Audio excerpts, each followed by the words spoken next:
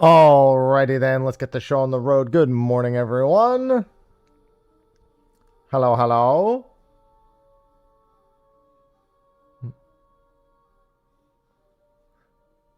I hope everyone's having a good weekend, had a good Thanksgiving.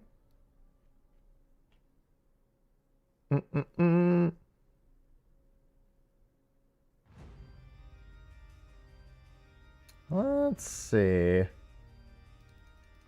Just give me a second to get all set up here, and we will be good to go. Logging in as we speak. Good morning, good morning. Good morning to the lurks as well. Good morning, Rab. Step. Akakaze, Ginger, Aura. I'm finishing my Dawntrail relics. I'm making sure it gets done today. We gotta put this era behind us. At least until the next one comes out. For now, yeah, there you go. Sickle, thank you for the 115 months. Let me get the game captured. I've almost got everything set up for Monday as well. I've got the voting and everything all set.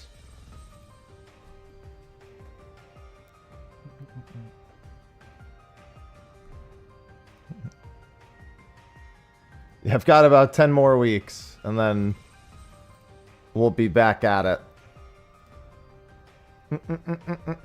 Oh, that's right. I need to go back to Ether because we went here to raid last night because for some reason one of our members was lagging a lot. We have officially filled our roster. We're 8 out of 8. Let's return back to Crystal and then head to Ether. We are officially 8 out of 8 for the next tier. Thanks to Whoops and my other members for doing their legwork, because I am not good at the recruiting process. I just show up.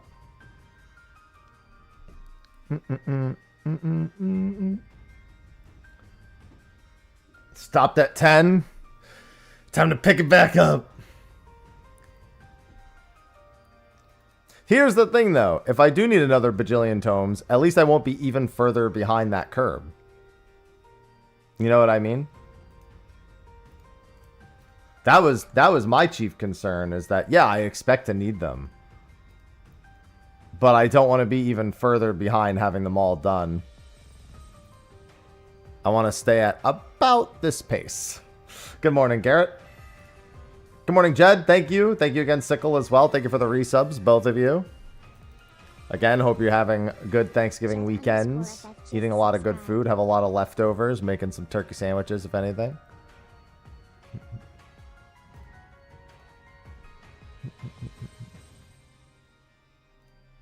Let me get over to Gilgamesh so I can hop on the train. Saturday, so the train should be pretty good. I mean, it's a holiday in general, but... No turkey. I mean, you could just eat. This is the part where you just say, fuck it. Might not be American, but I'm eating. I'm gonna get myself something nice.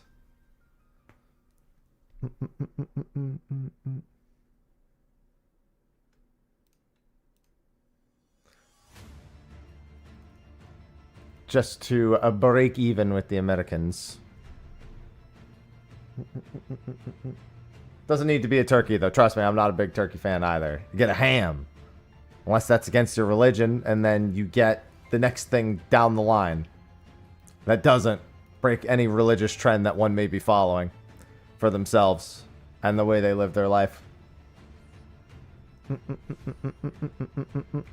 Alright, and we're in instance 1. Perfect. Alright. Get my little dual box setup here going for a few minutes.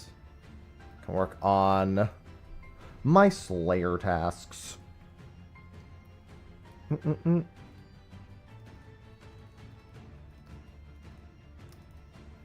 Yeah, it's been a pretty chill weekend for Sophie and I. We had some plans, but you know, we didn't do anything too crazy.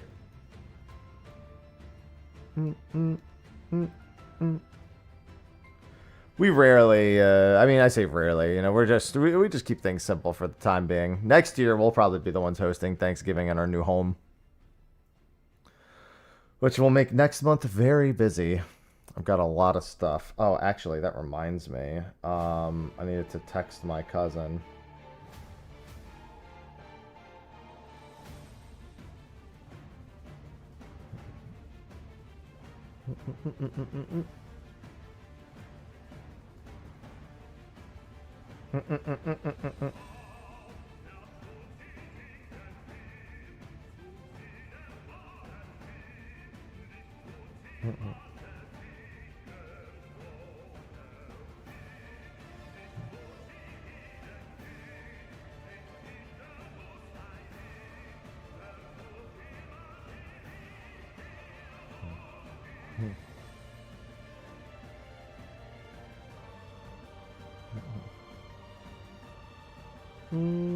Alright, there we go. I had to ask my cousin if they needed something. I actually have a cousin that lives down here in Charleston. I didn't even, like, remember that when I first came out here. It's like, right, I do have family in the area. Right. That was indeed a thing. First time I visited Charleston, like, oh, did you hit up your cousin? And I was like, I didn't have time. That was not the real answer. The real answer was I completely forgot that my cousin I haven't seen in almost a decade moved out here, but you know. I don't have the crispest of memories when it comes to things of that accord. Not my speciality, if you will. But I know now. Good morning again, Ginger. Good morning. Yes, we're going to be chilling most of the weekend. I'm going to finish all my Dawntrail relic stuff today through the hunt trains. And then tomorrow, I'm not 100% sure what we're doing, but Monday starts Desubmer. Yeah, it's been really cold here, too. I was very surprised. Which is going to have a whole bunch of incentives. If you're not on the Discord, then if you join the Discord, it'll be in the announcements tab. I'll also have a graphic that I'll have for Monday. I'll be starting early on Monday, and we'll be doing a bunch of stuff in 14. I'll be doing some achievement hunting. We'll be doing some map parties. Might do a couple of ocean fishing trips as well. Which, to be fair, if I am achievement hunting, it's not the worst idea. I've just been buying the materials. I only have one weapon actually fully completed. Because you know, when it first came out, I did the Bard one. But I have the Arcanites on me right now. Good morning, Asura. I could also just keep all the materials to save the inventory space for now. And then do them all at the end of the expansion. I could do that, in all reality. Honestly, I probably should. Just hold on to the Arcanites until the end of the expansion.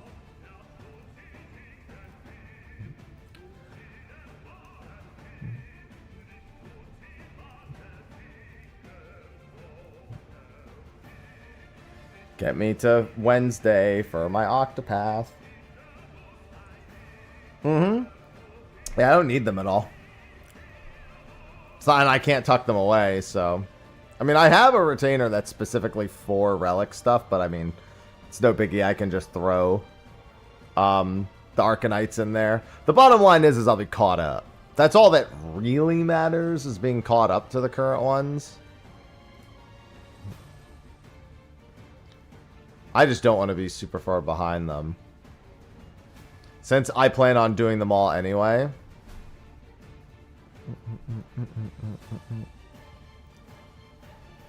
I should get myself a Santa hat glam. Not actual. I mean, actually, I should buy a real Santa hat, too.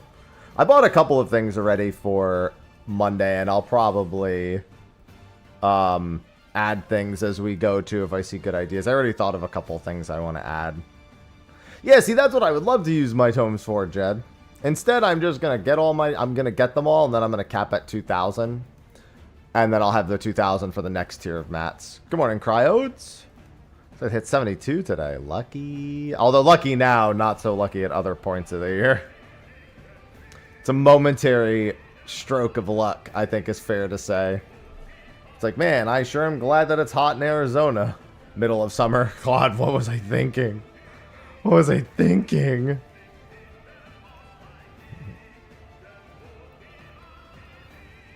Oh God, I don't want snow. You get used to it. It's a dry heat. So is a frickin' oven. You don't see me sticking my head in one of those. Thank you, Walter.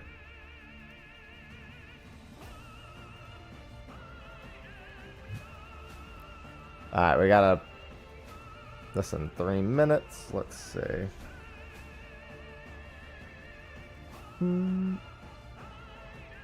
I mean, Arizona, for some parts, is literally in the middle of a desert. Deserts are hot during the day, during the summer. They actually get incredibly cold, though, at night.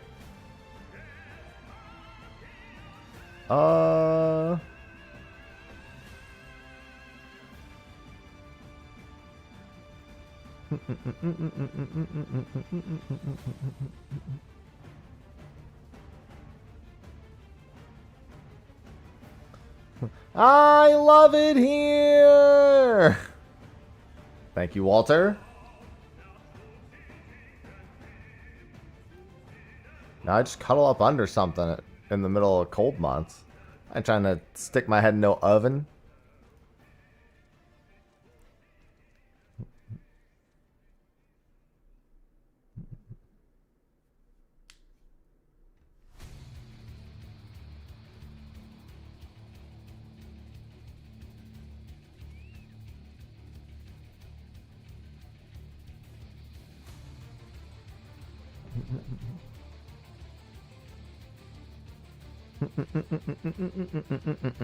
I also wouldn't recommend doing that.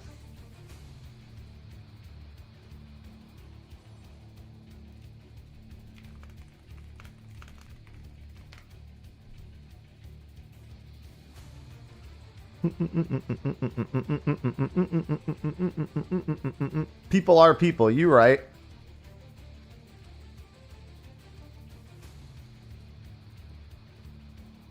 Hey, hey, listen, Cryodes, they're making a 4th one with the original cast back. You better be going to see it in honor of where you live.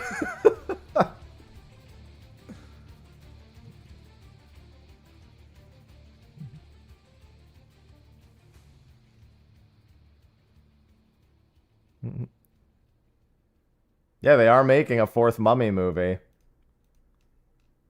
Last I heard, at least, they were. I love the Mummy. It's funny because I don't normally do that kind of stuff. Like, those types of movies aren't usually my shtick, but I don't know. That one always stuck with me. Although I always had trouble watching any of the scenes with the scarabs. All the scarab scenes always, like, icked me. Big time.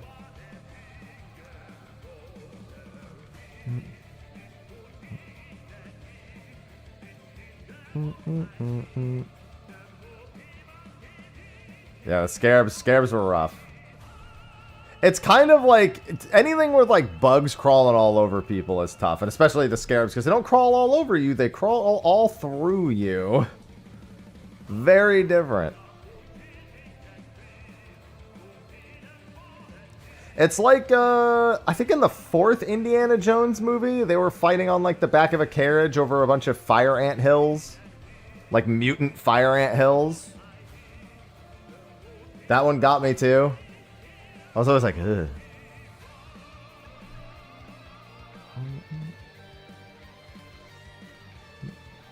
Good morning, Kel. Not the scarabs. Scared of the scarabs.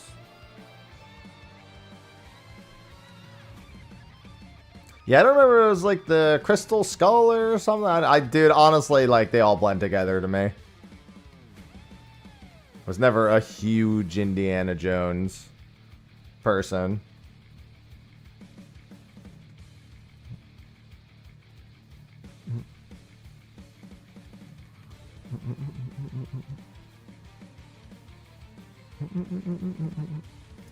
Yeah, I know. I can tell you do. I saw that in theaters with my father, I'm pretty sure.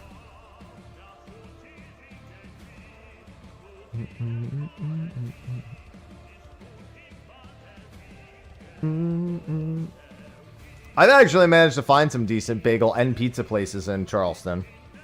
Like ones that are not perfect, but if I'm gonna get them, I'm definitely going with those options. Good morning, Avelia. I was shocked, especially when we found the pizza place. And it's funny, I found the pizza place. I was getting in an Uber to go rent a suit, because I don't own a suit. And the Uber driver just asked me, where are you from? I said, I'm originally from New Jersey, and then I moved out to California, and then here. And he's like, oh, New Jersey, you must miss the pizza. And I'm like, yeah, I always miss the pizza, the New York pizza. And he's just like, we got a place here that's pretty good. And I was like, I mean, I've heard of a few things, but it's been disappointment so far. He's like, try this place. And I'm just like, okay, sure, why not? I got nothing to lose. If I want pizza, I'll get from there next time. And I did, and I was like, wait, these are the winners.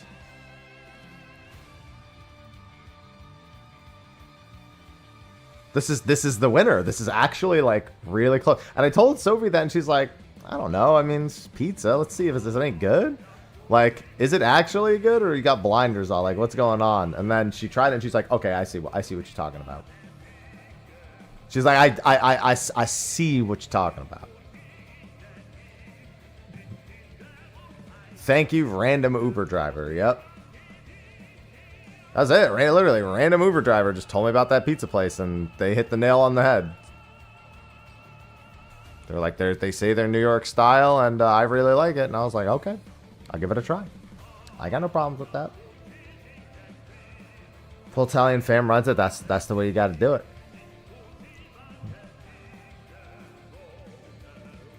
That's the way it's got to be done.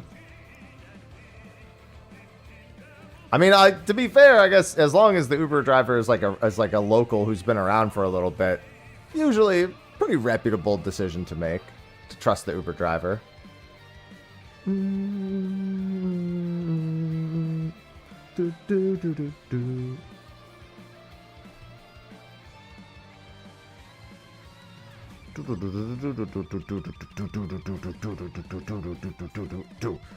morning, Alice. Alice, did you see the thing for... I guess I still have to put more stuff in there to explain everything. Oh, although I feel like it'll be mostly self-explanatory. I'll have everything set up for Monday. There's a few more things I need to get set up anyway. Hate to see it, Ginger. Hate to see it.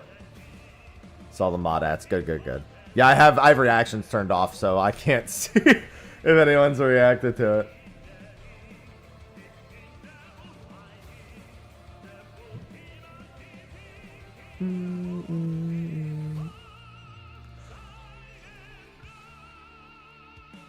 God, I love V-Day's theme.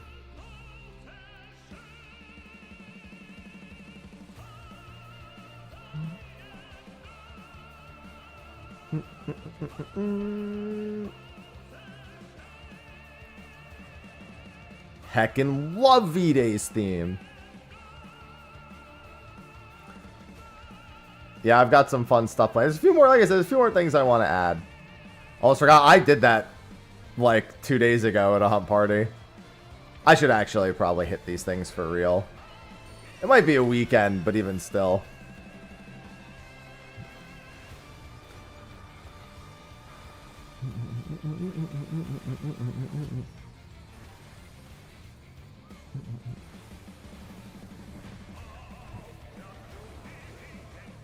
I feel like this rock is fucking everything up. Oh yeah, it is not a very big. This is much lower than I usually expect on a Saturday.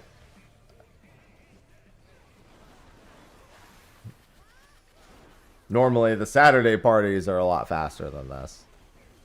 This might make it hard for me to finish. I mean, to be fair, as long as I catch S ranks today, it should be fine.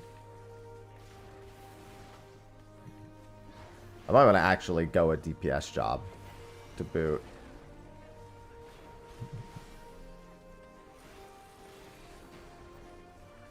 Should probably put my Chocobo in attack stance while I'm at it.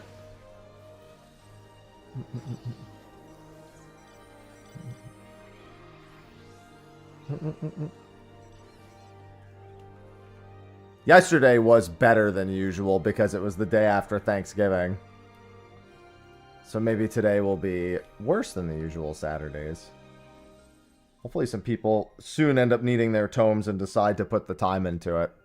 Granted, I'm in the home stretch anyway. Like, I'll need to get 2,000 more tomes after I finish all the relics. Oh, and somebody asked how many I have left. I think I need 5 Arknights totals. That's 2,500 tomes. That's 20. Oh, I forgot to spend shit. It's 20, like, 5. It was 5 Arknights from the 1,000 tome mark. Not really. I mean, I have a lot of achievement points, but that's just from playing. You're thinking for the month of December, I might do a little bit of achievement hunting. I mean, I have a lot of achievements, but mine are mostly like the high-end PvE achievements. I'm actually missing a lot of like really fucking easy achievements that if I put a modicum of effort into them, we could just mow through a metric fuck ton of them.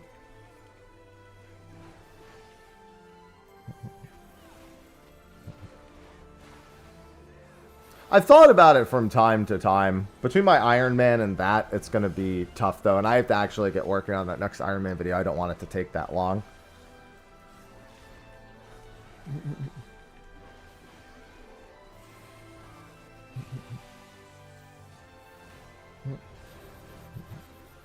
Yeah, only one resonant buzz isn't too bad. I wonder if it was just that hill that was making the other thing weird.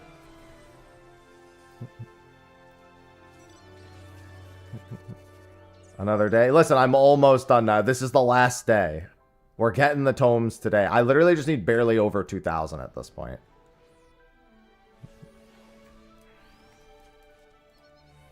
I can do that. Oh, it's like 40-something people. That's not too bad. For early Saturday.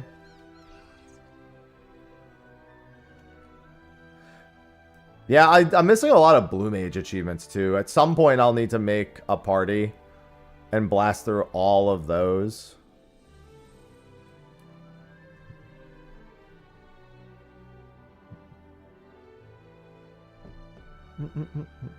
It's honestly, yeah, I mean, the big thing is that I have a lot of the, like, harder or rarer ones, but not a lot of the easy ones, which means the moment I go for the easy ones, my achievement points are gonna fucking shoot up. They're gonna shoot up like a junkie on a withdrawal.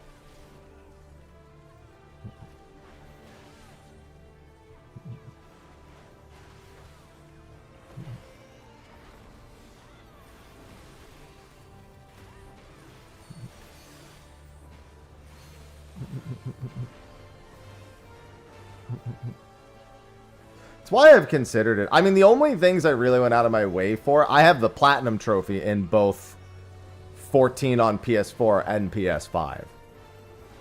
That I have, which was, you know, that was a thing, man, let me tell you. But that was mostly crafting and gathering because I had everything else, for the most part, done. Thank God PS5 trophies are retroactive. Now, like, PS4 trophies are kind of a pain in the ass because you have to, like, re-trigger them all.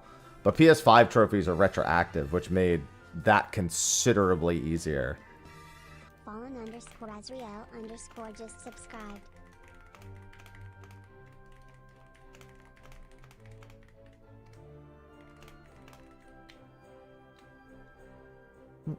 Fallen, thank you for the 43 months. Welcome back. Good morning, Drill. Ooh, nice aura.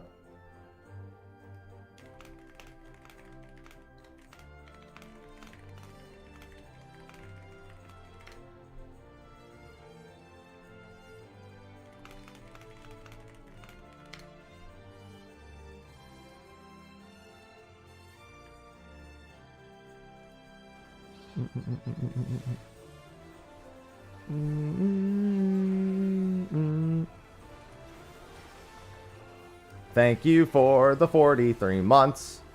And don't forget, we do have December starting on Monday. I'll be starting early on Monday, especially because Tuesday, well, I could do a couple hours before.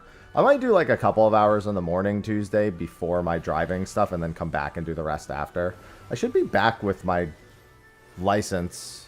Well, I think I have to go down to the DMV to actually like get it after I finish my test, because my test isn't being administered by the DMV. It's being administered by a local driving school that has the ability to actually administer the test.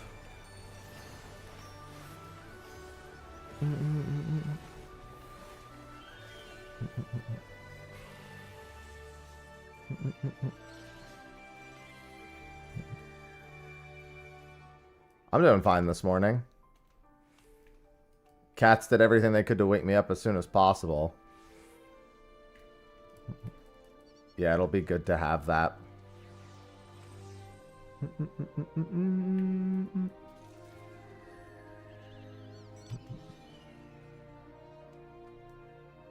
I don't know when I'm gonna grab a car, but that's probably not gonna be till, I mean, probably in the next couple months I'll grab one. I gotta speak to my CPA about it.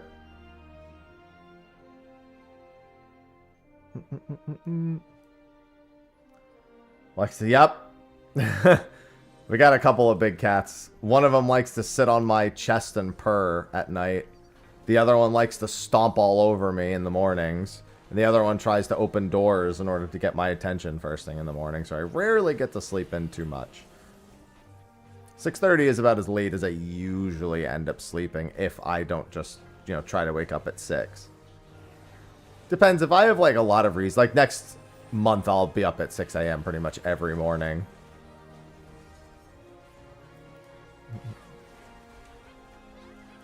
Because, you know, we got the summer. Yeah, the big thing is that Tuesday, if I'm gonna do Unreal, it's gonna have to be super early relative to when I normally do it. I don't think the usual crew is gonna be around, which means I might just need to wait for the afternoon. Which also means the usual crowd probably wouldn't be able to be there. We'll see what happens. I'm not too overly concerned. Well, no, I mean, I always run Unreal every Tuesday at the exact same time, so chat, the same people in chat join every time at the exact same time.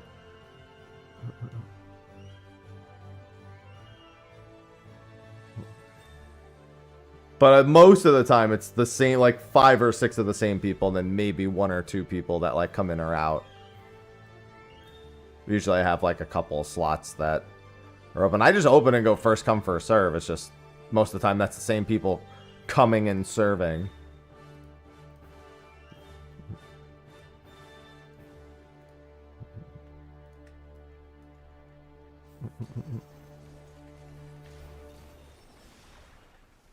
But yeah, so we get some objectives next week. We'll probably filter in some bonus streams. Obviously, I have Octopath next week as well, so that's super exciting. With Octopath, we have the live letter.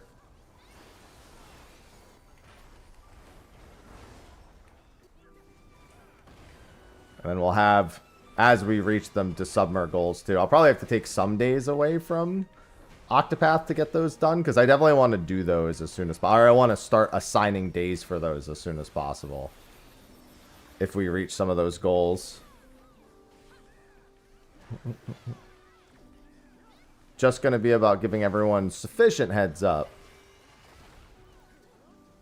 There's some I'll especially be excited if we manage to reach them. Yeah, if you haven't looked through the goals yet, there's a rough outline of them in Discord. In the announcements channel. And I've even already thought of a few more to add to it. Things for the wheel, mostly.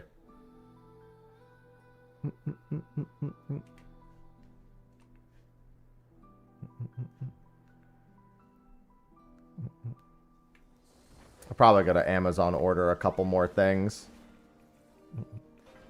The VC dungeons. I mean, nobody does those in fucking PF.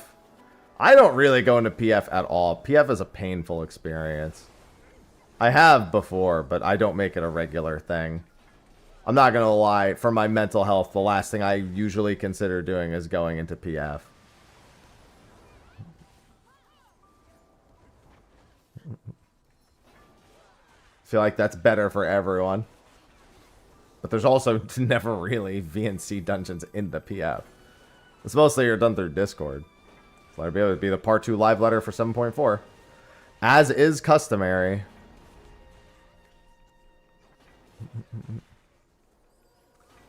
Always got to get the part 2 live letter.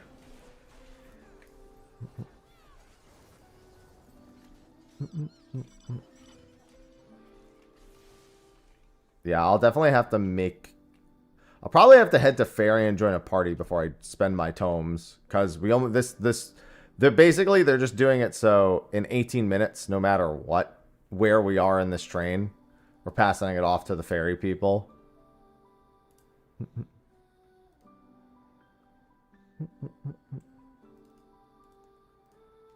It's an interesting way of doing it. Just keeps things moving along and keeps people from waiting.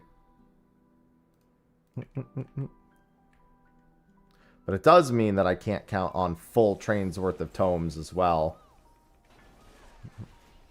It's been 12 minutes and this is what, the 8th one, I think?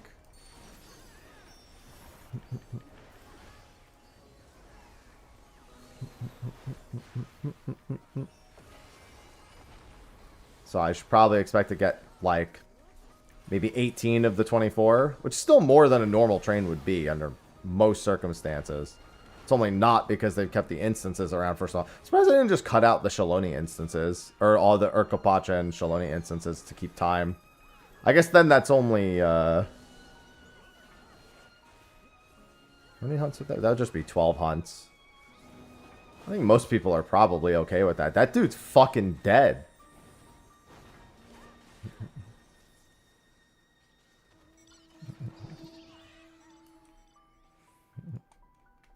Yeah, Yaktel. But I need to do what I need to do. I need less than 2,000 tomes to finish my fucking relics. All of them. You might have, the other person didn't.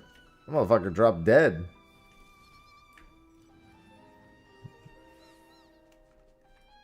A big ol' Rugadin on the side.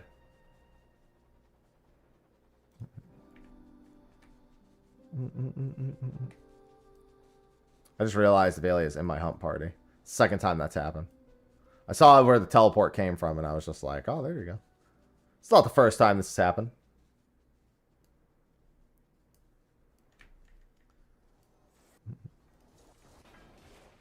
It'll be funny at the end of the expansion just making... I'll have to do so many cutscenes. I mean, no, that's been a thing for literally... That was a thing for a decade, Andre. That didn't make me stop. It's just... I hate the way that the PF operates now. I hate all the fucking paste bins and raid plans and the disagreement about strats and the confrontation level that people go to because they don't know how to play the fucking game, so they just learn one strat and then when they can't do it, they just blame everyone else. I actually want to do some guides again. Kind of in the mood.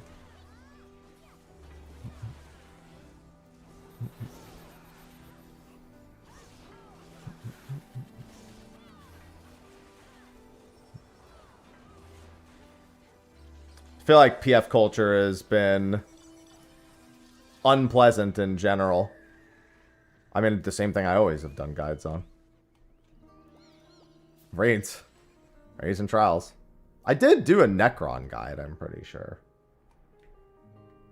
If not, I did a Necron breakdown. Yeah, I need to get 7 people together to do old Tsukuyomi to do that, but I do kind of want to just do the correct meteor strat. I mean, there's about to be. We have a patch coming.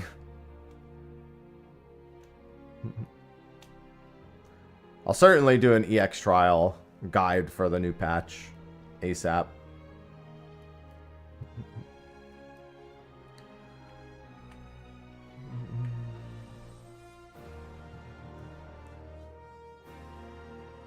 For Hell on Rails.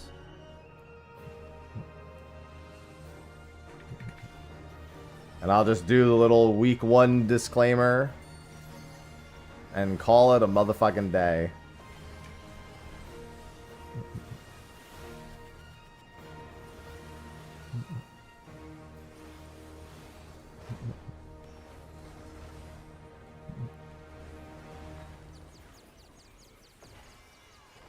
I just really hate the PF culture nowadays. It just seems ugh comparatively to how it was before, which is crazy to think that I could be any more ugh than it ever was.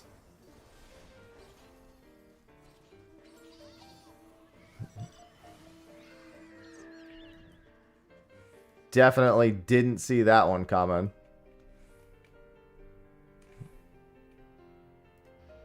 I mean, it's probably the same, but just feels worse. Just because of the culture around it.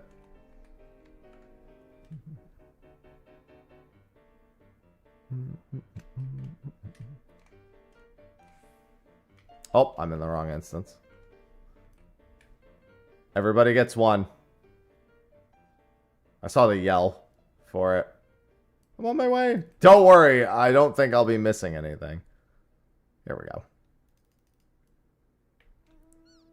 Luckily, this isn't a new expansion train, so rarely do I have to be concerned with actually missing anything. We just recruited a handful of new people. We just got our last member last night.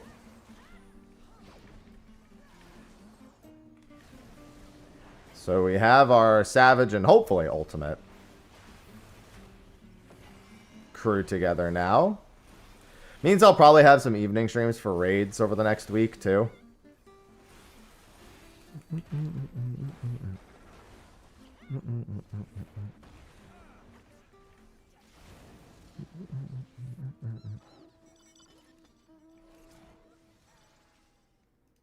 And we will be going fast. That is how we like to raid. Very fast.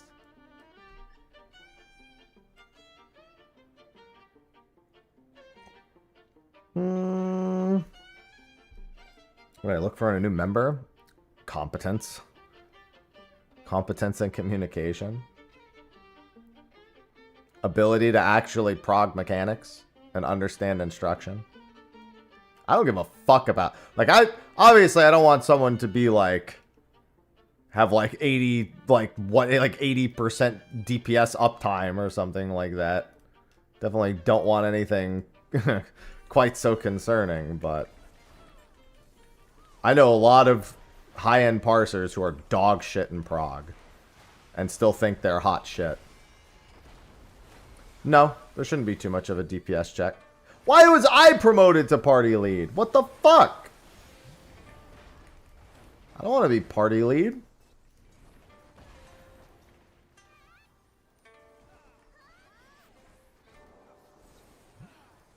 The hunt. Limit recruitment to world server, yeah.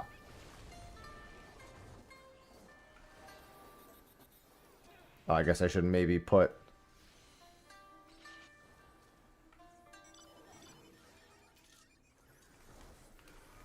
DT terrain. It's a very happy party now.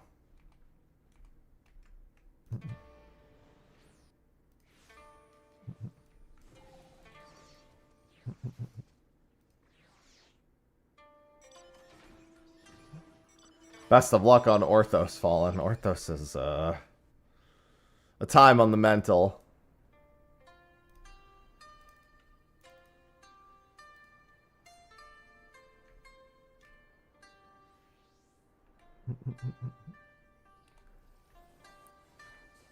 Yeah, you generally just look for people who have somewhat of a history or aptitude for speed prog and perform adequately and can do mechanics.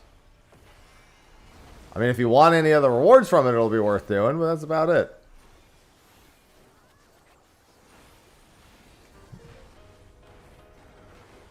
Do do do do do do do do do do do do do do do.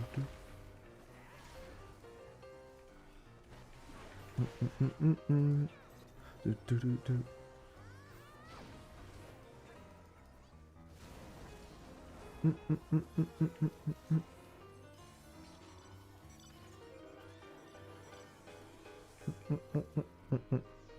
Yeah, I've never bothered to go back and do Orthos. It's the only deep dungeon I haven't soloed just because it's so fucking boring.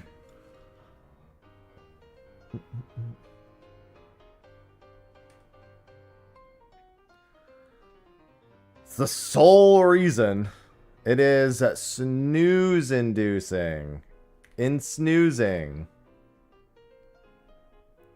Ah, Picto in the new one, though. That's a good time.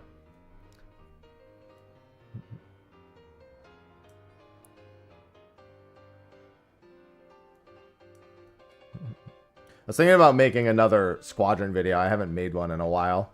I saw somebody was dogging on squadrons the other day, and I was just like, I mean, they're actually pretty goated if you know what you're doing. They're actually fucking cracked out of their minds for leveling from like 20 to 50. Actually, even 20 to like 55, they're pretty cracked.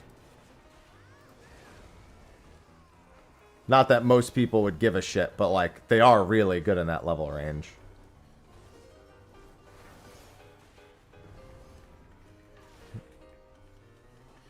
Mm-hmm.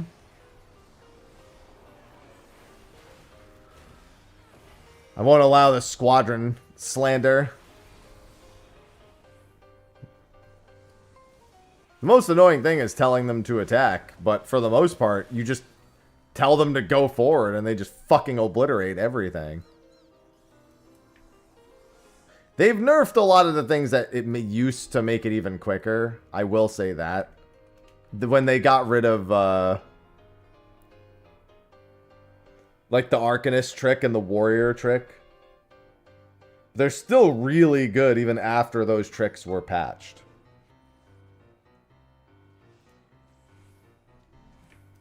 I mean, I'm not going to say they wouldn't. I don't... How do I put this? I wouldn't make making them work in a deep dungeon a priority. I wouldn't personally worry about that in almost any capacity if I were them. I mean, they're not that I mean, if you're alone doing it with squadrons, or doing it... Oh, not squad... If you're alert doing that, it really doesn't matter. You just make it so the fucking NPCs can't trigger anything. And it's all up to the individual. They would only be helping with fighting, pretty much. No, they're asking, do I think they would work?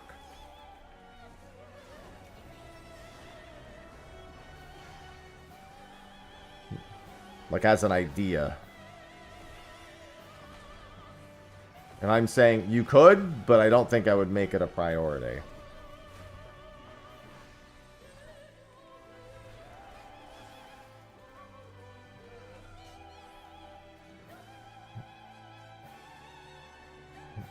Yeah, we're gonna fall. Looks like we're gonna just miss about 2 hunts, if anything. That's not that bad, actually.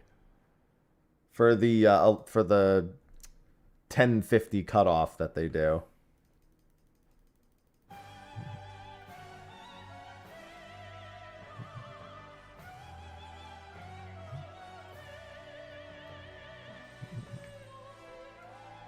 Why didn't anyone tell me this?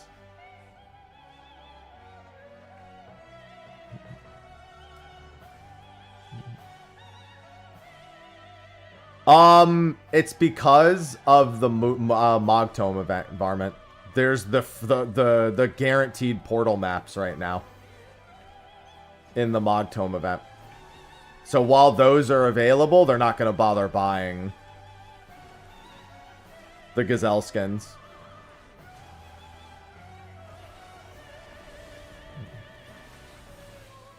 They're going to wait until they've run out of their supply of those before they go back to buying those. Why chance on a portal when you can guarantee a portal, you know? It's honestly not a bad idea for me to do even. I could do it like the level 70, 80, 90 maps, wouldn't matter.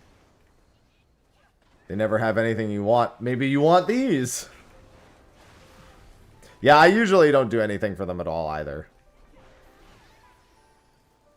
I think I've like only ever grabbed like one thing. Like the Inferno Jacket's one of the few things I remember wanting. And then I think there was one mount that I grabbed from there too.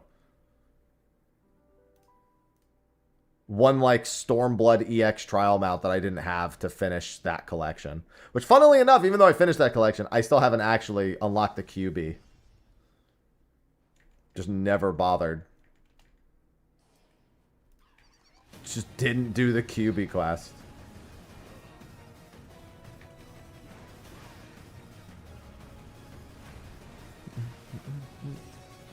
Should go do that at some point. It's not a bad idea.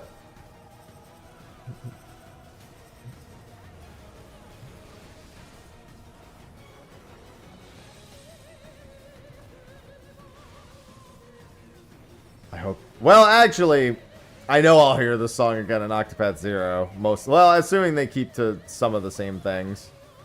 There's a 100% chance I would be hearing this song again maybe not next week, but, you know, when the game comes out at some point.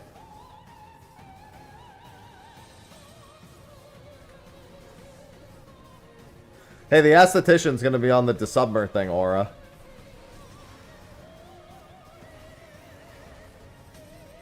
Yeah, I always lose party members to this guy. People never pay attention.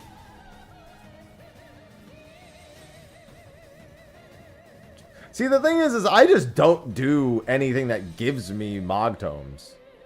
So I especially, like, I don't, like, go out of my way to do the things to get them. Like, if anything, I would probably do that with Rival Wings. That'd be the only thing I'd be like, oh, let's check that out. I haven't done that in ages.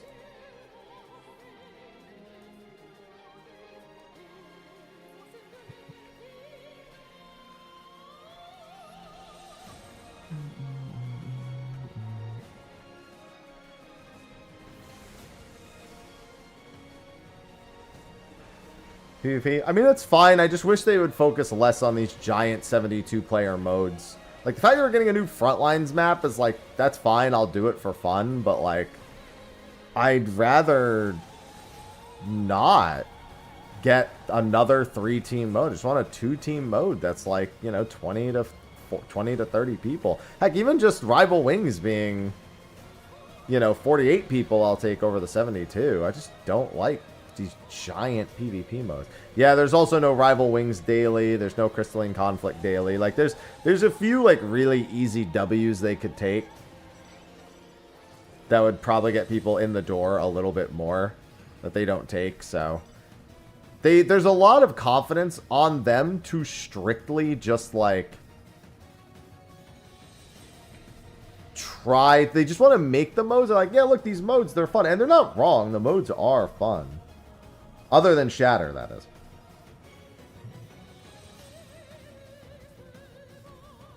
Wait, what the hell? Oh.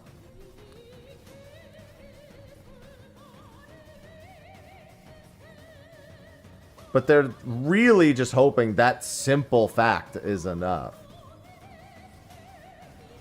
I would prefer just smaller PvP modes. Whenever I go into PvP, I usually have a good time.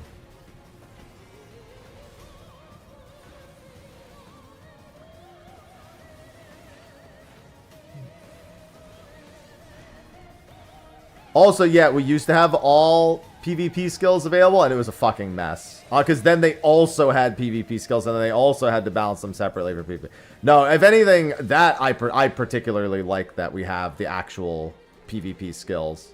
There's also a lot more personality in the PvP skills because of that.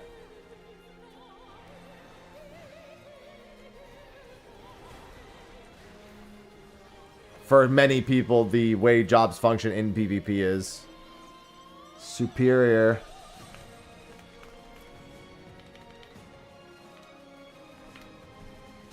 And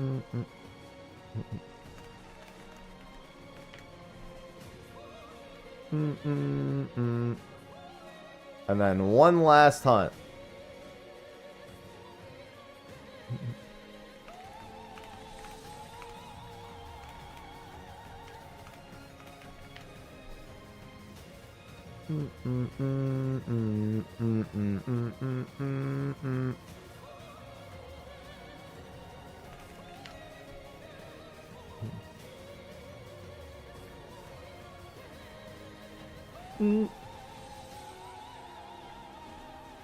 I mean, but many would. A lot of the jobs do have a lot more personality in their toolkits in PvP.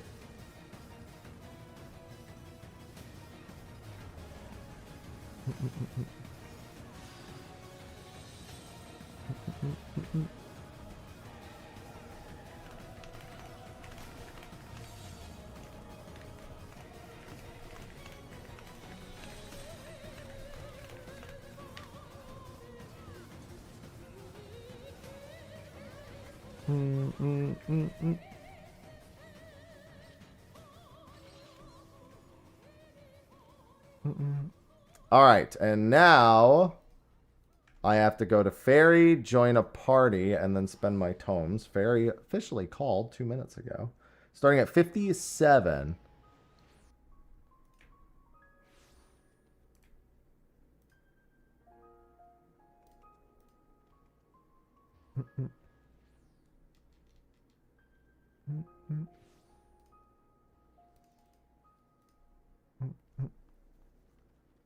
But all the same, yeah, I would like more personal. I'll play the new frontline mode, though. I'll probably have a good time. And we're getting a bunch of feast rewards added back in. So in theory, depending on how they do those rewards, that could be a decent thing to like throw in there. But we'll see.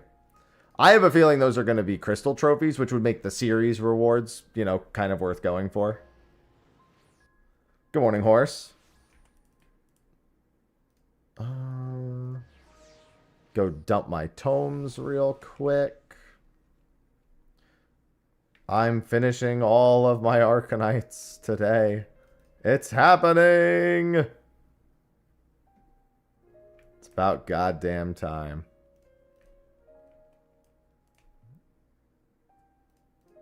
I just need 4 more Arcanites. Oh.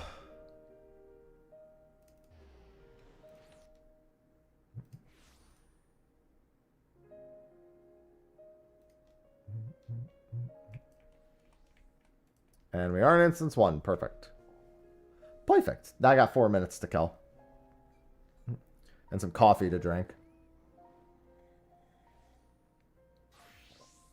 No, I always do the hunts. The hunt is just always the most dead brain way to do things. Like, if I really need to at the end of all my hunts, I can do that. But it's like...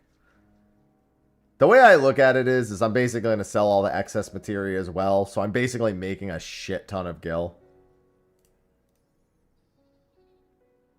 So it goes quite a long way to just buck up and do it and do this.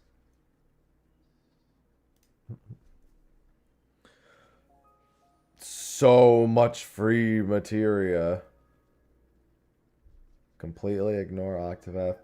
Yeah, man, I can't wait to spend all my money on Hearth, whatever the fuck they were called. I forgot already.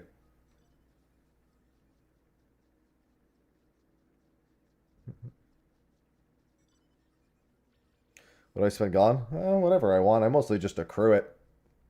I will have to buy a few things if we get some of our giveaways as part of next month's Submer.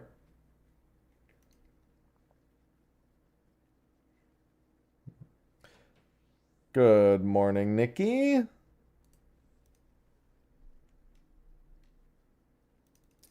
Yeah, I don't really remember what a lot of the what's it called was. What the neighborhoods were used for. I know there's like a progression to them, but I don't know what that progression even looks like. Like, I don't know if it's like just a superficial progression or something that anyone actually gives a shit about.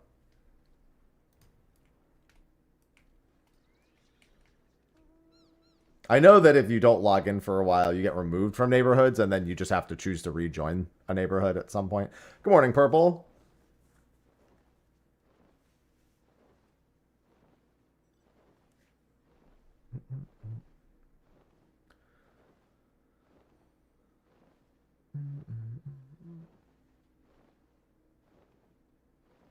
Good morning. And good morning, heroes.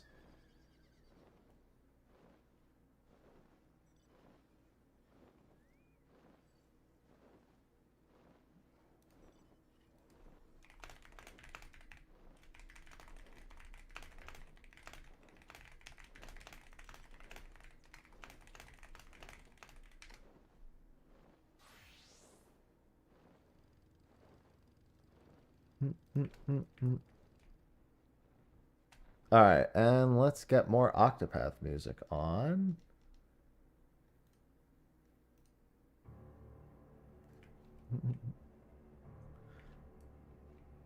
Yeah, we were just making fun of the fact that they added a brand new microcurrency that You buy with real money to buy the housing stuff instead of just letting you buy the housing stuff.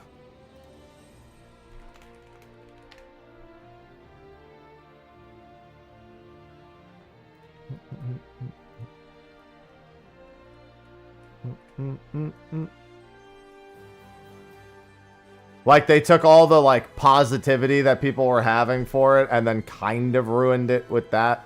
In reality, it won't matter that much, I think. But it definitely leaves... Because here's the thing. Most people know Blizzard by now. And they know that if it... if they can, they will expand that more and more.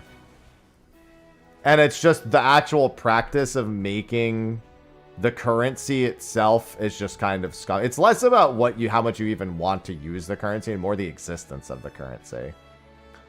You know? And the reasoning that they gave for the currency as well.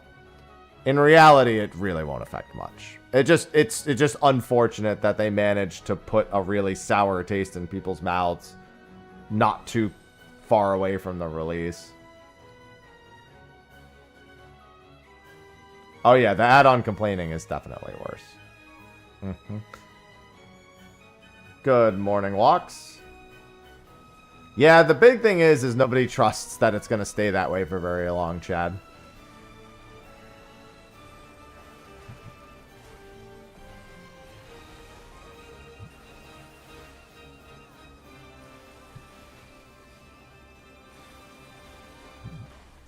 That's the concern. I think people have seen enough over the years to kind of accept that probably won't be the case.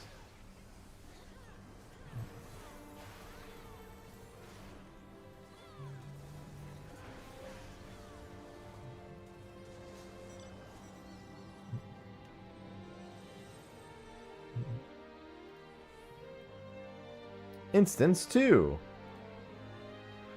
I also know... I know how this is going to pan out. Realistically.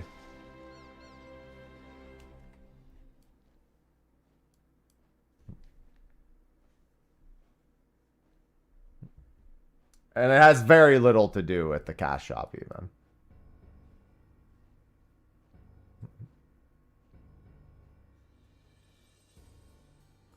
How do I put this?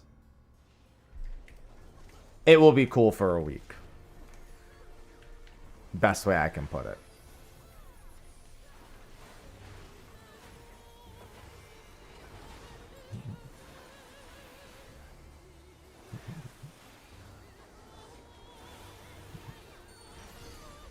But the good news is that in that week, it'll carve out the people who will care about it for a good period longer. And then they'll have it, which is really all you need to achieve with it.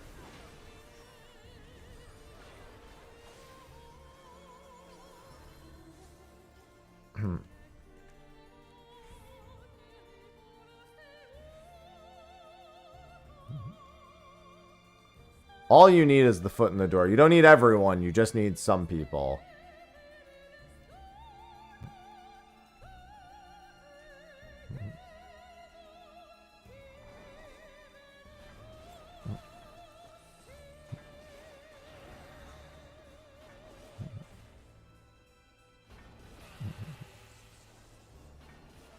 I mean, effectively, it'll turn into 14's club district. It'll be the same thing. Like, it's literally what it will eventually boil down to. Because most people aren't interior designers.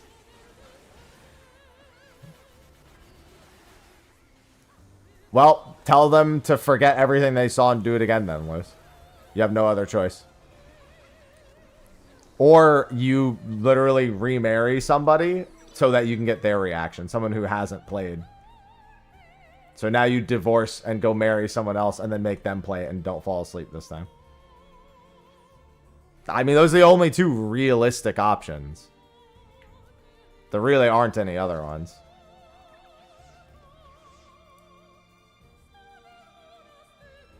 Reason for divorce. I missed their reaction to an Expedition 33 cutscene.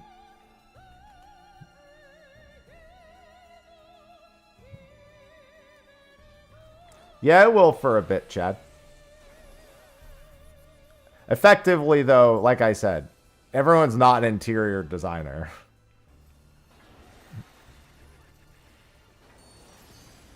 It'll be a lot of do a little now and then kind of it'll just be another feature in the game.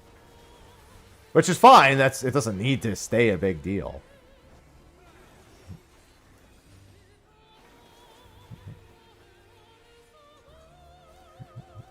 But that's just how things go in MMOs. It's exciting now because everyone's talking about it now because it's the new thing now.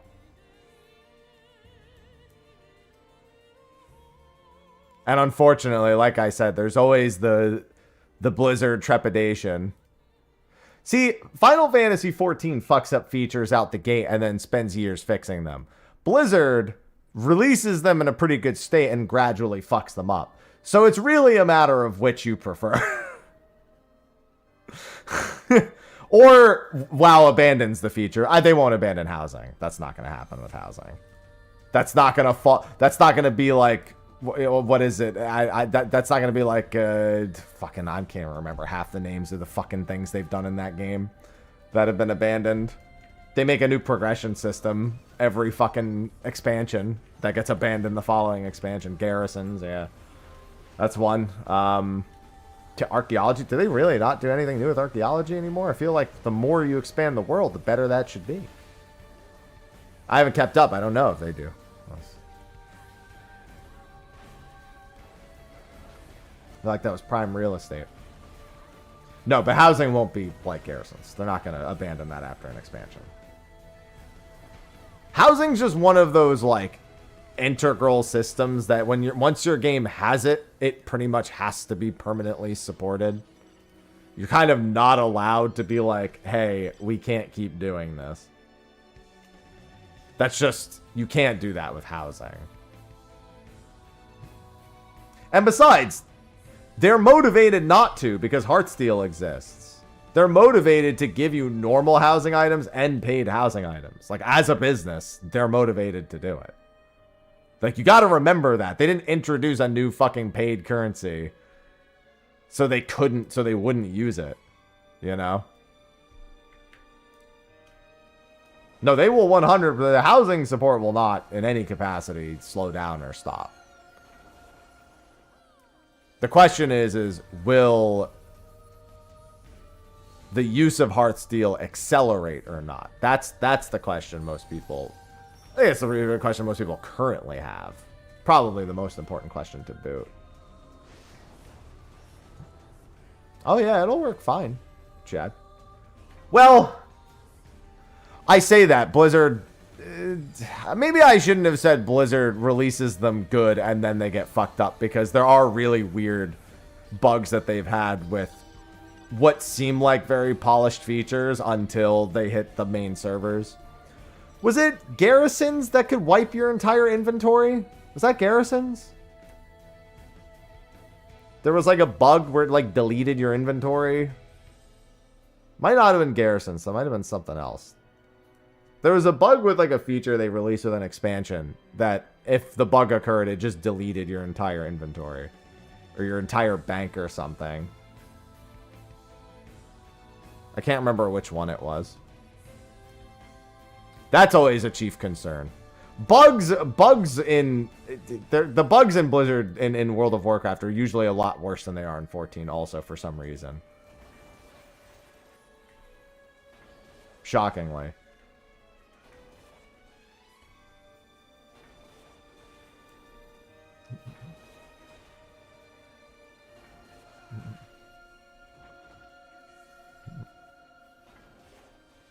So you just have to pray for nothing like that when they actually... Because it's always different when it actually hits the servers. You just gotta hope it doesn't happen this time. If anything bad like that happens, that's gonna be real bad. Yeah, you'll just have a house. The real question is how much will people actually use it after the first week? And the answer is the nightlife people will probably be the ones predominantly using it. There's some people who have a really good creative itch. And then there's people who like, you know, nightclubs. They like RP.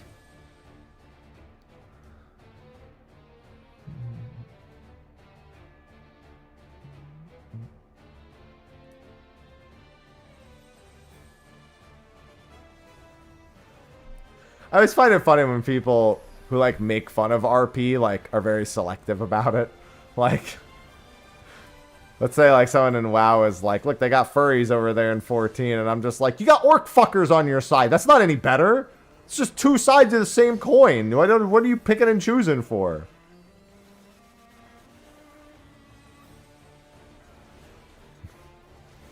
Like, it's not that. It's just a different creature altogether. It's the same thing, though.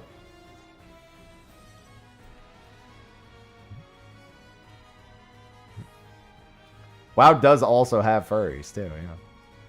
They have the fox race, yeah, the Volpera.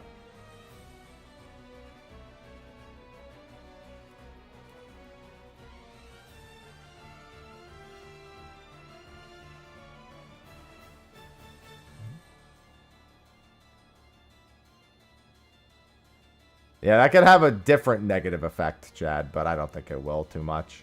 I feel like it'll still feel better to go to the main cities to do a lot of that stuff because they're a lot more alive than a guild neighborhood is. Especially during, like, an off-season. Because at the bottom line is, if there's nothing to do in WoW, the house for most, well, for probably about 90% of people, a house will not keep someone subscribed. The difference being, of course, they don't lose their house if they unsubscribe. Key point.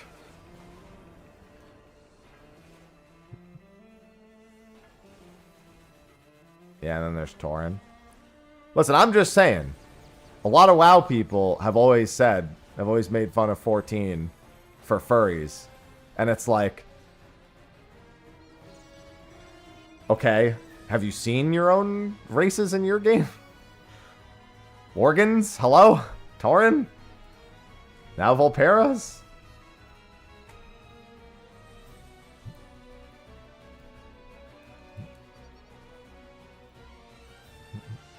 Druid forms? Cat form? Bear form? Listen, one of the most highly anticipated and one of the most successful games in the last decade opened with a trailer of bear fucking. Alright? Embrace it, WoW. Just go ahead and embrace it. If Baldur's Gate 3 can, why can't you?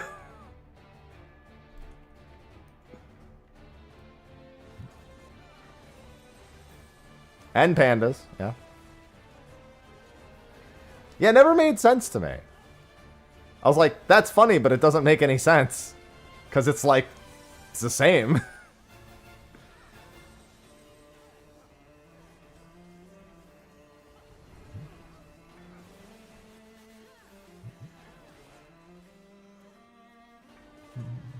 Don't you understand? Between the two of you, they're the same. It's just a different venue. Yeah, I've always described features like Dragonflight housing, any of those things that are like kind of cool to have in the game and you're kind of glad they're there, but they're still not reasons for you to subscribe. Like treasure maps in 14 kind of fall in that category. Nobody's going to subscribe to Final Fantasy 14 to do treasure maps. But if you are subscribed and you're looking for an activity to do, you're glad that they're one of the activities that the game has.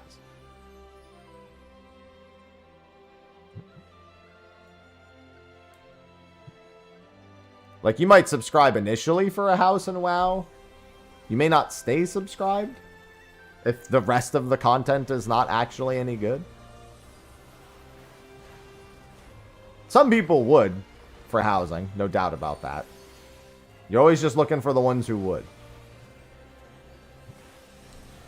But there still has to be the rest of the game around it. That's the big thing with MMOs. You're never really done with anything. And I'm not just saying that because they have to release new content because of subscriptions or whatever not. But in the terms of like getting someone invested in your game Everything you could release their favorite thing ever, and it literally matters for like a week. Most of the time.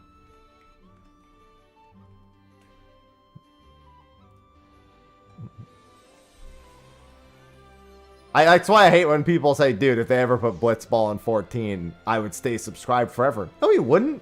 You're a fucking liar. No feature would do that. Especially not that one. You need other things to be good.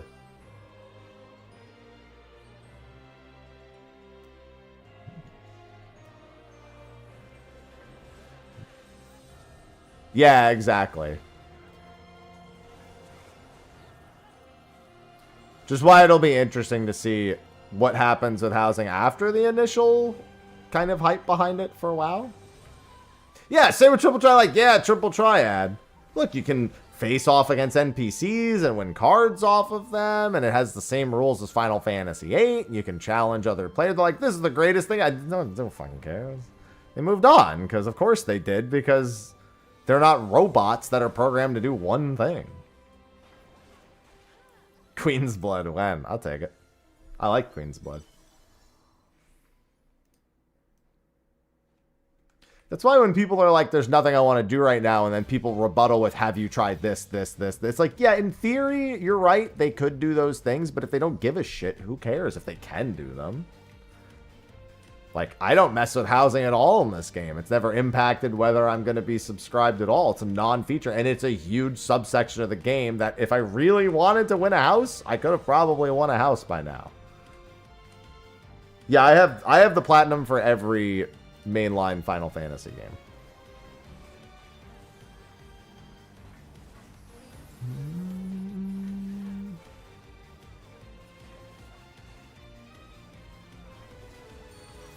The best love they could give Lords of Verminion would be to neuter it. That was an April Fool's joke that they probably should have left as an April Fool's joke.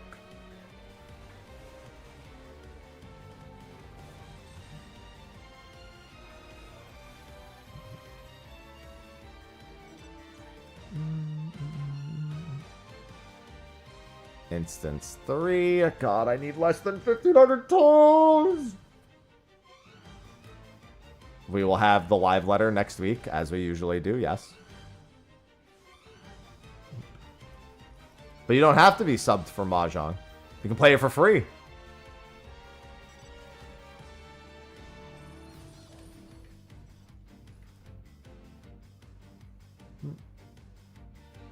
The 5th, but yeah. Octopath is the 4th.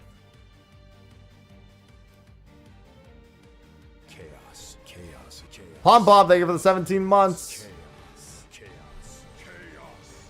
Pom Pom, let me just subscribe. When there's space. I can be subbed for this hay. Unfortunately, the answer is when there's space.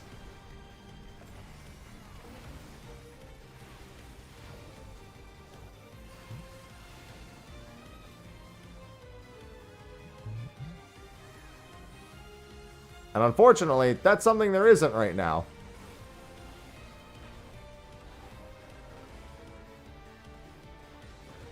No, it's not a schedule. Well, the schedule is when they decide to open. So anytime there's like a patch of any kind, like a major patch or point X1, like they reassess every so often and then change it. But it's assessed. It's based on population. So if those servers are popping, then unless there's a reason for people to leave, then it usually doesn't happen.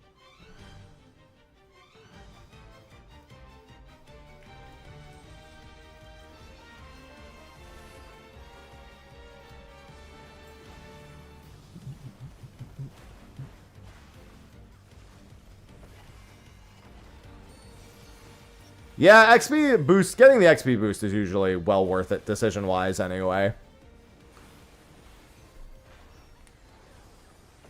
Hello, Dozer, or Dozer.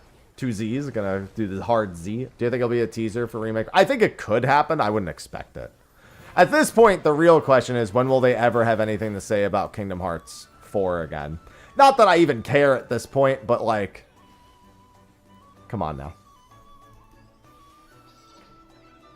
Well, I mean, you can just hop to the other servers. What most people do is they just leave to go to Ether whenever they need to do something. That's the only problem with doing MSQ as a brand new character, is that there's a pretty high probability that you're just going to end up going to Ether. So you don't get the bonus for anything except the quests most of the time.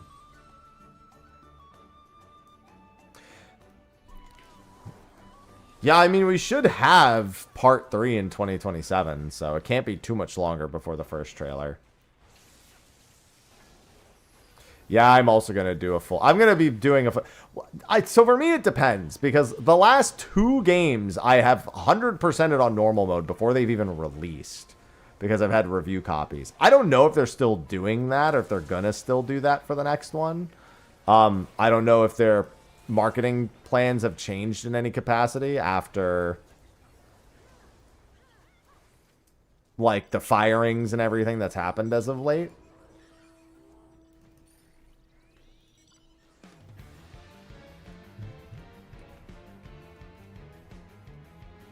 So it's really going to depend on if I end up getting a review copy or not. Because if I do, then... Or even, I'm sorry, even if I get a review copy, if I end up playing it 2 weeks before it comes out again. Remember, I nearly 100%ed Rebirth before it came out. Because I'm a fucking sicko. They were like, yeah, review the game. And I was like, oh, I'm going to review it all right. And so don't you worry about that. I'm going to review every part of it. No, I'm happy. True. You passed the test. No one's ever stood up to me before. Congratulations. You passed the test. Yeah, the only thing I didn't do is the hard mode exclusive stuff. I left that for stream. No. It's like 100-ish hours for Rebirth. First playthrough, I think, was 80 hours, and the second playthrough was like 20 or 30, something in that vein.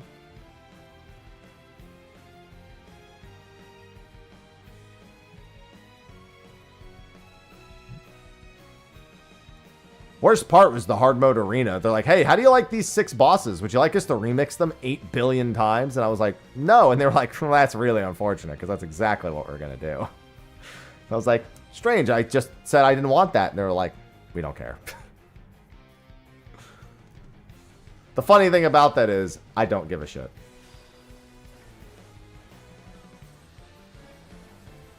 Yeah, the Kate Sith crate thing. And also Aerith doing the Cactars. That was the only actual minigame I didn't like, was Aerith and the Cactars. I could do all the rest, but Aerith and the Cactars was the one where I was like, I don't like this. I fundamentally didn't like the way it felt to do. I was okay with fucking the Fall Guys one. I was okay with doing the minigame as Yuffie. I was okay with the crate bashing again. I was okay with the chocobo racing. Heck, I was even okay with the punch out one. Once I figured out like some of the tricks to that, the easy ways to do that, I was like, okay, that's fine. This is the one with the robot in the middle. I like Fort Condor. But Aerith and the Cactar? No. No, no, no. I mean, I got through it. I got through, and Queen's Blood too was great. The Chocobo Racing was, yeah, the Chocobo Racing was just good. Chocobo Racing was really easy. I basically one-shot everything going through Chocobo Racing. Not that I, like, wanted it to be hard, but it was one of the easier mini games to, like, 100%.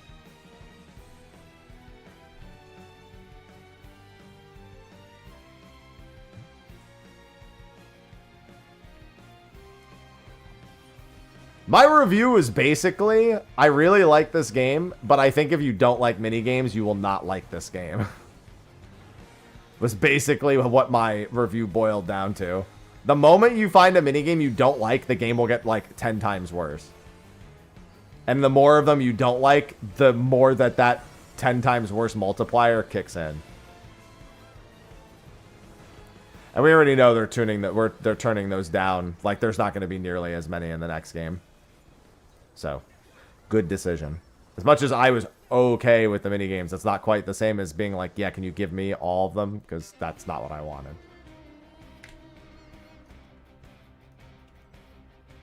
I definitely wouldn't mind just not having as many.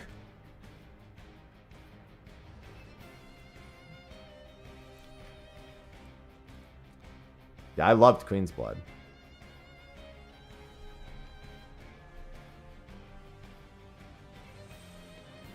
Turtle next.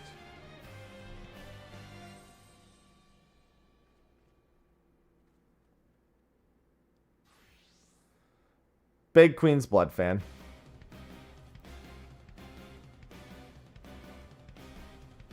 Yeah, Expedition 33 does allow you to go back and do most things pretty much at any point. Or at the very least, after you've, you know, made certain jumps through the story, and then you can travel around more. The world, I mean, that's the benefit of a world map.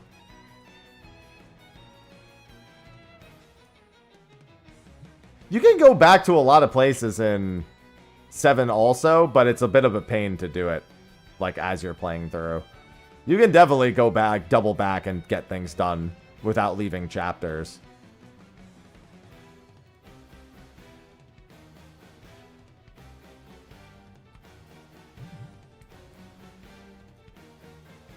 But then there are some things where once you leave the chapter, it'll be a long time before you actually get back to it.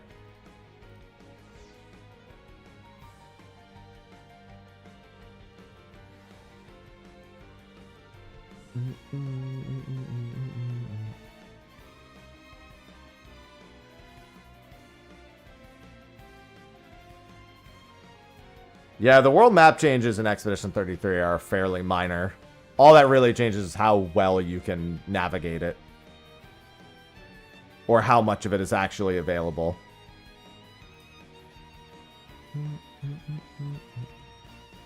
I'm looking forward to my next replay through of Expedition.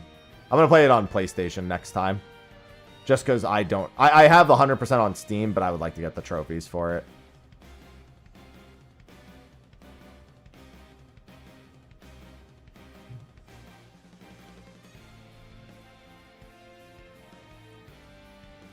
I actually think they shouldn't do the VR headset thing in the third game at all. I think they should scrap that entire thing. I'd rather just they do stuff like Gilgamesh and weapons and whatnot.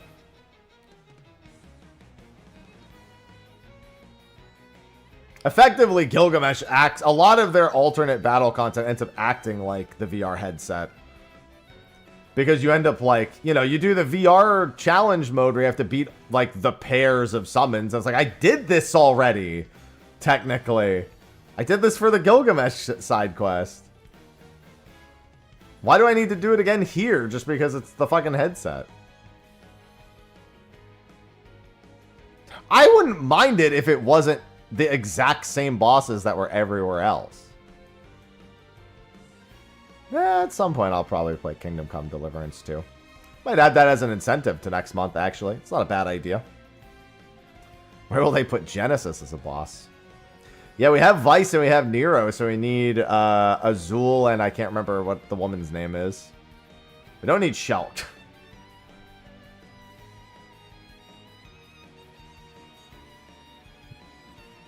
Although I won't be surprised if she shows up in some capacity.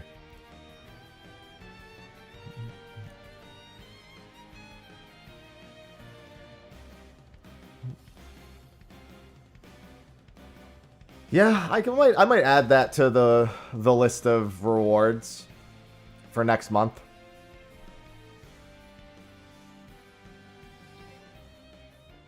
Yeah, they're not going to reference a mod. That's not happening. That's not even worth imagining. Granted, I mean, Omega is not an unlikely inclusion. I think Omega is showing up in the third part. I unironically am almost certain Omega is showing up.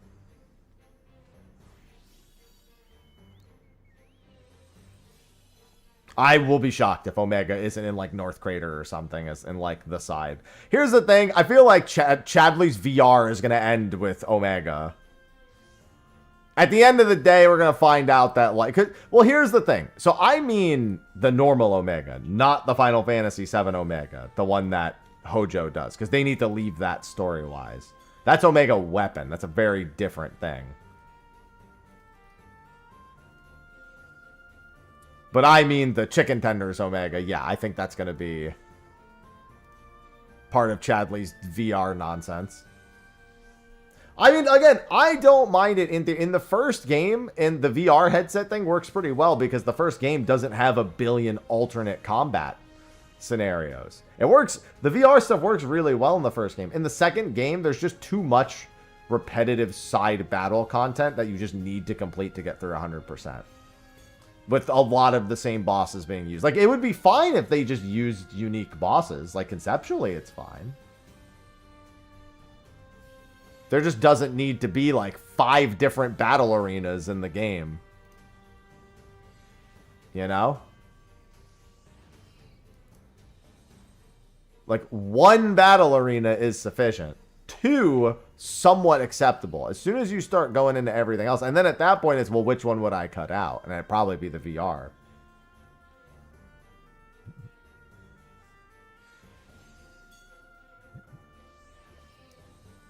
Chadley's VR missions in Remake are really good. There's a lot of challenges there that aren't present anywhere else in the game.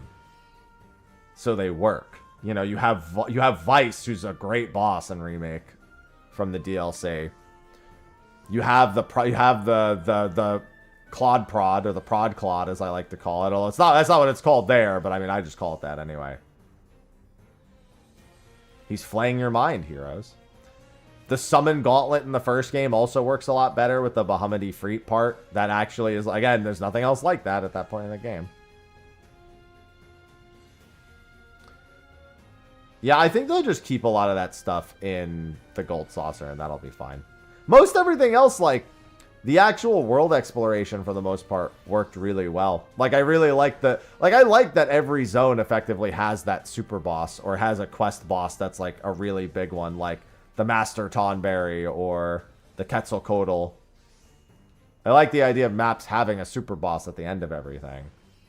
I just don't want to fight them 8 billion times in the battle arena paired with some other boss the entire time. The boss existing is enough. I don't need the Quetzal paired with the Morbol, and then the Quetzal paired with the fucking thing from Cosmo Canyon. I don't need it paired with the other one. Then I don't need to fight a second wave, which is, you know, the King Zoo paired with the more, like, it's, I don't need all that. I don't need all the different boss pairings. If you're going to do something like that, make that like a single mission, not like 7 different missions. And also, instead of having a unique boss for the final boss in the arena, they just made a, I'm going to say, not even really that much harder version of the final boss. Like, he's got some dickhead moves, but it's honestly not that bad.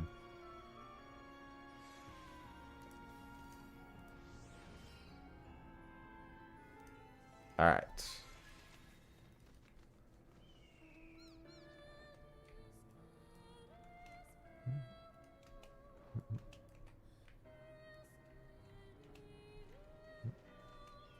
There was definitely just a lot of filling it out. And I get it.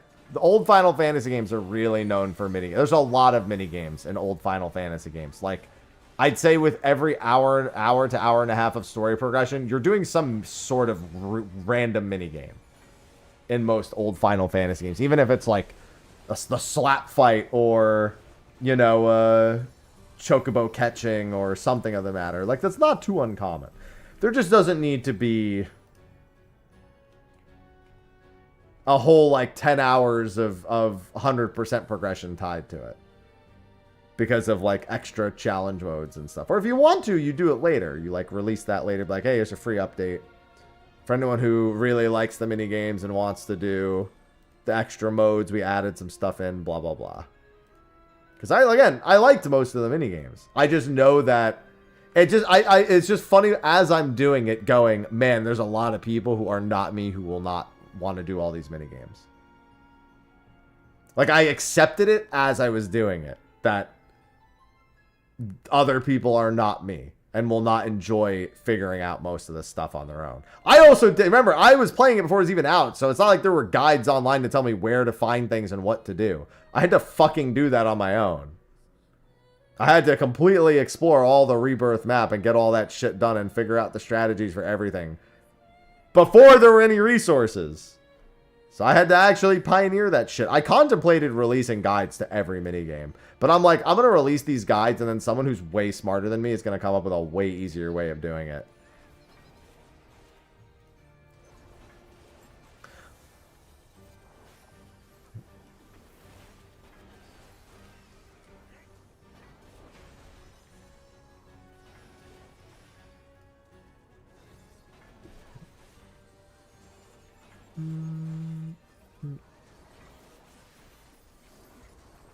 Yeah, that sounds about right. But at that point especially, you're like, just trying to get deep into the story at that point.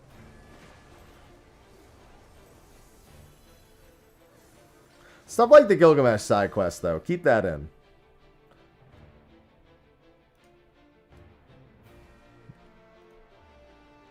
That was good shit. Not just because it's Greg, but because it was also just generally good.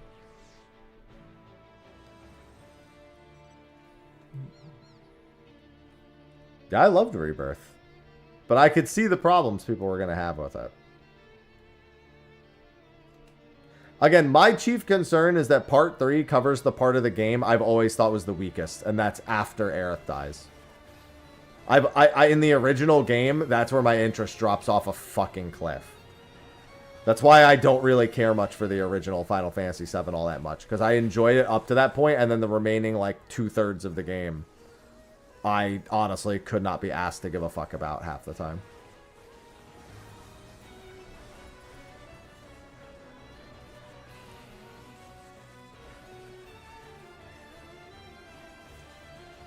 Listen, if you want unintuitive flying, always go straight to the car in 15. Number of people who unlock flying in the car and then immediately fucking game over. Holy shit. Funniest shit ever. Fucking comedy reel. If anything, I do consider that memorable. Like, it's bad by all definitions of what makes something not good. It's not good. But it's one of those not goods where I'm kind of glad it's not good, because it's way funnier the way it is. It's way more fucking entertaining the way that it actually is versus making it, like, functional and fluid. It's a bit of a selfish reason to want it, but you know.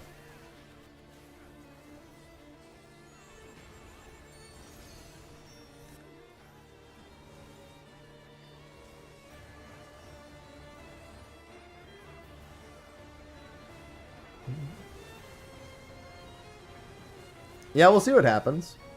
Honestly, as somebody who plays a lot of Square games, I'm far more excited about the AA. I don't know, do we want to call it AA or do we want to call it 2D AAA? I don't know really how to factor it. The HD 2D era of Square is far more exciting to me than the AAA era. And not just because I'm a sucker for retro games, but I do genuinely feel like the creativity behind those games is, and the execution of those game mechanics are a lot more focused and enjoyable.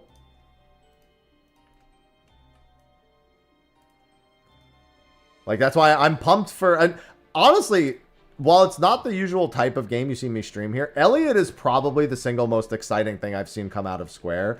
Because the idea of Square taking HD 2D and jumping into different genres is more exciting to me than what they're doing with their AAA titles.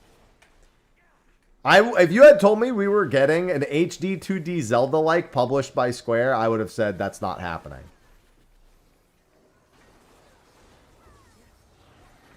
Because why would I ever expect an HD 2D Zelda-like from Square? Just realistically, why would I expect it? And why would I expect it to innately even be good?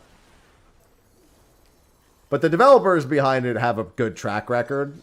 So I am A-okay with that.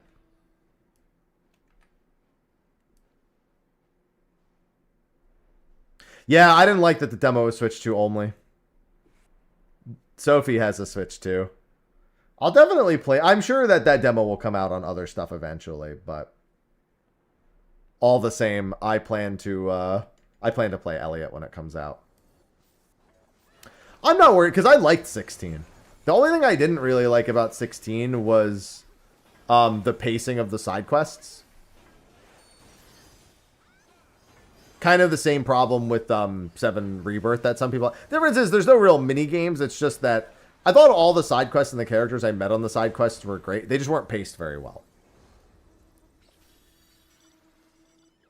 So when you're like really trying to like go through the game and you're like kind of focused in on the story, you gotta stop. You want to stop and do 8 billion side quests.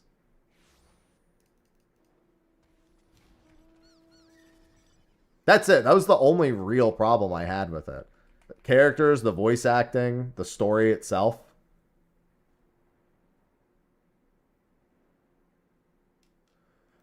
Oh, there's a lot of levity throughout the game. Even through the dark and gloomy, Clive has a pretty good sense of humor, especially if you end up doing the side quests.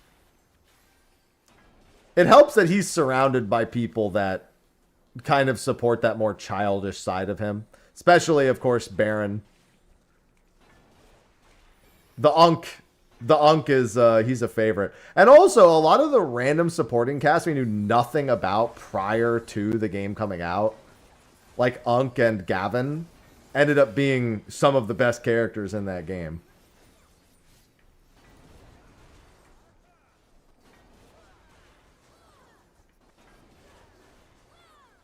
Gavin was goated. I loved. By the end of that, I was like, "Yo, Gavin's my goat." All right, that's my guy right there. Yeah, and one of the best Sids also really helps. He's Galactus. Tarya. Mm-hmm.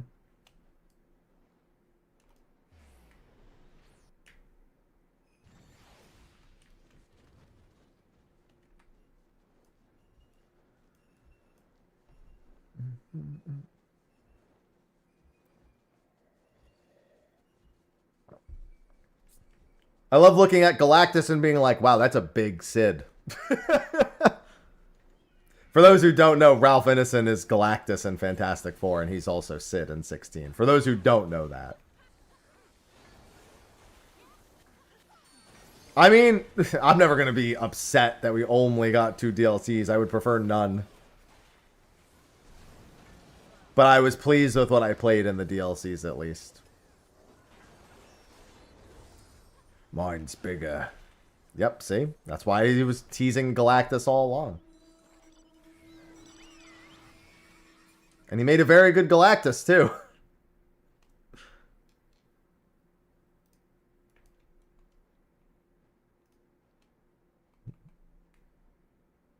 To no one's surprise, Ralph Ineson also made a very good Galactus.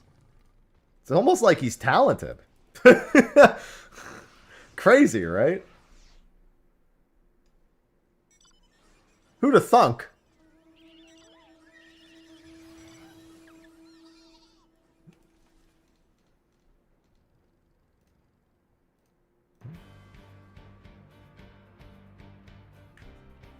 It's okay, there was still a good Galactus. I'll take that.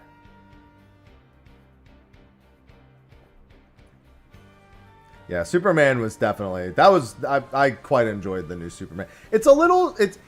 It depends on what you expect, because Superman is... It's pretty accurately Superman. I was, honestly, I'll say this about the Superman movie. I was just more surprised they went with Gardner for the Green Lantern. Not a very well-known Green Lantern, but acted very well on screen.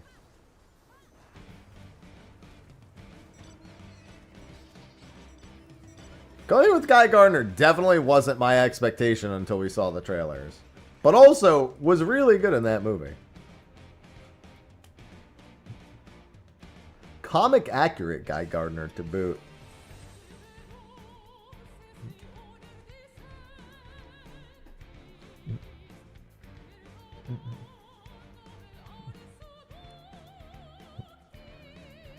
It was probably the weirdest thing about Superman is how much they didn't want to do the origin story, so they just kind of threw like a dozen characters in there. That part is always like kind of weird to reconcile with. I'm not going to see the FNAF movie next week. I kind of forgot the second movie was even coming out. I saw the first one, not in theaters. I'm not going to go to the theaters for that. I didn't goddamn mind. Listen, even if I wanted to see it, I'm not dealing with no fucking kids going to see no fucking FNAF movie, alright? Because as much as FNAF is a horror franchise, there's too many young fucking kids that I don't want to deal with. There are some movies I'm willing to put up with the youngins at. That ain't one of them. News about Batman 2. That's funny.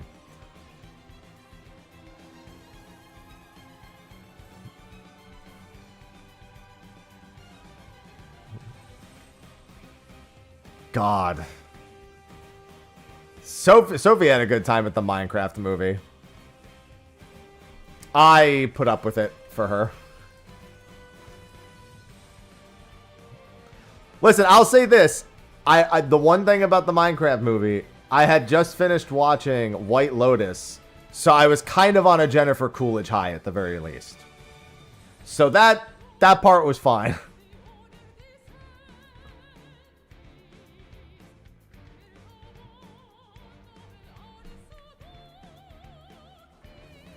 God, it is going to be a while before we get season 4 of White Lotus. I remember hearing there was like a fallout with like the composer as well for White Lotus.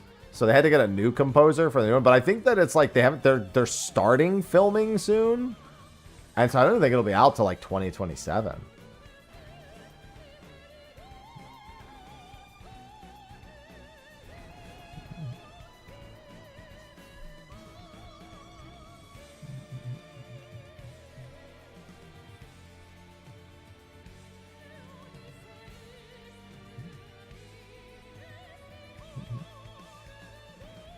Yes, one job, heroes. One job. Fallout Season 2 is to say, yep. Got a bunch of good stuff on the way. I can't wait till Sonic 4. Sonic 3 was pretty good.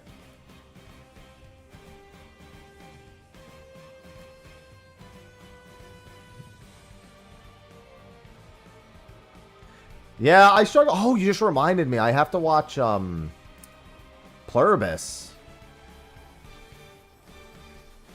Because I gotta ask Sophie when her and Ash are planning on doing the watch party, because I need to get caught up. I didn't watch the first 3 episodes, and she wanted me and our roommate to watch the first 3 episodes before they did. I'll text her in a bit. She's out right now. Yeah, I heard it was really good too. We still need to watch season 2 of Severance also. We literally binged all of season 1, got through like 2 episodes of season 2, and then we tried to plan when we would watch the rest, and it just never worked out, like timing wise. So her and I got to get through season 2 of Severance at some point. I think we'll probably do Pluribus, the next few episodes of Pluribus, and then we'll go back to Severance. Severance was really good. I enjoyed that a lot.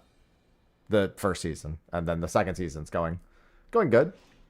The first couple episodes I've seen.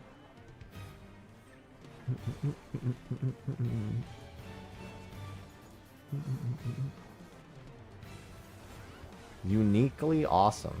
Yeah, it seemed good on the premise.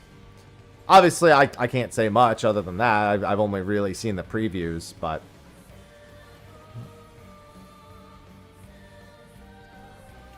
seemed good.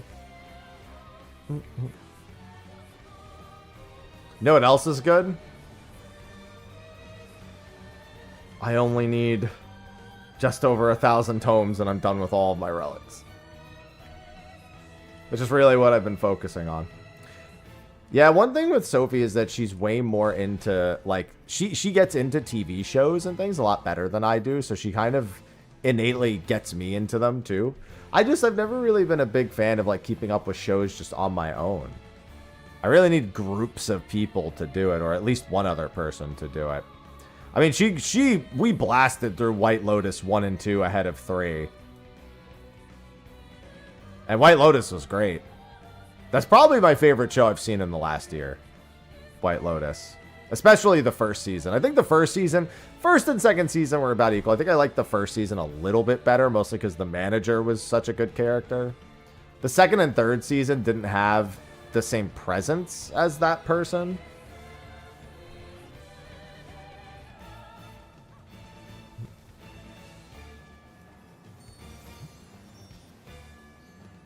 But we'll see what happens. I'm curious to see all the same. If you haven't seen White Lotus, highly recommend it.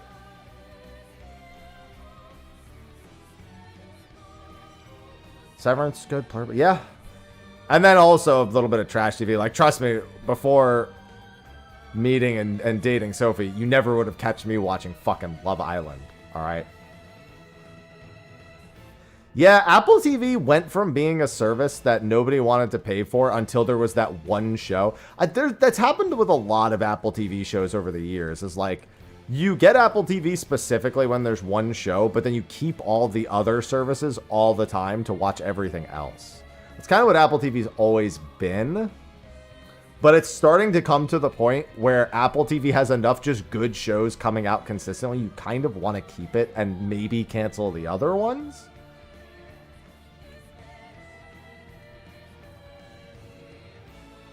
If you want, like, actual new shows to watch. What's that show, where it's, like, the game dev, studio? That's Apple TV also. That was really good. I think it's, like, Ubisoft is, like, in charge of that. Isn't it? Or was, like, the ones that funded... what is it called? Like, Mystic... No, I can't remember. Somebody says it, I'll remember. It's like a game dev studio making a game... Mythic Quest, that's the one. That's a really good show.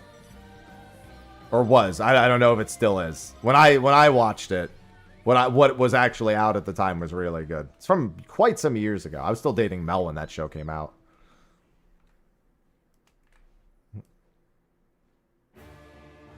Well, no, the problem is that a lot of the services are effectively trying to become their own cable networks with all their offerings. So you're effectively just choosing to be subscribed to multiple cable networks or to pick one of your favorites or just rotate between them. Or things that used to be a part of cable networks are now their own services, yeah.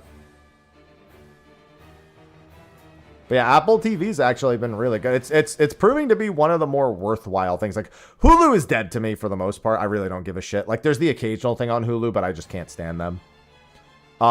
Disney, I've never liked their service. I thought it was just dumb from the moment they announced it, and I still don't give a shit. And even with, like, you know, at least it started off kind of strong with, like, WandaVision.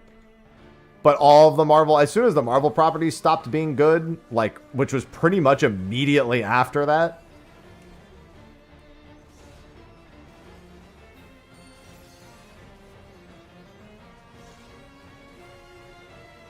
oh god, they're doing the Scrubs reboot too. It's a reboot. It's more like a new season, I guess, because it is the original cast. That'll be interesting to see. They are Scrubs is coming back, so.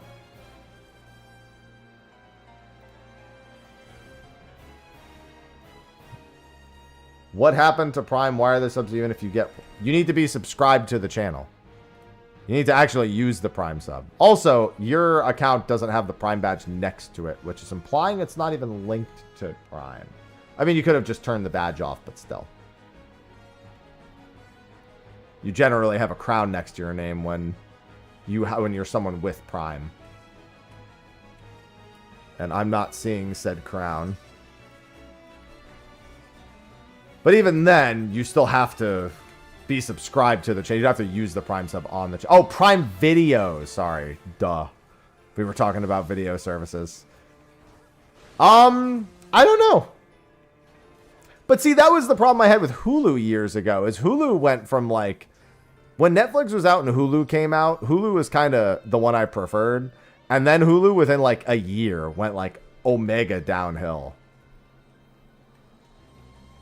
Name checks out. True. True. And they kind of never came back for me. Chaos. Chaos. Chaos. See, a Prime sub like that one. Chaos. Sushi Gray Ed just subscribed with Prime.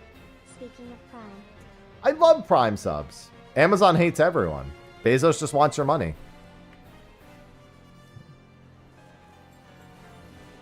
Twitch does too, because you can gift 1,000 subs now at once. That is not a responsible thing to ever do. Like, don't get me wrong, if someone came in here and dropped 1,000, I treat them like a fucking king. I would not really encourage dropping 1,000 subs all at once. You better be an actual oil prince at that point.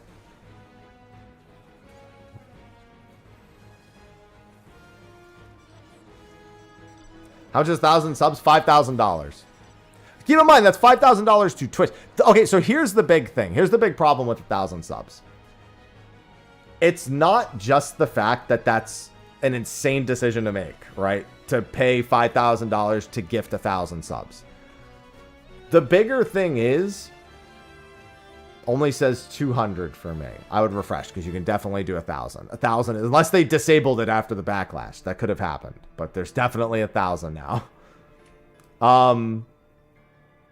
Anyway, as I was saying, not only would it be $5,000, which is crazy. If you're going to give $5,000 to a streamer and you're genuinely doing it, you would rather just give it to them. Because Twitch getting, you know, in my case, 30% of 5,000 is, I mean, that's a lot. Yeah, just dono 5K. Or if you really want to give 5K through Twitch and you really don't care about paying the excess, do the equivalent in cheers. Because if you were to give $5,000 worth of cheers, the streamer would get everything. So, yeah, they might have disabled it after backlash. Because a lot of people spoke up against it. It just is not really an important thing. It's just not fiscally responsible either. But like, if you were ever going to do something like that, you'd be better off just giving it to the streamer and not doing that. Like, don't get me wrong. In theory, that's true of every single way you support a streamer. Every single way, the best answer is almost always to just give it directly to the streamer. It's not as fun to do that. It can be if you just drop $5,000 on a streamer and you get that streamer's reaction where they fucking break down crying, which, to be fair, I would fucking break down crying if somebody gave me $5,000. And I've been doing this for over 10 years.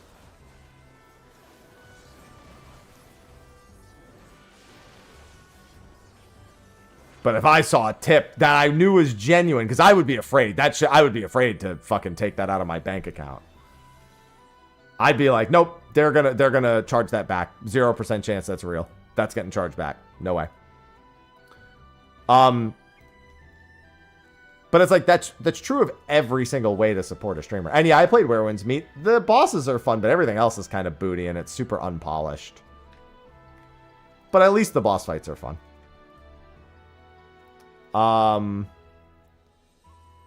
Yeah, it's just like, it's you in some capacity should want to support the platform that supports your streamer when the platform's making good decisions. The problem is the latter. The platform needs to be making good decisions.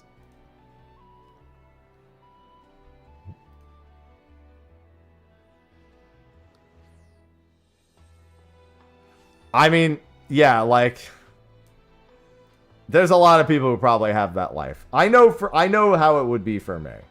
Ever since the situation with my mother, I've been doing everything I can to try to, like, not recoup, but, like, just not lose my mind at the thought of all the wasted time and money.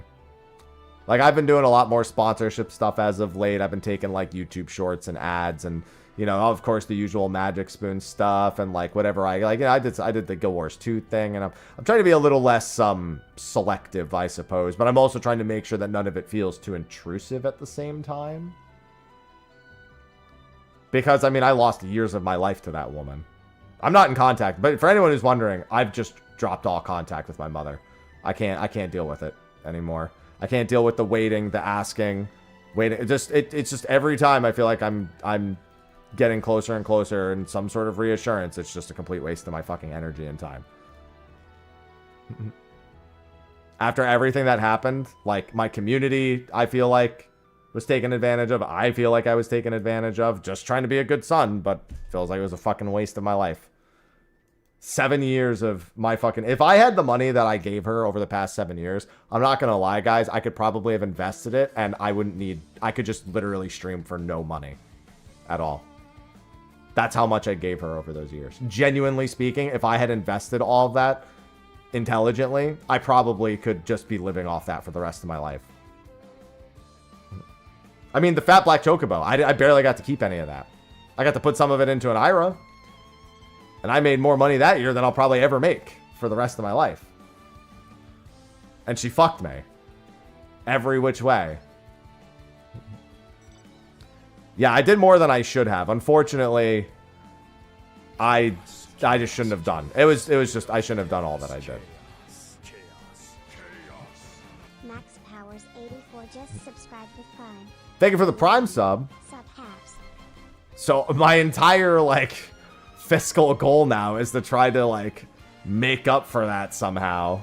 And also, I still want to, like, put some funds away to do, like, charity, helping other people who were in similar situations to her so that, you know,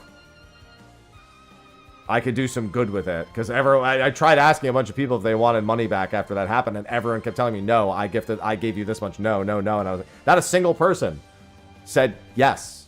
So I was like, well, shit, how am I supposed to recruit? So it's just going to have to be a charity donation at some point. Do I have any siblings who could have helped? I have a sister, but quite frankly, she was just the smarter one for not helping. I don't see that as her putting a burden on me. I see that as her seeing, you know, what it was for what it was. She was just the smarter of the two. I shouldn't have helped my mother as much as I did. It's bottom line. I clearly just, as much as I thought I could trust her, I just clearly couldn't have.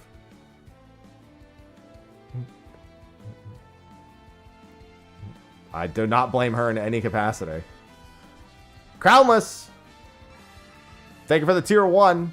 It just sucks because I roped my community into that whole thing. That's the worst part is, like, is the GoFundMe. I fucking held this huge event for her. Did way more than I ever thought was going to be possible. And she fucking, I don't know what she did to squander it. According to her, the money went into the house. And it was a wrongful eviction. And she's been fighting it for months. And I haven't heard from her for like 3 weeks to a month now at this point. So. I mean, it is hindsight, but clearly she knew better than I did.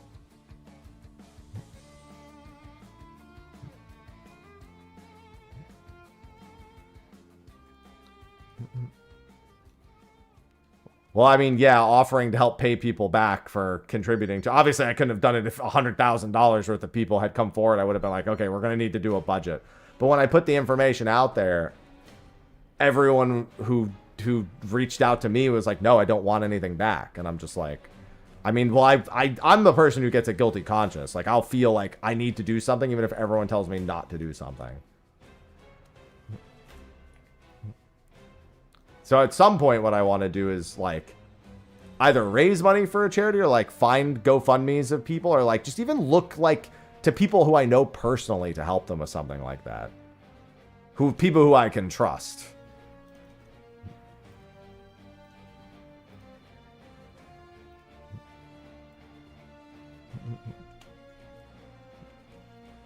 Yeah, but a decade of credibility goes away after a fucking week. I mean, I don't even want to know how much I actually gave her over the years. It's like between 500,000 and 600,000, not including the GoFundMe. I really don't even want to know. I'll never have the opportunity to make that kind of money ever again, though. I'll just keep hoping that 14 does more Twitch campaigns, but honestly, after they gutted the Western office, I don't think they're ever going to do another Twitch campaign. I think that was probably... I'm just guessing. I don't know for certain. I'm guessing that had a lot to do with the Western offices. And after them gutting them, I honestly don't think we'll see that again.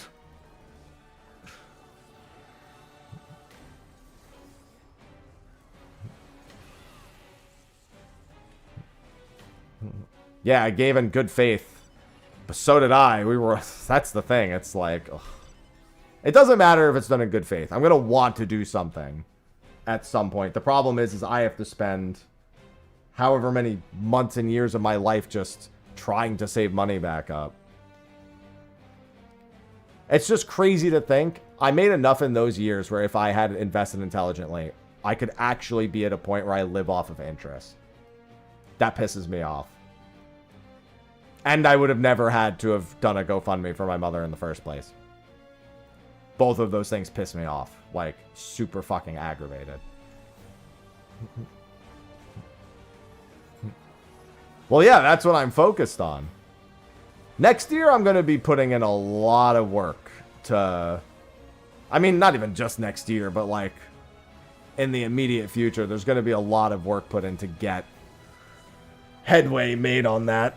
We'll probably be doing more events over the next year, which is something I've really kind of avoided doing because I've never needed to really think about doing it. But I gotta work to get that. There's nothing you can do but work to get the time back. You can't get the time back, but you can make sure that time isn't wasted. The big thing is that it's like, I make my living either on sponsorships, ads, or people's goodwill. And when you went through your own goodwill to try to do a good thing, and then you have to go through your own goodwill to try to build back from the thing that didn't work out, is not a good thing. Especially not right now. Live letter? I actually want to see the new PvP mode. I want to see if it's going to be interesting in any capacity. Or 24. 24-hour streams fucking kill me.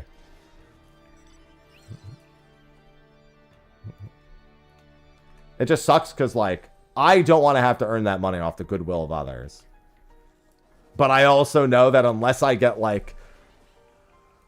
There's probably going to be a bit more of, if I'm even semi-interested in a game next year and it has drops, I'm probably going for it. Honestly, the only thing... It's hilarious. One of the only reasons I ever consider playing WoW is because they do drops fairly often.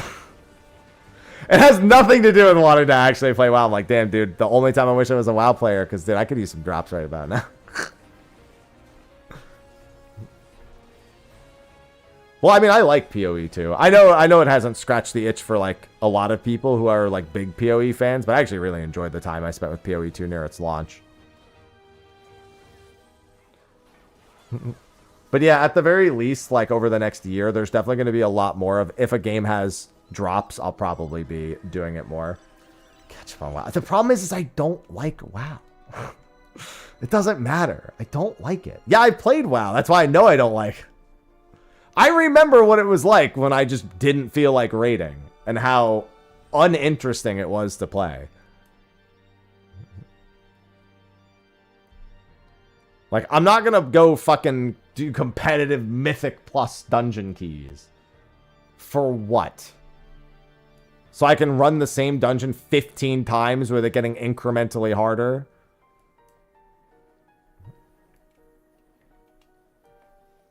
Oh no, they want you to care about the story and the quests. They just have a really hard time getting you there. I just watch Noble talk about them. Because they don't do a good enough job to make me care while I'm actually doing it. Ion 2, the general impression has been, since before it ever even released, no. Especially because it's not even released globally. It's only out in Taiwan and China. And you know what else just came out in Taiwan? Final Fantasy XIV. They got official Taiwanese servers over there, and it's been popping, apparently.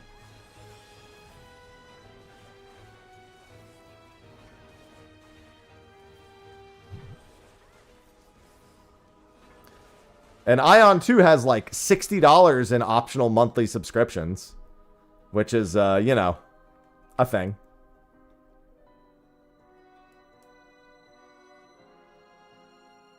Yeah, I'm not big on needing third-party tools either. That's not really a reason for me to not play WoW, but I also am not a big fan of it, which is why Midnight's actually even more, like, interesting to me.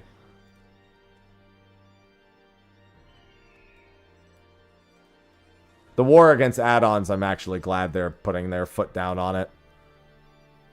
I hate that part of the world. I also hate... I'll say... I've got a lot of issues with Blizzard. One of my biggest things... The only thing I've ever even remotely given a fuck about in Blizzard, there's two things. Achievement hunting and raids. I hate the way they do their raids. And I don't want to play the game to only achievement hunt. I hate the idea that they make their raids, their toughest raids, made for people who rent out fucking warehouses to host shows. And then they still don't even get them right. Most of the time. There's always some pull or draw one way or the other. Like, it's cool that there's all these shows and shit. But I'm not gonna fucking do all that. I'm also not going to spend months fucking selling runs to get enough gold to do this shit. Get out of your goddamn mind. Even if I think the raid looks cool, and I am not doing like a 3 nights a week for fucking 3 months style schedule. That's not fucking happening. I will quit before that ever happens. They're not interesting enough for me to do that. It's got to be a go quick or go home kind of thing.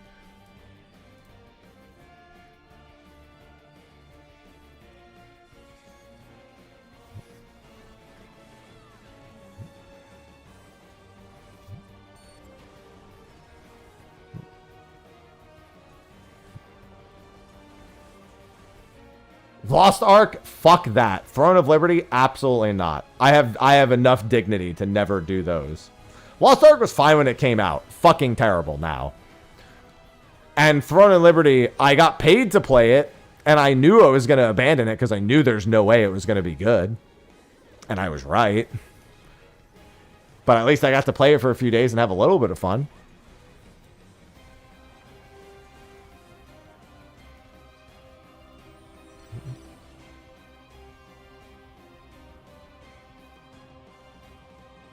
Enfield? I mean, I haven't actually watched anything. I signed up for the beta, but didn't get in. But I don't have an opinion on it. I have a lot of people in my community who are excited, so I did sign up for the beta, but I didn't get in. I don't know if it's an open... I don't know where it's at even anymore. Soulframe, kind of the same deal. I know they have their founders packs now for Soulframe. Closed beta too. Yeah, I didn't get into the Enfield beta. I don't have an opinion on it. I haven't watched anything. I was just willing to try it for Enfield. Absolutely. I have a lot of friends who are big regular Arknights fans, and so Enfield's been a big topic for them, too. Is it weird that New World being dead made me want to play it? Like, I actually was going to do a day in the stream where we do, like... where we actually did New World. And then people were like, it's been delisted. And I was like, hey, was it really? I thought they were just going to leave it there and like make it free to download or some shit until it actually shut down.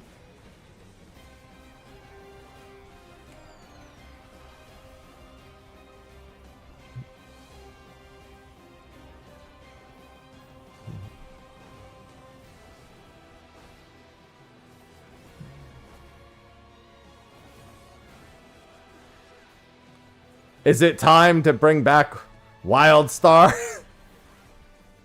I honestly wouldn't even be surprised if they put up fucking WildStar servers again. I genuinely wouldn't be fucking surprised. They prevented anyone from hosting private servers, at the very least. Like, that almost told me maybe there was some form of intention involved there. Like, why do you really care if you're just gonna sit on this dead IP?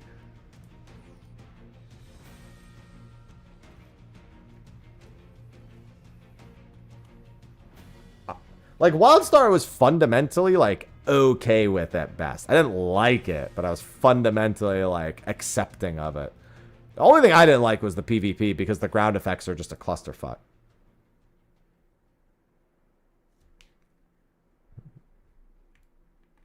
That was really where they lost me on that one.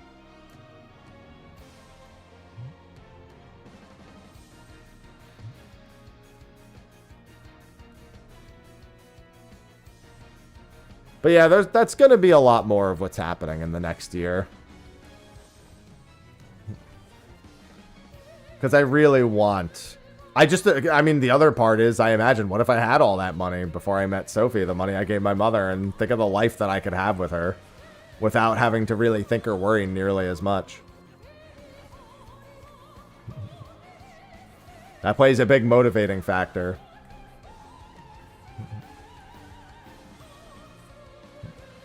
But at this point, when it comes to my mother, I mean, I'll hear from her either if she has something to say to me, or I find out she's dead. Otherwise, I'm not speaking to her anymore. That's just where it's at with that situation. I just can't put the energy into it.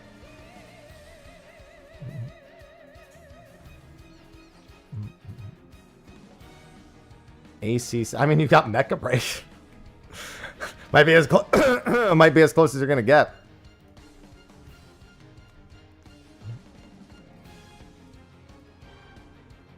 No!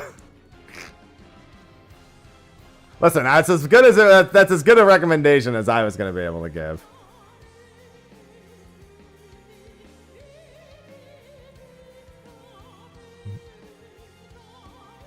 I didn't say it was going to be the recommendation you wanted, just the best I was going to have.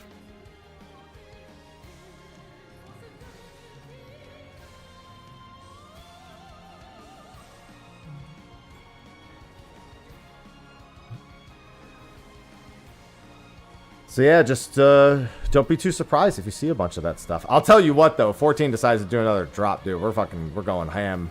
We're going ham sandwich on that motherfucker. I really hope they decide to do some more Twitch drops. Even just like the viewer, like just alternate between the sub drops and the viewer minute drops, because like people don't like the sub drops as much, but they'll fucking do it. Yeah, more food sponsors are also good. People gotta actually sign up for it though.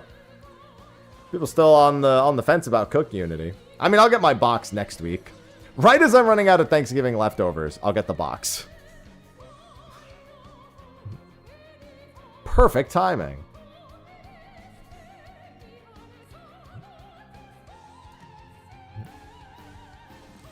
Yeah, we got some pretty big patches coming up though, Nightshade. They'll never do the Black Chocobo, like, exactly as is again. The big thing with the Black Chocobo is that it was super limited, and I don't want that. I don't want another, only a few streamers have it, like, limited options. I would definitely want, and everyone has the option to participate. Obviously, that doesn't mean, that means I wouldn't earn as much, but that's fine. I'd rather it be fair for everyone.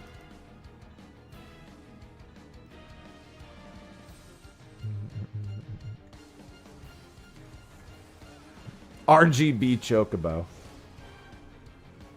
Factor was a hard sell. Yeah, Cook Unity is similar to Factor. It's just curated by more mainstream chefs. Esther Choi is one of the chefs on there for any of you Uncle Roger fans. Funnily enough. That shocked me. I did not expect as I was scrolling through to see Esther, Auntie Esther's face pop up there. I was like, I know this woman. Not personally, but I know this woman.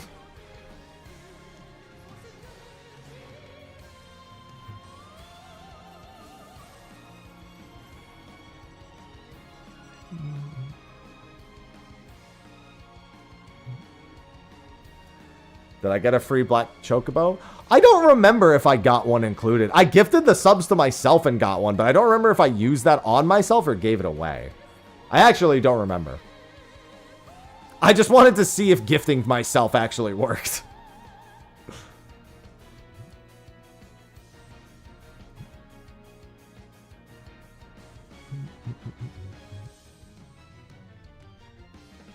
Only 700 more tomes, please.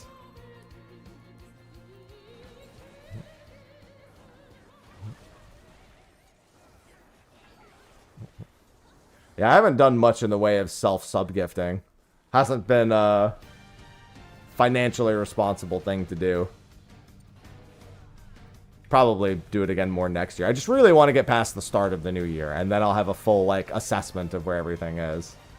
Yeah, crowd control, too. There's a lot of crowd control games I haven't done. The problem with crowd control is actually finishing a game from, like, start to finish on crowd control is unlikely. It really depends on how much people are into it, but I think the only game I've actually hard finished is Elden Ring for crowd control. Just because at some point, people are usually a little less, you know, invested past the initial bit of just fucking with me.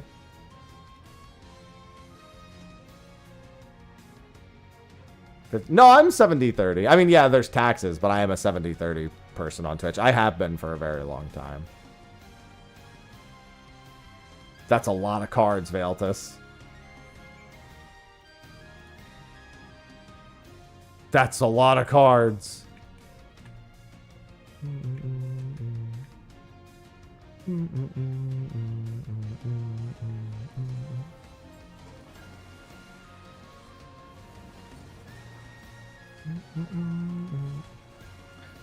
And they're dead.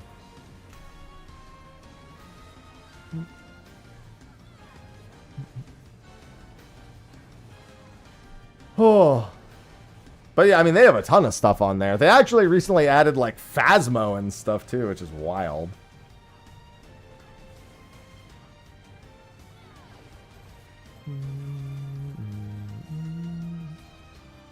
Oh yeah, I need to go through my Magic the Gathering cards and my Riftbound cards also and do a price check on some of them because I do want to sell those.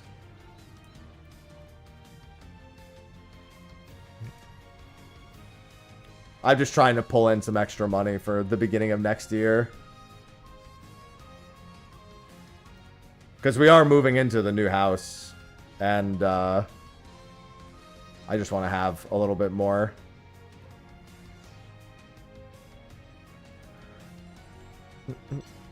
The thing is I don't want to grade cards. So I'll have to sell them ungraded. I really hate the process of grading cards. I really don't care about grading cards. So they'll just have to be sold as mint or good. Dispatch is on my goal list for next month for the Sub-a-Thon. It's just going to be her and I in the new place.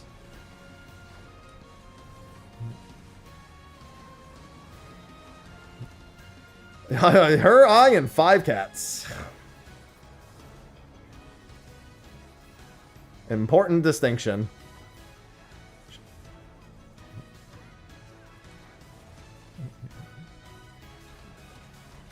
It's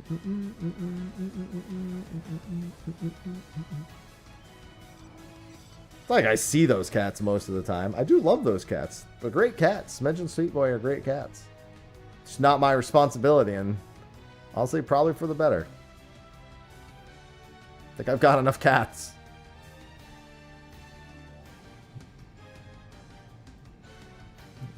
I'm good on that front. Yeah, if I had more time, I would make that second YouTube channel. For just the good eats. If I ever end up with more time in general, I'll probably do it. But that is probably not on the list of things. Ivy is listening. Ivy's always listening. She's right there.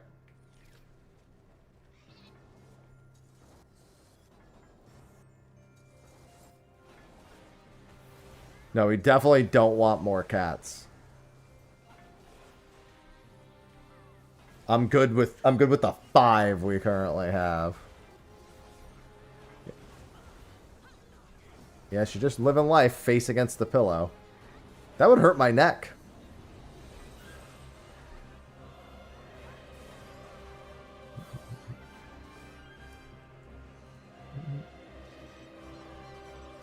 Mm-hmm.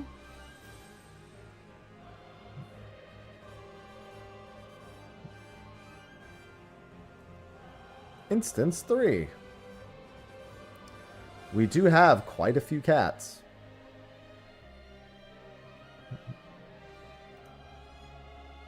My mount can fly no higher.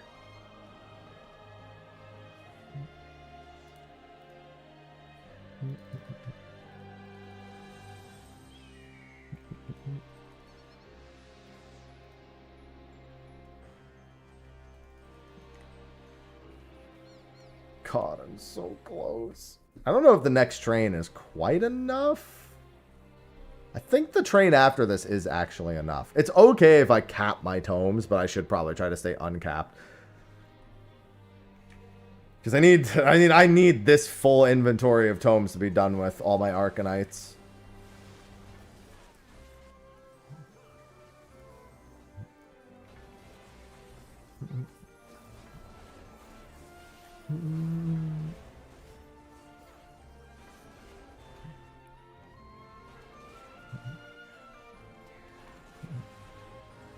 Kill.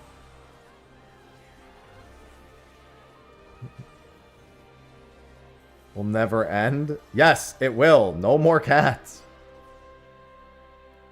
And no more relics until several months from now.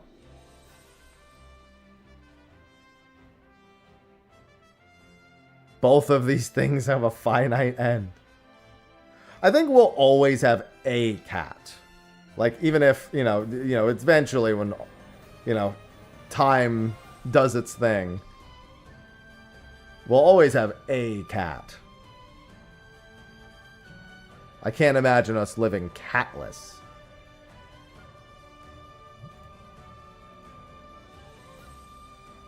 Not quite the same as having more than 5. Jace, thank you for the 2 months. Welcome back. Jacers3 just subscribed. Boots and cats? What? Boots and cats? No. No more cats. And no more boots. No cats in boots. No cats or boots. No cats that sell boots. None of these things. I don't know if I trust a cat that sells boots.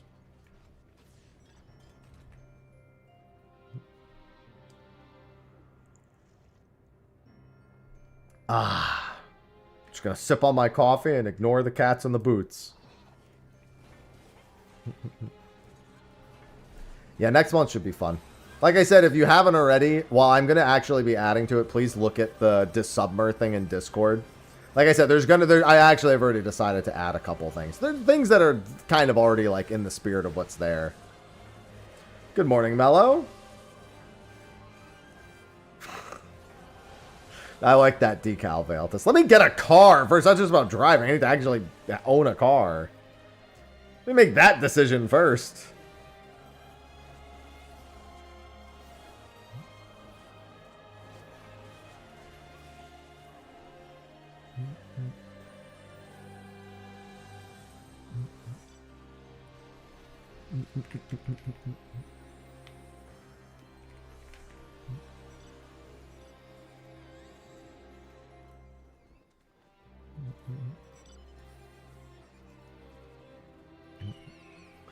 We need the decal.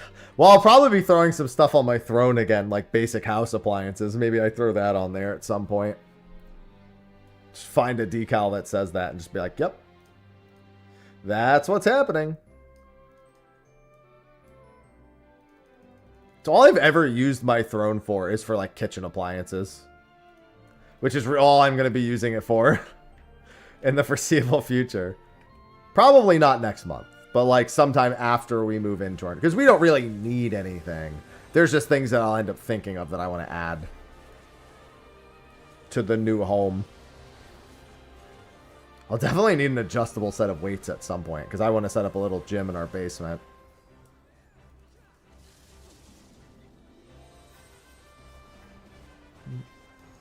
But I'm not going to worry about that for some time.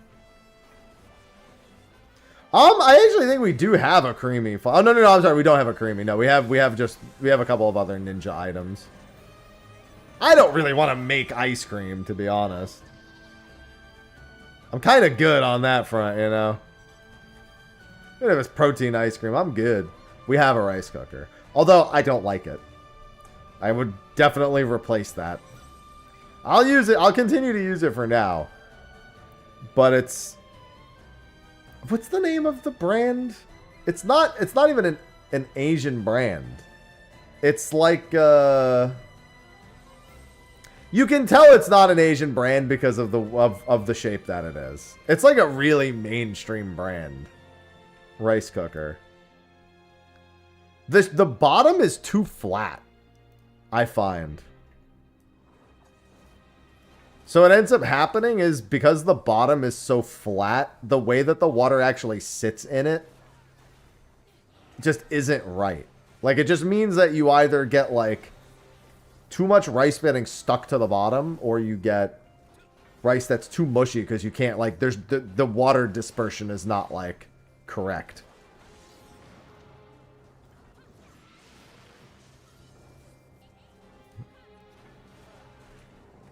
Yeah, I forgot what brand it is, but it's a very, like, mainstream, not primarily Asian brand. The old, like, $30 one I had at my old place works better than this one. And that was not, like, that was also not a mainstream brand, but it was at least an Asian brand. That would be the Zojirushi that sings to you. We call that Little Elephant brand.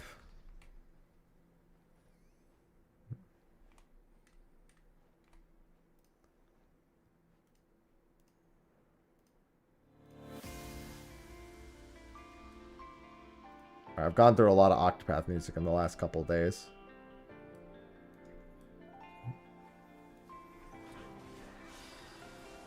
Yeah, I'll worry about that later, though. That's not an important thing. That's not going to be an anytime soon thing. Got to actually move into the new place. We also have to sell some things.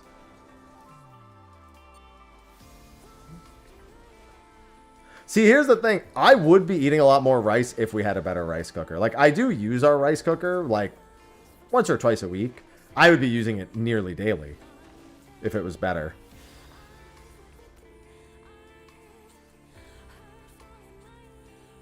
Like, I bought, like, a giant, like, 10-pound bag of rice months ago that I've just been working through. Alright, should be Cactuar next, I believe.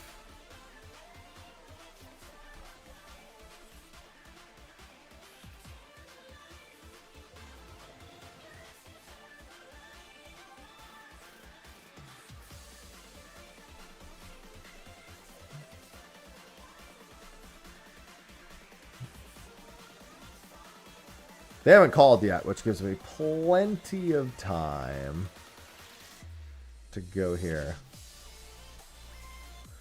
Well, travels across maps isn't the right way. She could just be found, like, similar to the way that Alpha and Omega can be found.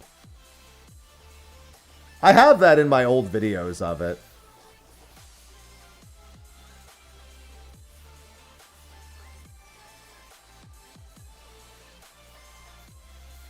I have their locations and some of the things they talk about.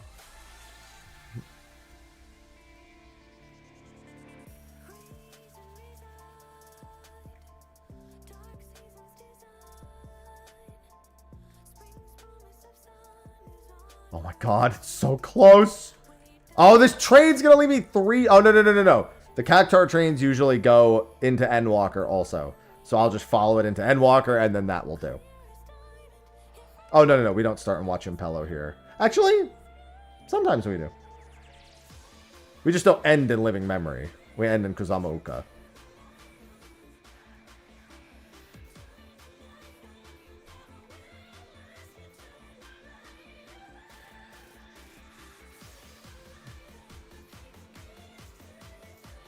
There it is. 5 minutes. Instance 1.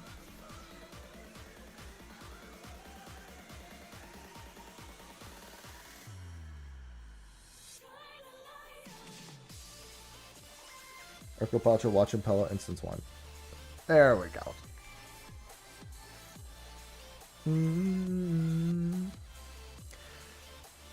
Microwave rice, that's so... I mean, that's like a college thing to do. I did that in college. Listen, a microwave could be a very versatile tool. But it doesn't need to be.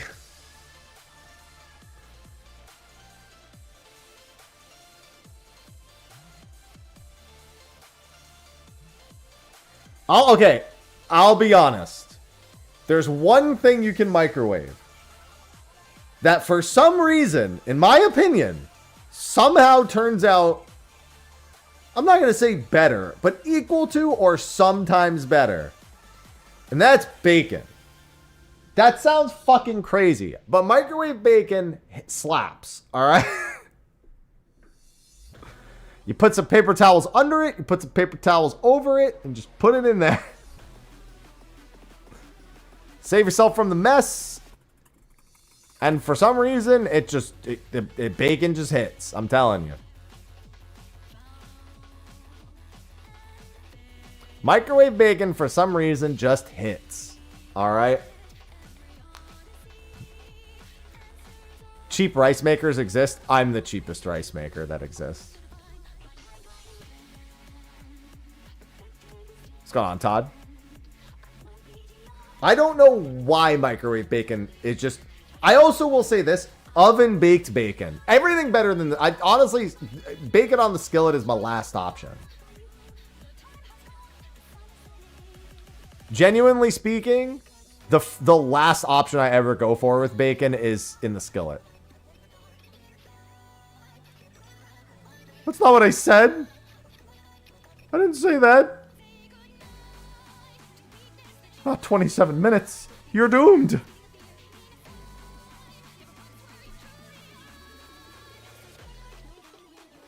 I don't know, man. I've always felt like it's the better way to make bacon. Just microwave it or stick it in the oven. Poached. Oh, so I've actually heard microwave poached eggs are oddly also like good, which is very surprising.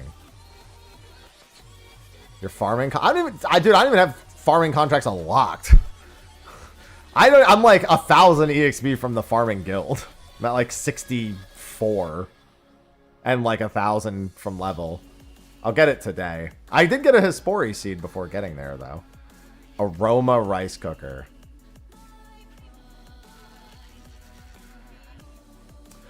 Yeah, for herb lore, I just did what's it called? I just used lamps and shit. I think I did a little bit of actual herb lore, but I mostly did, yeah, lamps and, well, yeah, every lamp under the fucking sun, pretty much. And I have a bunch of lamps going into it today. Still enjoying Osiris? Yeah, I did my fire cape on stream yesterday. I streamed my fire cape. First ever time doing the fire cape yesterday.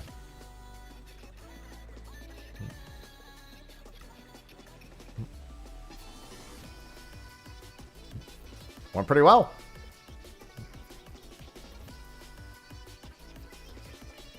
Yeah, because I didn't play Osiris, you know, back in the day. So all of my experiences are like new ones.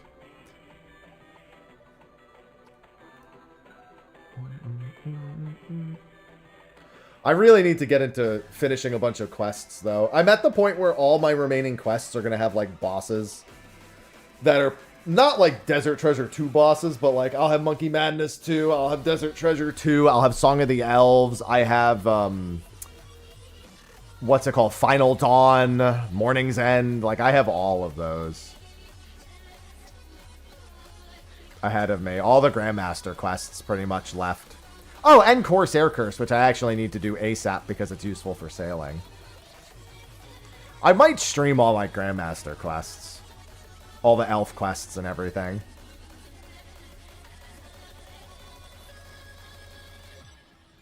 I really should do Final Dawn for an Arcan Blade ASAP. Skip ME? Which one's ME? Oh, Morning's End. What do you mean skip it? I need to do Song of the Elves.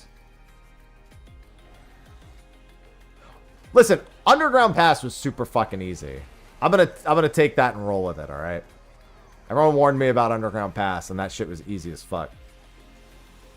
I don't get all the complaining. Yeah, that's what I'm thinking. I'll stream all my Grandmaster quests. Sins of the Father I also have to do as well. Morning's End 2, isn't the worst part about that just getting through the fucking forest? How did trials go? We're 8 out of 8 now. That's how they went. I don't know. The forest seemed like the worst part to me. Whacked by ghosts. I love being whacked by ghosts, though. Especially IRL.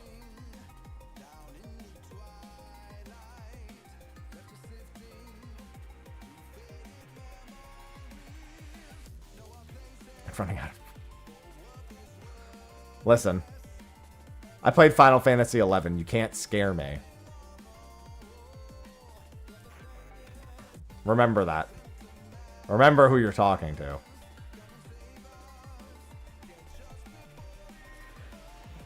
Back in my day, I spent an hour to get to the EXP party just for it to... How did you know, Avelia?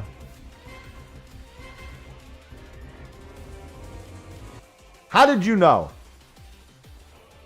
That's Gamba. How did you know?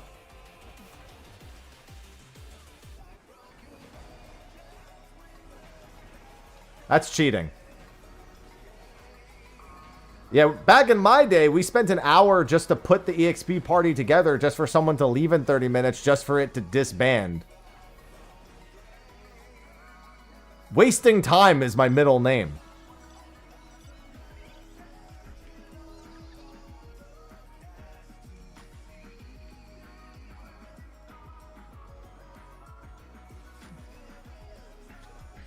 Listen, I'll tell you what, even post-nerf, my most hated old-school RuneScape quest is still Sheep Herder. I can't imagine having done it before it was changed. Because it's still my least favorite quest.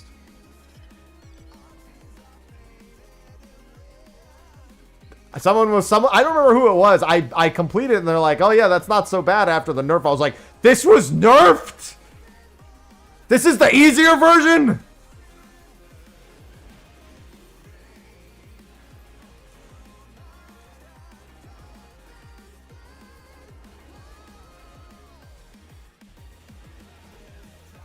Out of control.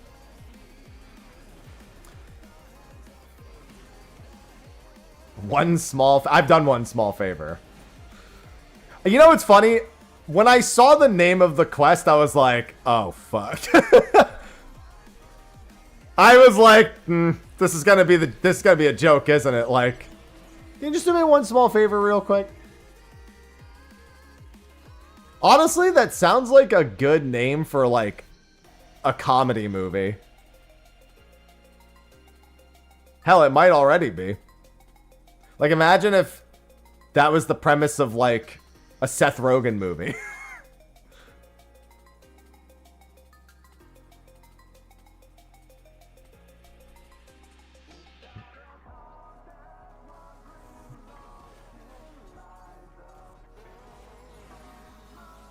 The joke for everyone who doesn't play old school RuneScape is that the quest is called One Small Favor, and the NPC asks you to do one small favor, and you end up traveling around the entire fucking world doing a small favor for like 50 different NPCs. So like, you're like, oh, I'm gonna go over here to solve the quest for the first guy, and then it goes, well, actually you can't because I need this from this other guy. Can you do me a small favor, and can you go do it? And then the next guy, and then just daisy chains it until you finally work your way back in reverse to actually, like, finish the quest.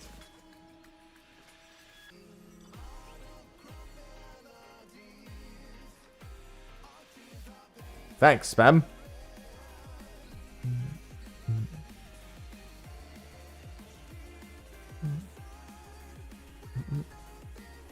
It's like a realm report. Every time our character hears pray return. Ooh, somebody on my friends list just went to play For the King 2. Sophie loves For the King 2. The new DLC for the King 2 is insanely hard.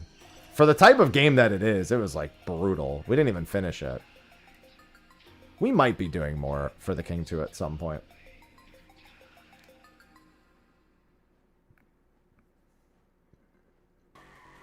Gonna go harass her? I think she probably is home by now. She was out for a bit.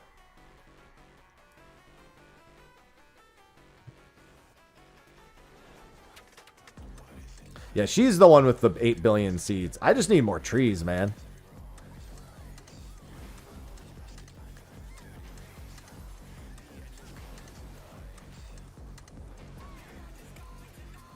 Need trees. But I also am starting my farming contract soon, so I guess we'll see.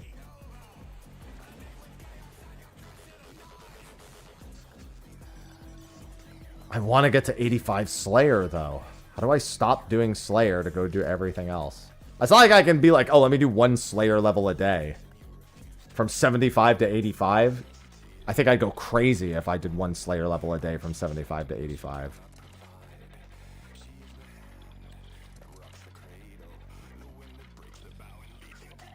Especially because I haven't seen a superior in about 5,000 enemies.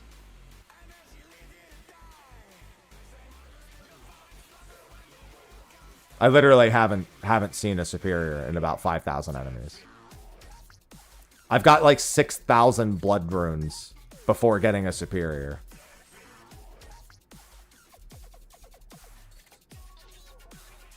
Extended gargoyle task reminds me I gotta go finish getting my rune pouch.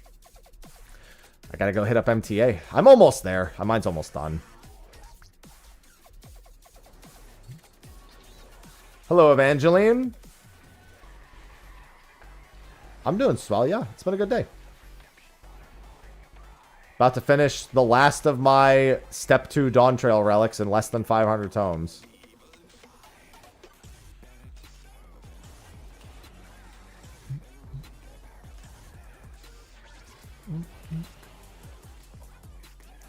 I will consider that very good.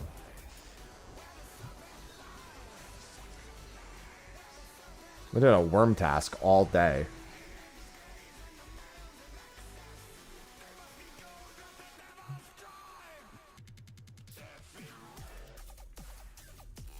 Oh, right. Yeah, we're doing Shaloni next.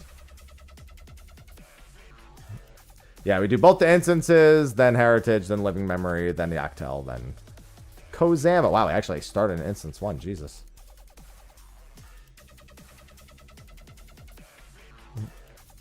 Just in time. I mean, technically I have like 2 more months, but it is just in time so I don't have to do it during Desubmer.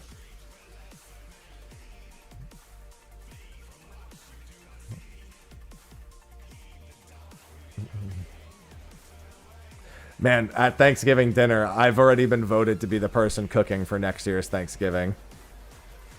Nerve-wracking. Should be fun.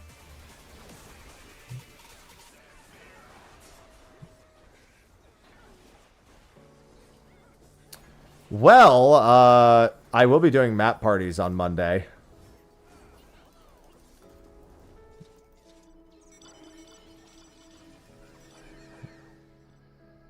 Well, no, it's just that we're getting the new house, so if we're hosting, I'm cooking. So I was automatically nominated. There's a couple things I don't have to make. I don't have to make stuffing or potatoes, because her sister makes those. So that'll save me some time, but I will have to make the turkey. I'm the turkey master. Which I hate, because I don't like turkey, but I'm a spatchcock that turkey and do my damnedest with it.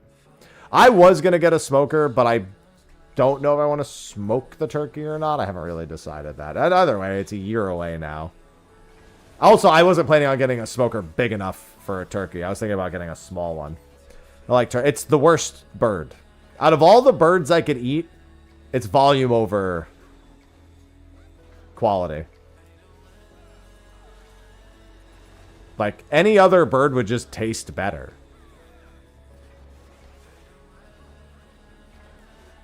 It's like my last choice for bird ever. Yeah, I'll just... That's what I'll do. I'll celebrate Canadian Thanksgiving just to make sure that I've got all my methods down. Yeah, I'll take a prime rib. I'll take a ham. I'll take almost anything except for a turkey if given the option. I'm not going to do a beef Wellington for 6 people. That's a big-ass Wellington. I ain't doing all that shit.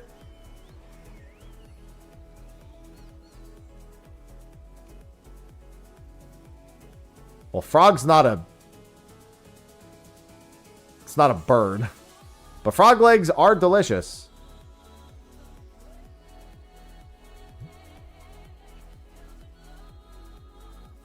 Yeah, I don't think I want to set the world record. I don't think I want to try to beat Nick DiGiovanni and Gordon Ramsay.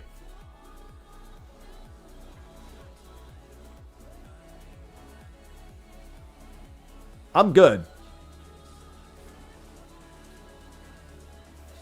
Get Popeye's call it a day. Go to Popeye's. Can I get your biggest bird?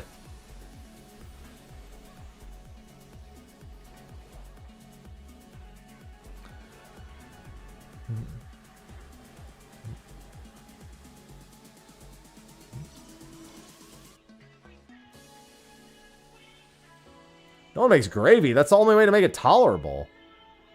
Even if you get a moist bird, it still needs gravy.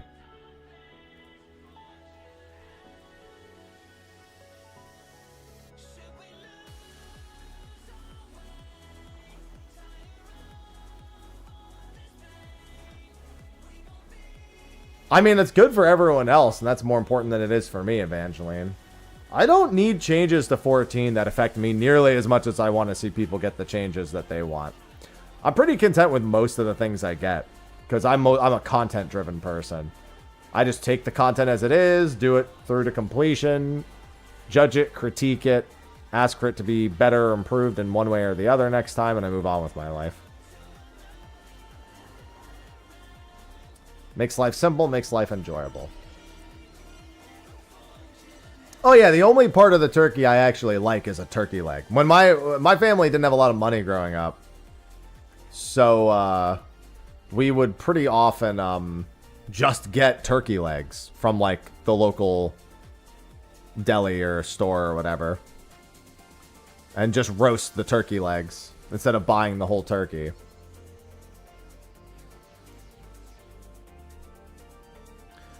No, well, here's the big thing. If you're going to make turkey, it's a complete waste of the turkey juices to not make gravy.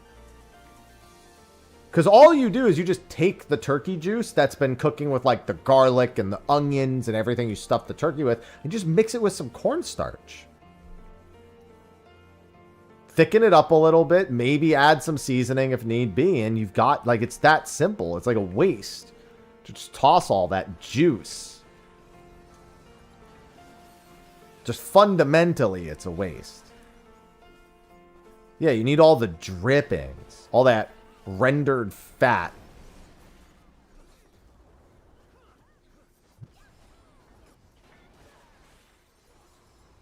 You know what's crazy?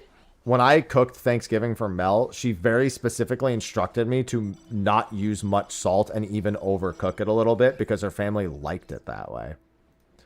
I've never hated cooking more than that year. I've never questioned whether or not I want to cook someone a meal more than that year. You're hungry now? No, you're Panda. Like why? Why are you even here? Not you, Panda. Like that's how I felt. Like why did you even want to be here? Why did you want to celebrate this? What was the thought process behind it?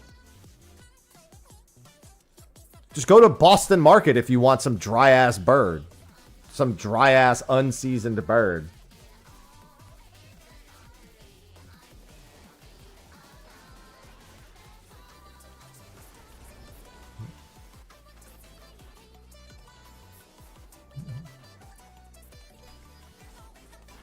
I just don't get it.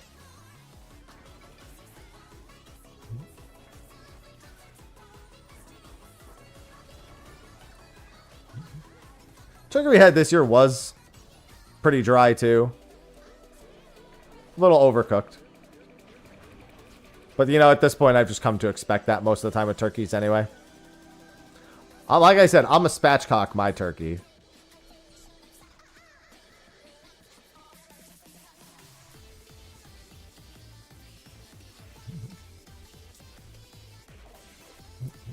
I'm literally less than 500 tomes to having all the... I might not even... We were talking about it earlier. I honestly don't even think I'm going to spend the Arcanites. I think I'll save them all for the end of the expansion and then make all the relics. My Bard relic I'll update as we go. But I think all the rest of them, I'm actually just going to finish building them at the end. Like, I'm just going to make sure I have all the Arcanites and everything. And by end everything, I mean probably the other remaining Arcanites we're going to be told to get. Yeah, spatchcocking is the way to go. I just hate saying spatchcock. Wait, that didn't hit me? Alright. If you say so. Okay. That's fine. That's fine. Okay.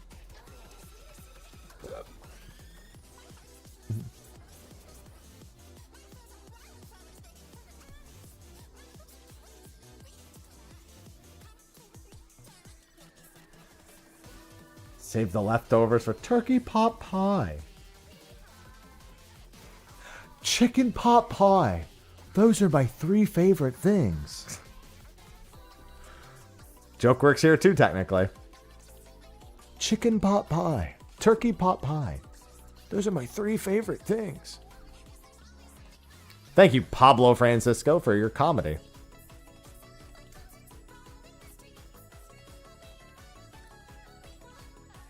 And the Fate Train. Yeah, I mean, the critical engagements give tomes.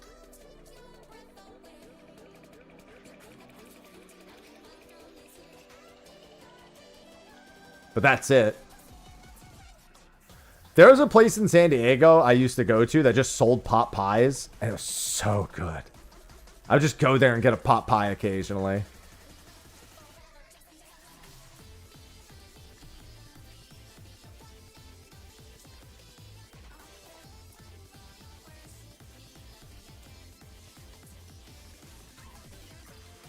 Now taste my pepper! Damn it, kitty, you're a bad kitty.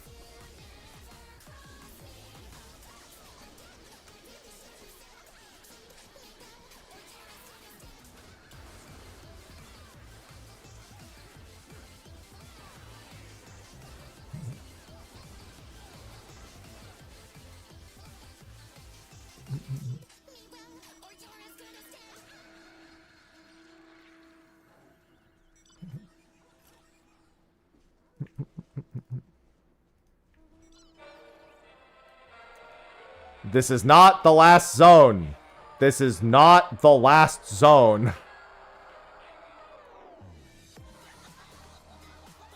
This is not the last zone. I need to say it, because otherwise I will fucking forget.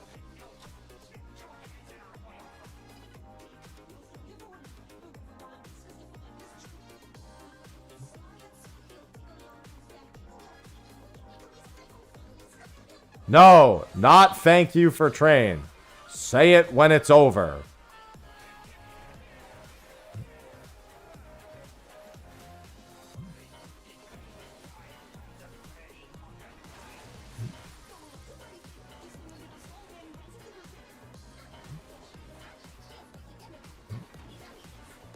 Yeah, these are going pretty quick. If I were to leave this train, I wouldn't have enough. Actually, at the end of this train, I will still be just barely short. But they usually go into Endwalker, so that's where I'll get the rest. Fortunately, in a good space. It's usually better for returners than it is for people who play consistently. Generally, when you have more to look ahead to, 14 always functions better than when you constantly play upkeep. Because when you're constantly playing upkeep, if there's ever anything you're not interested in, it's like a main feature of a patch. I mean, it just feels like you lose some of the patch, right?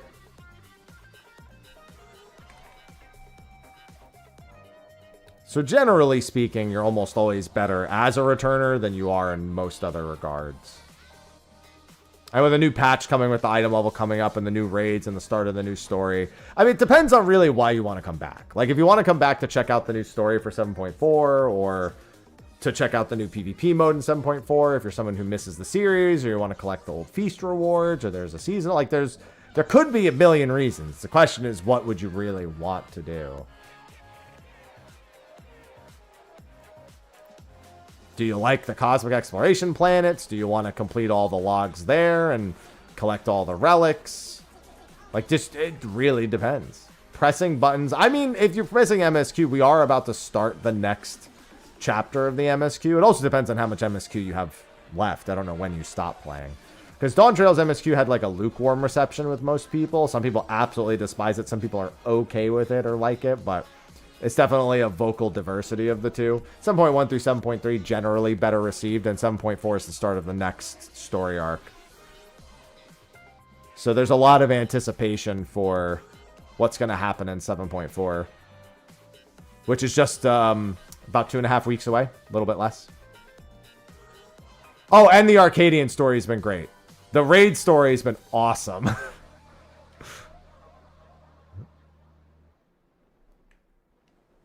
And that's coming to a close soon, too.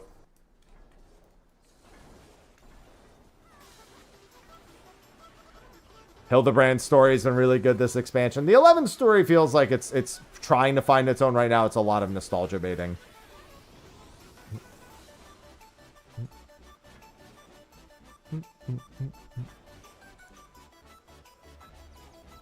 So yeah, a lot of it just depends on what you really want out of any of that.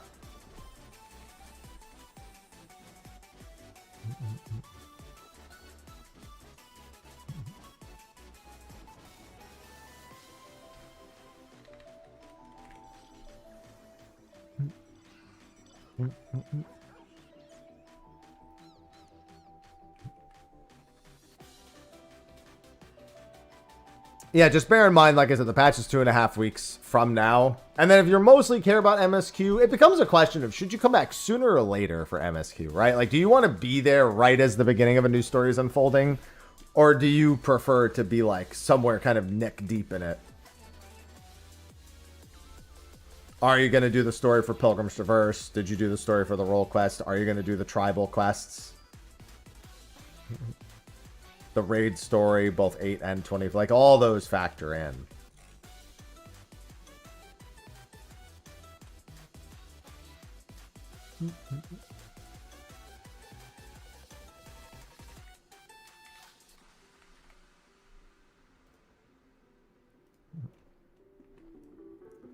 Missing the latest Tilde. It's pretty good. I enjoyed it. I actually skipped 7.2s and then just did 7.2 and 7.3 last patch.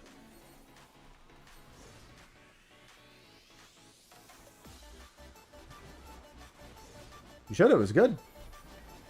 Can recommend. Shadowbringers DT, but they go to different... Oh, I've done those before, Nem. Yeah, that's disorienting.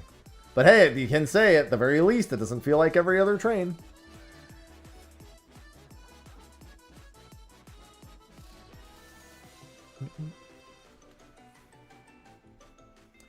Oh, they're doing another different... Oh, wait, no. Never mind, they're not. We're at the end of this train, yeah.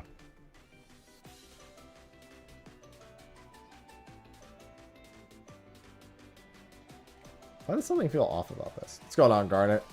Yeah, I'm 123. Yeah, I'll be just barely short. I'll need to hop on to the next part of the train. It's going good. I'm about to finish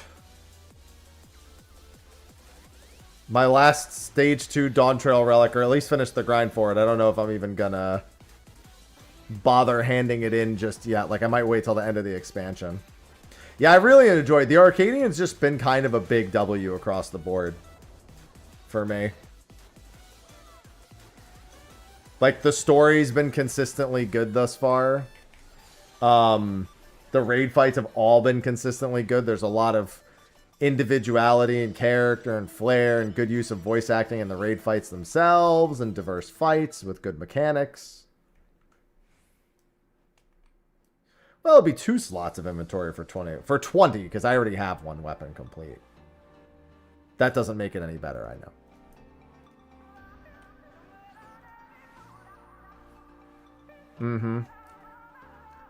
Post MSU is good. Valgarmanda's still baiting tanks into thinking they would have cooler mechanics to do this expansion, but, you know, I can forgive that.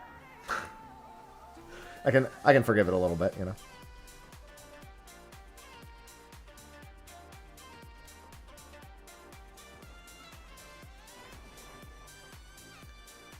There have still been some good tank fights this expansion. There definitely have been. It's not been... Everything isn't good. Just definitely not as much as we were hoping for after Valgarmanda.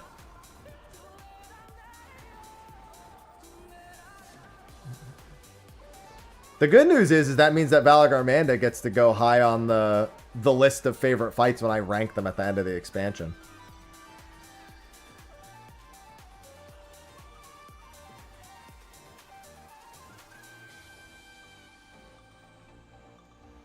Oh, wait, what the fuck?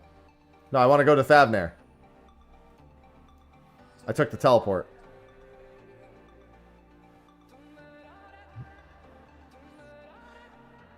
Next week I have another raid retro, and it's actually going to be an interesting one, too. Excuse me. You guys came to Thavnair with any trains with open spots? There's one. Ew. That's rude.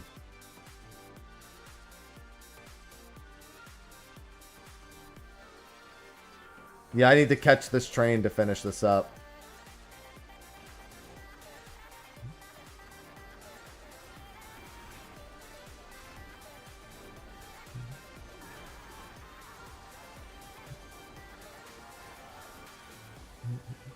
How many people are getting eaten? I see a few that are getting eaten. Rah! Stop!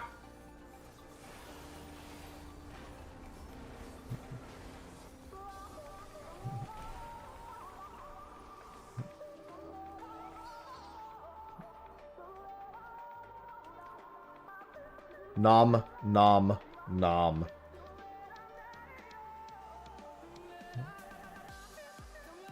So close. No other train was called, right? After Cactuar? No, I didn't think so. Normally there isn't. Midgardsormr is usually the next one, but that's in like an hour and a half.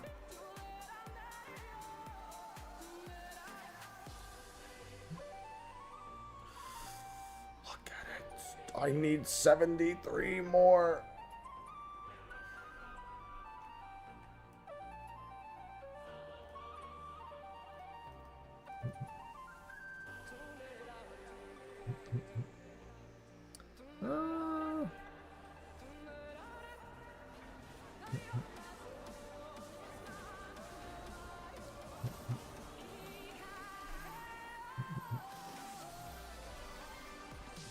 Dude, ow.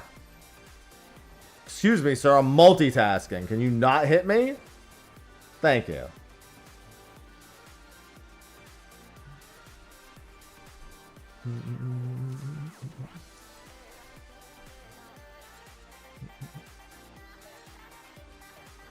Man, I'm getting hungry. I really didn't. I tried not to eat too much yesterday after Thanksgiving, and now today I'm hungry again, and now I'm going to look at them leftovers and be like, hello. Hello, Clarice. I'm naming all of my turkeys Clarice from now on. About to go Hannibal Lecter on that motherfucker.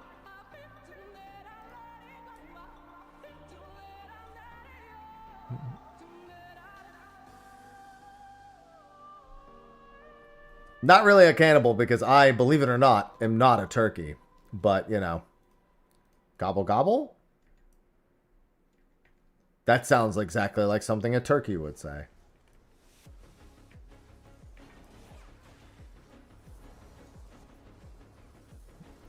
Suspect. They don't show relic steps in live letters, no. They just...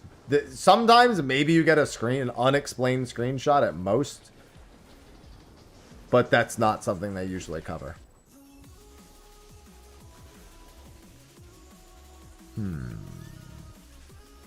I think this man may be... what the hell? I think this man may be a turkey.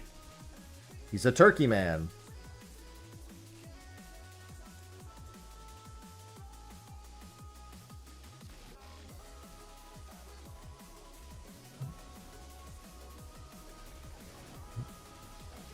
Yeah, we'll get we have an idea of what we'll see. Some people still holding out for Blue Mage being in next patch and it being in the live letter. I would not hold on to that expectation. I think at this point, I expect Blue Mage and Beastmaster to probably be about a month apart.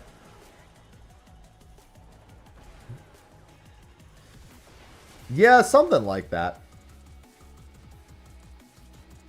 Of him doing something. Sounds like you've got dinner in your backyard, Sushi.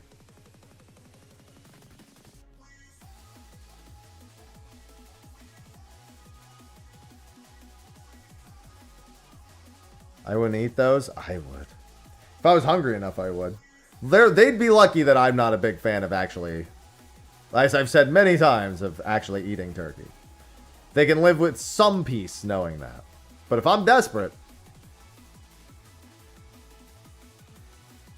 their ass is grass.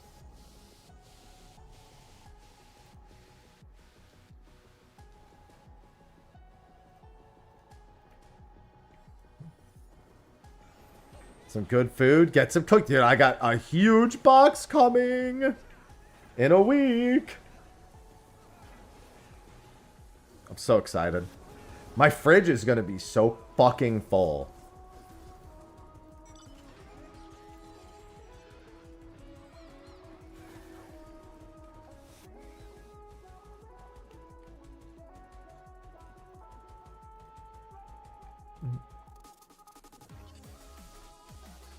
And I can't wait.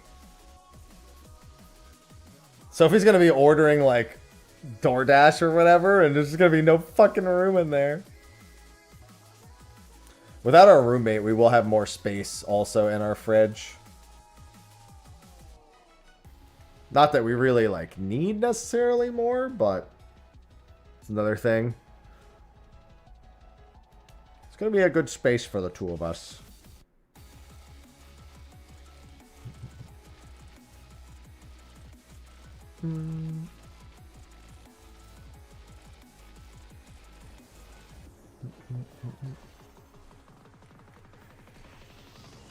Yeah, definitely one of the motivating factors when it comes to December next month. Yeah, go ahead. Make me dance, Holder. Make me dance. I hit you once already. We're good. Hello, Olive Oil. It's going good. I'm about to finish collecting all the items for my relics. I'm so close. I need literally like 3 more hunts. Then I need 2,000 tomes saved up for next patch, but I'm not worried about that. That doesn't need to be rushed down.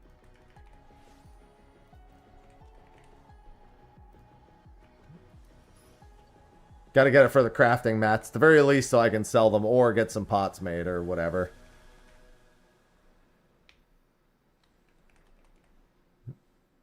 I've got reasons.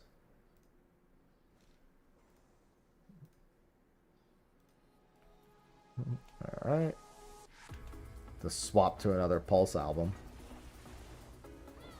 Did so much Octopath OST, I had to throw on something else.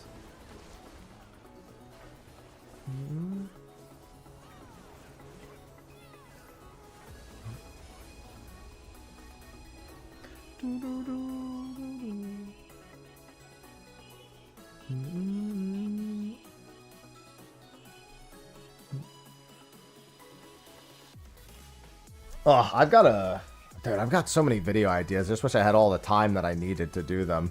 It's been weird having a lot of, not having motivation problems to do content, but not really feeling like I have all the time I need to do them.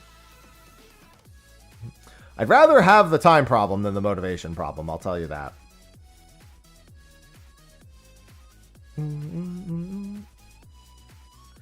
Definitely the one of the two things I would rather have.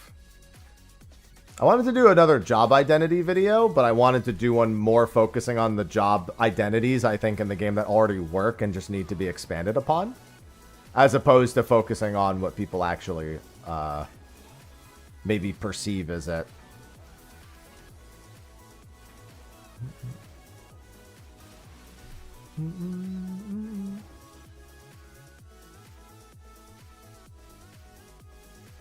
Because there's definitely a handful of things that I already think work. Like Dancer, for example, is the one that I already think is on the right track and just needs to double down on that like mixed support / fizz ranged deal and do more with the dancing portion and less of the fizz ranged portion, I guess, or to make the fizz range damage profile like more consistent with the dancing portion.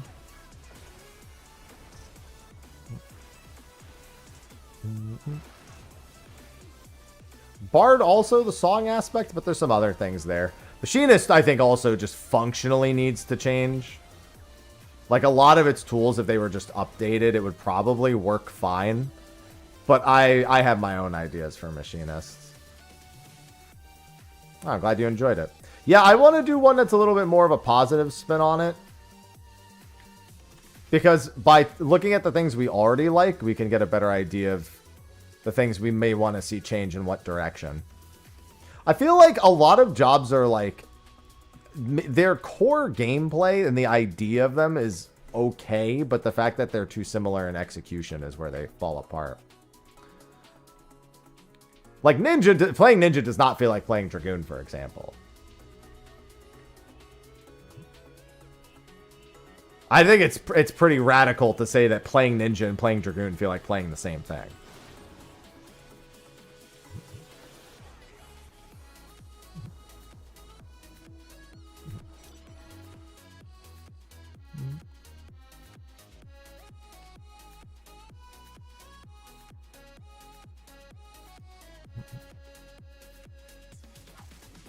I mean, I don't think it makes more sense.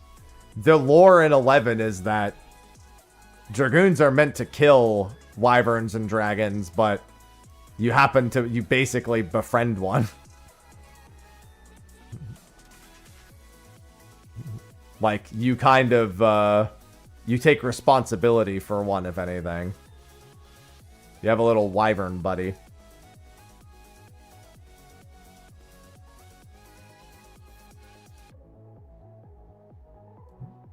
I mean, in 11, they're your enemy, too. The only one that's your friend is that one singular one that you basically saved. You kill every other dragon in that game with absolutely no regard. It's not like there's a sweeping amount of dragons that are your friends in that game. There is one singular one that basically your mommy. Your mommy or daddy. It hatches and you're there and it loves you. And your goal is to protect it.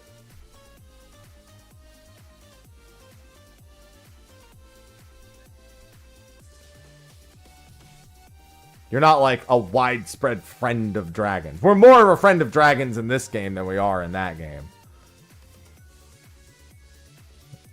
Good time to pick it back up. Well, we're about to start the next storyline. And all the expansion news will be next year. 7.1 through 7.3 have all been pretty good. There's a few ups and downs in like certain content decisions. Fort Tower not having a normal mode was a big one. Cosmic Exploration was okay, but got better with the second iteration of it. Pilgrim's Traverse has been mostly a hit, though the quantum portion of it, which was like an adjustable difficulty, is largely just kind of more like a 4-man ultimate style, in a sense.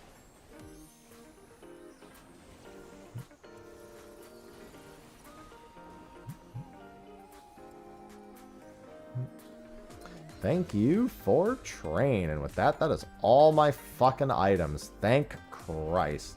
But it depends really what you want out of it. Dawntrail's content has been good. It was only really the 7.0 story that was contentious for a lot of people. I didn't mind it, but I wasn't wild about it. It's not my least favorite story in the game, that's for certain. I feel like there's been worse.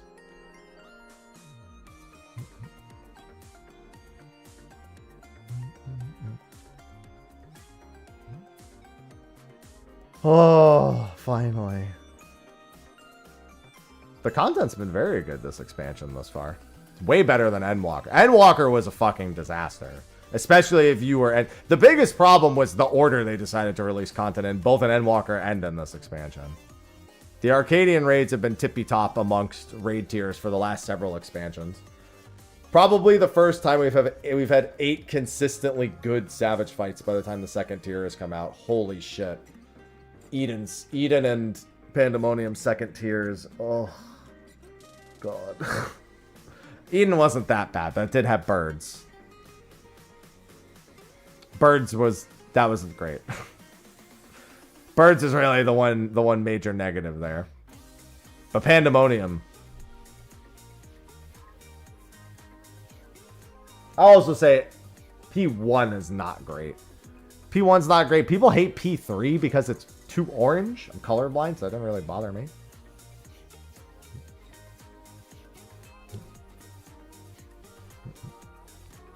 The biggest complaint, too much orange. It's a great fight. It's just very orange. Try playing it in colorblind mode. It'll be way too purple instead. Yeah, Endsinger was not good. Criterion rewards ass across the board. Some of the best battle content. Ass rewards.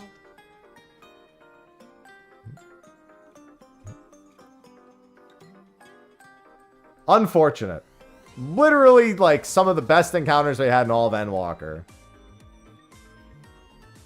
Well, the next Occult Crescent would be in 7.5X, and that's Fort Tower Magic, and that will have a normal and a Savage.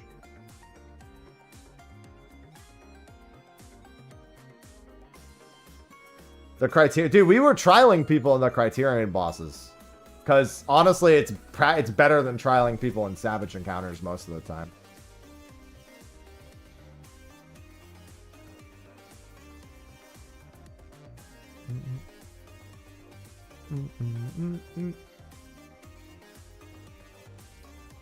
Oh, yeah. I haven't had Doritos in a hot minute. But yeah, the post-MSQ Dawntrail content has been pretty stellarly designed. The problem is a lot of it's geared towards high-end raiders, and this was the same problem Endwalker had, which they're trying now to kind of work on and do less of, where they have a lot of content that too much targets raiders. Like, Chaotic, awesome. Loved it. Too hard. Because the body checks make it not as approachable for the extreme trial crowd. The extreme trial crowd is normally about like 30 to 35% of the player base. It's pretty good. And a 24-player version that's on about the same pace as that could do that or more pretty easily. But as soon as they threw in the body checks, it was one step too far. It also released at a point where we really needed something that was meant for the middle to casual tier player, and not something geared towards people who were more in the upper, like the savage-ish interest level. That's what we didn't need, because we literally just got Fru right before. Like, literally it was a month before it was Fru. Like, so you went from Fru to Chaotic a month apart, and no average player is going to do either of those.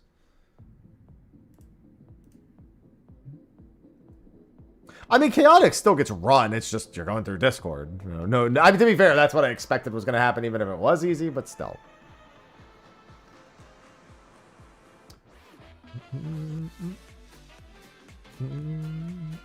Oh, yeah, and we did get a Cult Crescent, and we are getting an update to that soon.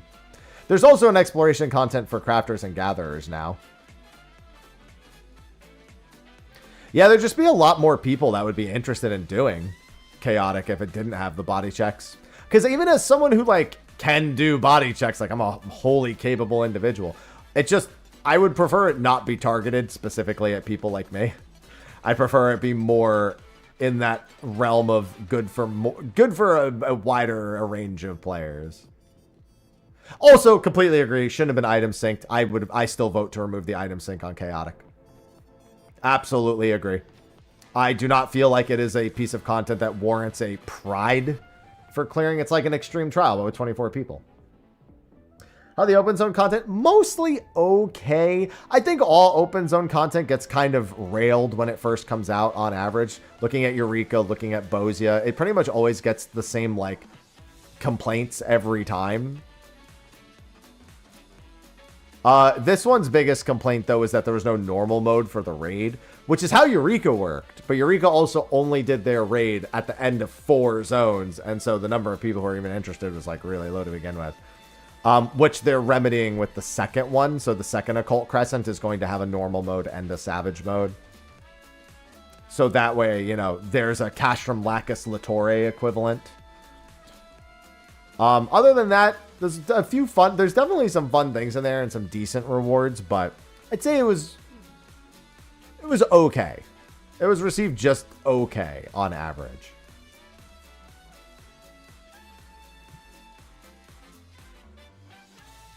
Well, the big thing is that for all intents and purposes, the most successful of all of the exploration zone raids is Eureka's Baldessian Arsenal.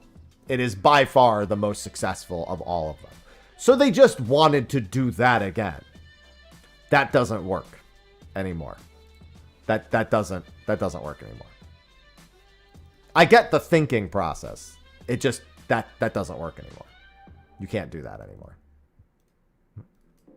That's just the bottom line. It just doesn't work that way. There's enough people that really need, especially, here's the big thing. Especially right now, it doesn't work. Because Endwalker did nothing for the casual player base. And Dawntrail started without anything for the casual player base. If you're someone like me, you had plenty of shit to do in Endwalker. You had plenty of shit to do in the early Dawntrail days. If you are not someone like me, you mostly didn't.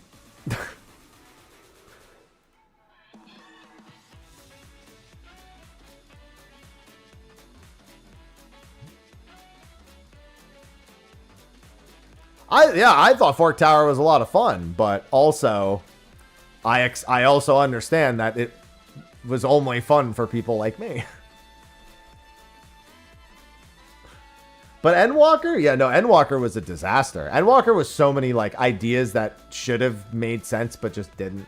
Island Sanctuary just ended up being, you know, the spreadsheet simulator. And then, you know, all of the criterions weren't rewarding enough to get the mid-core players interested. And then you only had the people mostly doing savages, or maybe some people revisiting the normals to farm the mounts, but not very many. Not to mention the VNC finder being a completely different thing. You had DSR, which was amazing, but top was... Abyssos top...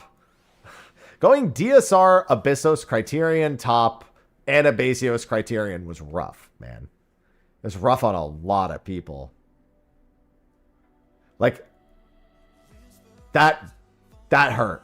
That was a lot. That was a lot on people's mentals. A lot of people skipped Criterion because of Abyssos and DSR and top. They were like, I don't have the mental capacity to do it anymore. Also, Deep Dungeon of Endwalker, Eureka Orthos, the worst of all the deep dungeons, by far. By far the worst one.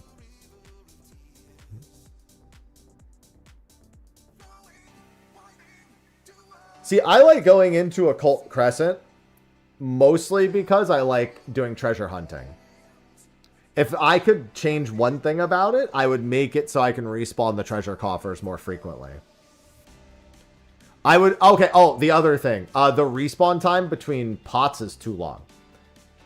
I would want the respawn time between pots to be no more than 15 to 20 minutes, not half an hour. Because that's the big thing I used to go back into Eureka and do, is I would do bunny farms. I'd go in, kill a bunny, chill for 10 minutes, chat with maybe the people around me, or chat with, you know, my actual chat. And then, you know, bunny spawns, kill, just go back and forth, blah, blah, blah. You know? And whenever I'm running around collecting my chests in Occult Crescent, it's good. But doing that outside of that, like going and doing like a gold piece farm, or going around and doing fates and CEs, it's okay, but it's not the strongest thing I could be doing. Big thing is that it's a leveling method, and it's a good leveling method at that. I'm sorry, not a leveling method. That was, wait. Yeah, no, I'm sorry. It's not a leveling method, and that's where they really could have gained people. That's what I wanted to say.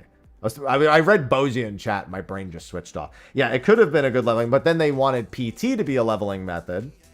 And PT is a great leveling method, but you could have done a lot for Occult Crescent by making it a leveling area as well. That would have gone a long way, because then the treasure hunting is secondary to the leveling as well. So you can kind of do them in tandem. And if I had known that, I probably would have slowed down my leveling at the start of the expansion.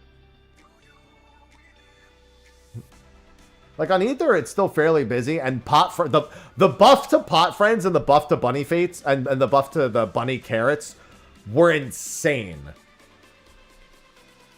And that's honestly, most of the people in there are people that are looking to farm the treasures now. Or they're working on their relic or something in that regard. And I do think the phantom jobs, while they're not as versatile, they do actually add a decent amount of fun stuff to Occult. But too much of it's focused on the Fork Tower, and with there being no normal mode, it means some people just don't get to use them for what they want to use them for. Like some are like almost exclusively made for the fact that you're going to take them into Fork Tower. Having the extra accessory hunt, especially if the accessories are sellable, that's going to be huge. I don't think they will be, but if the accessories that they're adding are going to be sellable, that's enough to get me to go in.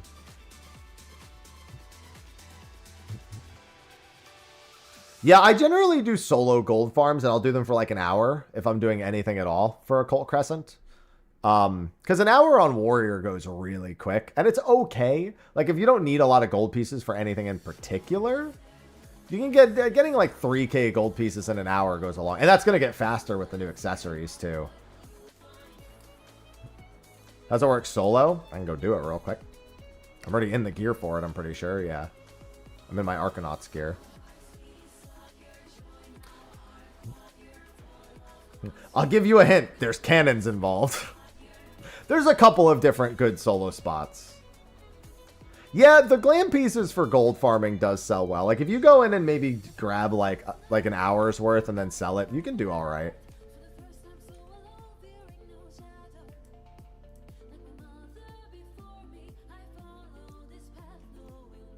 And the big thing is by gold farming, you are contributing towards respawning the chests. It's not as good solo. Like, if you're in the group gold farm, it's really good. But if you're not, you know, it's definitely not the speed I think you would probably want it today. Hold on, I also need to get myself to demons here. You don't need fully upgraded gear, but it certainly helps. This is just the regular +1 special attribute gear. None of this is upgraded to +1 or +2. That's what I do it in. Just having the gear at all helps. It's not the +3 gear. I could upgrade some of it. It would make it easier. In fact, do I have the stuff on me to do it? Let me see. Who do I talk to? You?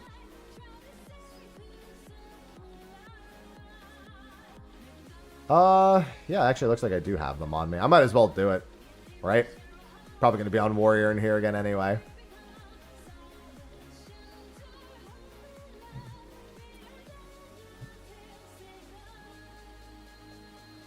Could have swore I had, but I might have more of those tucked away somewhere.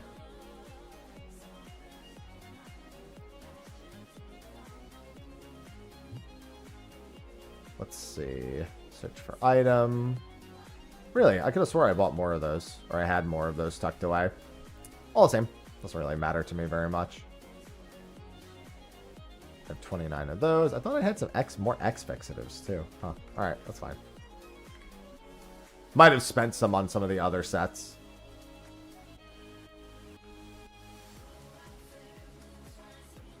Yeah, you don't need any of the plus set though. What you do need is this. And then I have all my keybinds set for it already, I think. Silver Cannon, Shot Cannon, and Phantom Fire, I think are the ones that I need. Yeah, Silver Cannon's the big one. Yeah, they did. What were the three? It was Mystic Knight, Gladiator, and what was the other one? Oh, not for the next OC zone. They announced the next one's for this. I mean, just look. You can just look at the Dancer. That's the other one. Yeah, those are just for this zone. The next zone's not till 7.5x. That's when the North Horn is. You can probably just look at the list of Final Fantasy V jobs and figure out the rest.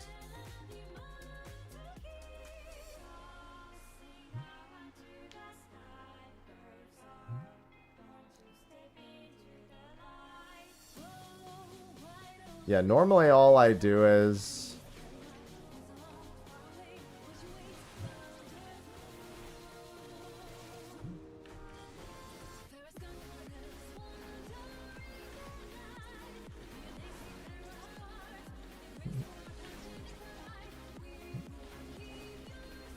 Yeah, I was also surprised to see the GBA ones.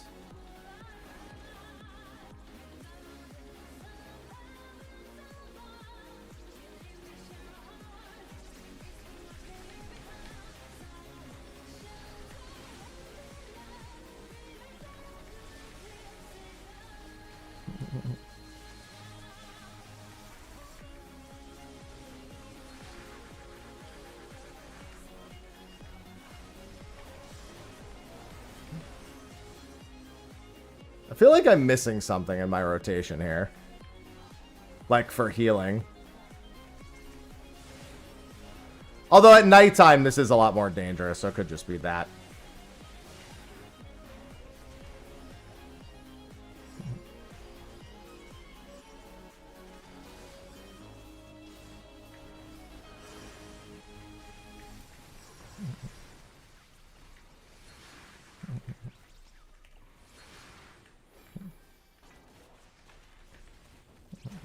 There we go. Hey! Get off me. Yeah, and then that just drops you a bunch of enlightenment pieces. There's another spot inside that's usually a little bit easier, but I don't think it rewards as many pieces. That's like 5 to 7 pieces each kill here.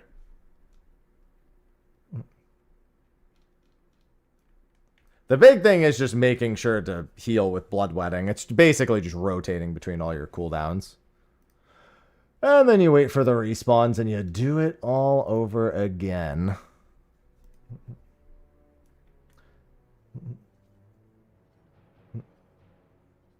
Oh, the phantom jobs are definitely transferring. There should be 6 more phantom jobs in the second zone. Oh, hey, Fork Tower Blood is here. Battle underway? There's a group in Fork Tower in this instance? Oh, yeah, look at that. There's actually a Fork Tower group in this instance right now. Would you look at that? 8 minutes left. It's probably not a clear group, but it's a group. They're doing it.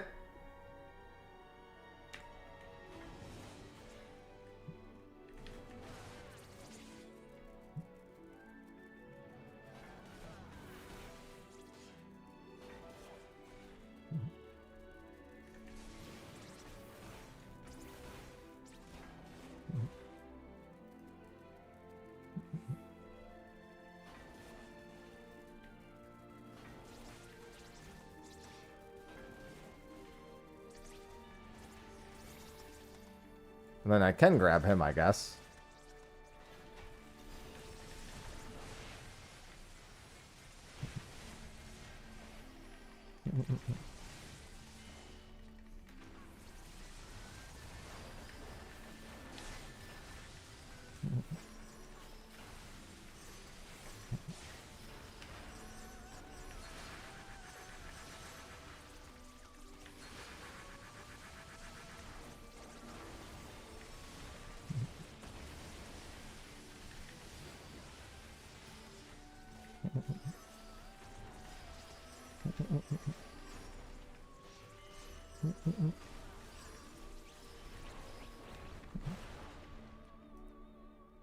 See? Welcome back, Cryodes. You have a Fork Tower tonight? Excellent. So yeah, you do that, and that's a few hundred every time you do that lap. Now this is only going to get easier and easier for solo farming too.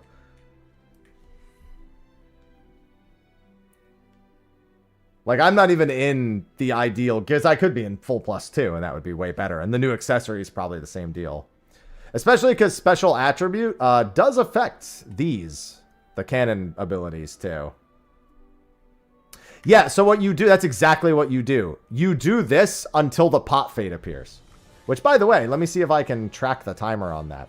Pot fade is 30 minutes after an instance. Does anyone remember the pop cadence for the pot? It's been a while for me. How much do you get? You get a couple hundred per pull. Usually. Or like 100 something per pull.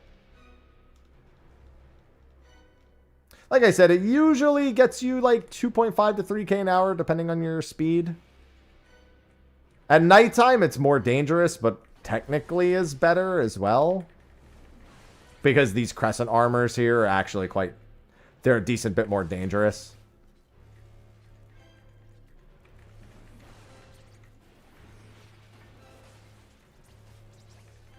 It helps to also gap close occasionally to like create some distance.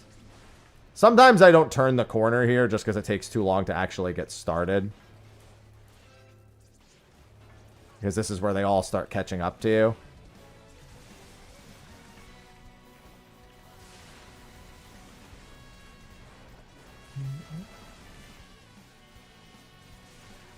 Actually, Cryle is going to be a main focus of the next patch story.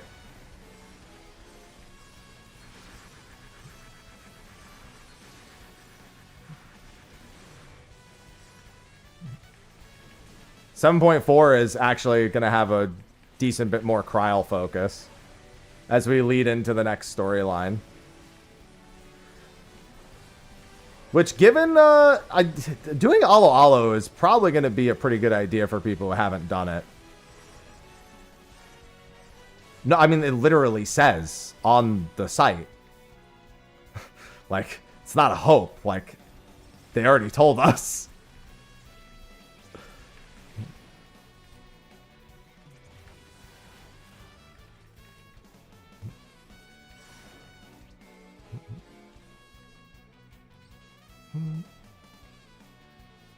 Does anyone remember what the pop cadence is for the pots? I forget exactly how long. I think it's 20 minutes into the instance they start spawning, and then every 30 minutes after. So it'd be a... Oh, actually, that means they would be spawning right now, doesn't it? No, it doesn't. It'd be 161... No, maybe it's 10 minutes? It would be 160, 130, 100? That doesn't sound right. I feel like it was 170, 140, 110 after the instance timer. So I feel like it was 10 minutes and then every 30 minutes after that.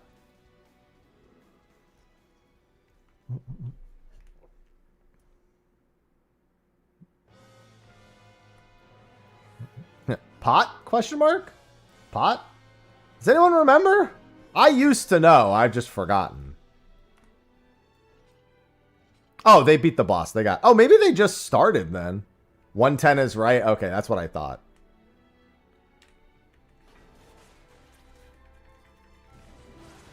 But yeah, doing this first. Oh, also, big thing with gold farms.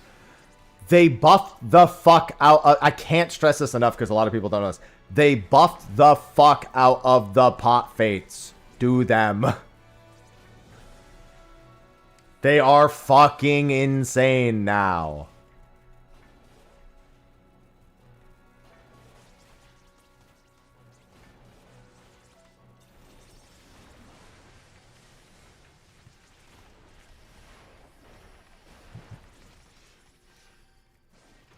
If you are in here, do them. Or don't do them so I can do them. That's the only other piece of advice is don't do them so I can do them.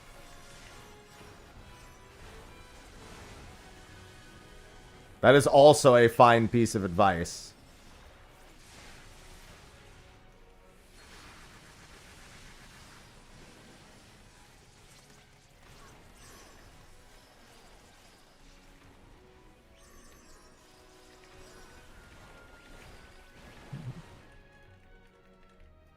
Yeah, because they're so good now. That's the thing. They're so cracked. There's no reason to not do them. Yeah, everyone will just drop everything they're doing to go. For those who don't know, if you get a gold chest on a pot fate, it is 1,600 gold and 1,000 silver. Plus, you have the chance to get the double.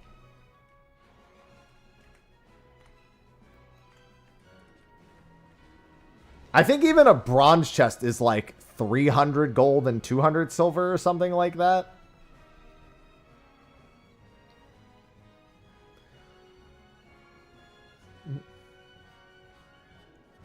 It's an insane amount. So when you're trying to farm gold for whatever reason, farming the glam pieces, whatever, it's quite beneficial.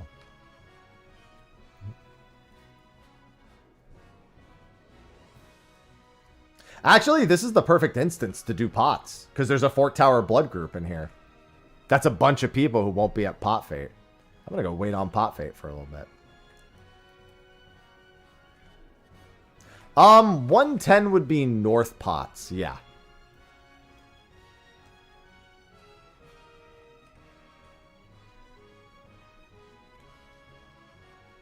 Because it would be 170, 140, 110, yeah, north pots. Yeah, like 8 minutes to wait, but it's not a big deal.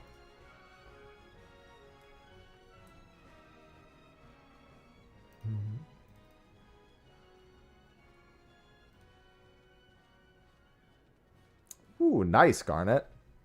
Halfway. Getting there. I'm really glad that Fena was so much better than the first planet. Everything about Fena was better.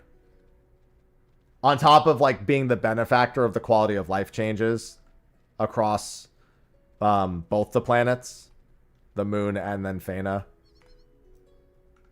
And I'm looking forward to the archaeology feature of the next planet. That's the kind of thing that we should have been doing. I mean, honestly, it just makes the most sense to do something like that. Definitely on the list of things that should, well, I mean, that you want to see. This should happen.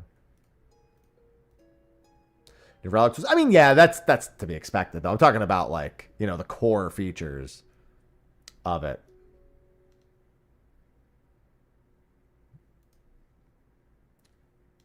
I'll always, you know, expect that.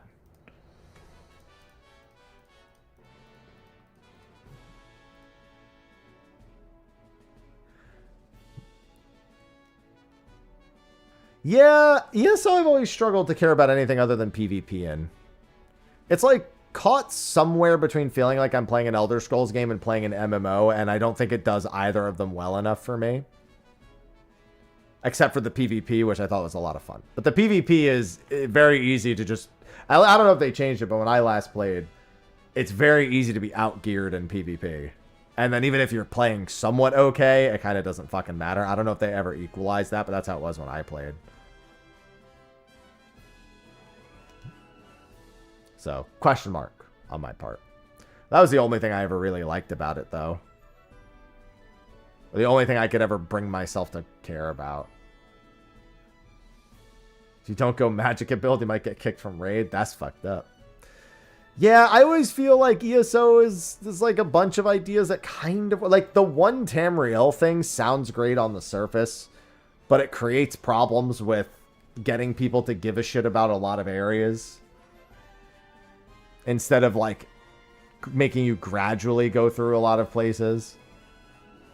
Like, functionally, it makes a lot of sense to do one Tamriel and, like, how it works. Like, it's a very Elder Scrolls way of doing things. But the game itself doesn't really feel like it's built for one Tamriel. It's, like, kind of caught in between.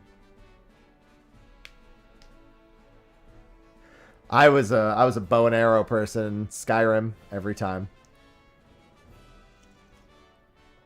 I was trying to one-shot motherfuckers with a sneak build every opportunity I could. That's what I did in Oblivion. It's what I do in most of them. Oblivion and Skyrim, I try to do a sneak build. Which, you know, in an MMO is not the easiest thing to capture. In terms of feel-good options. Little tough. I actually found a screenshot the other day. 8 days after Skyrim came out while I was in college, I had 87 hours of my platinum trophy in it. So that was fun.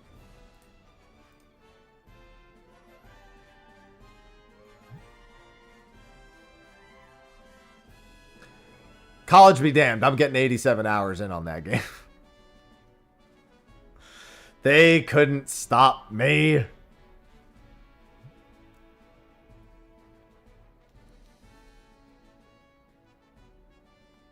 Oh, that felt good.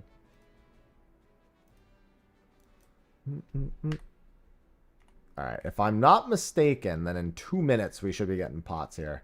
Oh yeah, 7.4 is the start of the next storyline. And I'm really curious where they're going to go. I had predicted some of what we saw, but I really want to get more information that pushes us in that direction. The Arcadian also... Love that raid through and through so far. It's one of the best overall raids I think we've had in a long time. Both in terms of execution and story.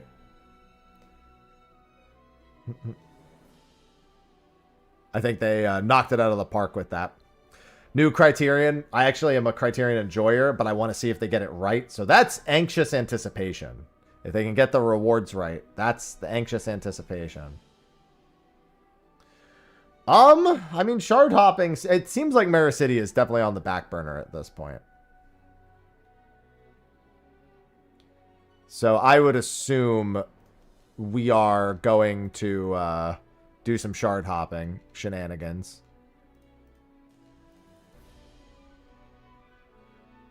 Am I done with my tone? Yes! I have got everything. I have all 60 Arcanites. We were talking about Occult Crescent a bit, so I wanted to pop in and maybe grab some... well, actually, hold on. I don't think I have very many chests spawned at the moment.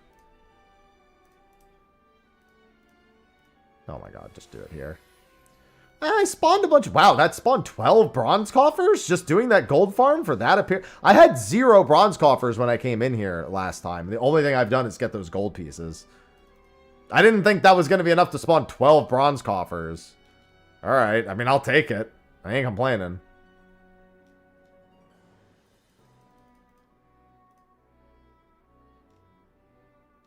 Well, this is the pot fate. Oh, you mean like recharging it. It's based on gaining currency from fate CEs or killing mobs. That's how the recharges always work. So like when you do gold farms, it respawns your chests as you earn gold pieces. And when you do fates and CEs, it respawns your chests as you earn silver pieces. However, opening the coffers from bunnies or pots does not respawn the chests. That's the one source of it that doesn't do it. So the gameplay loop is usually do a bunch of Fate CEs, open all your chests. Do a bunch of Fate CEs, open all your chests. If you're looking to get the most out of that particular bit of it. Fade up? It sure is. Like 2 steps to the left. Thanks for pointing it out. Holy shit. Good thing you pointed it out too, because I might not actually get... Even with... Yeah, I actually won't get gold for this. I'm not in a party, so... I'm just going to try to do Tomahawk. I really needed to AoE. Well, I thought I was standing on top of it. I was off with where I was. Tomahawk spam might be enough with this few people here. No. Unfortunate. Yeah, I mean, that's on me. I wasn't paying enough attention. Let me just remember where it is on them. Okay, it's south. I thought it was more over here. I thought it was going to pop up on my screen and grab my attention, and it didn't. Also, not being in a party when it dies that quick is rough. Should probably have shouted LFG pot. But just LFG pot. I actually want to do a few more of these and see if this respawns everything. Because that can make gold farms in here very interesting for money. I don't know how much the glams... Actually, let me go back real quick.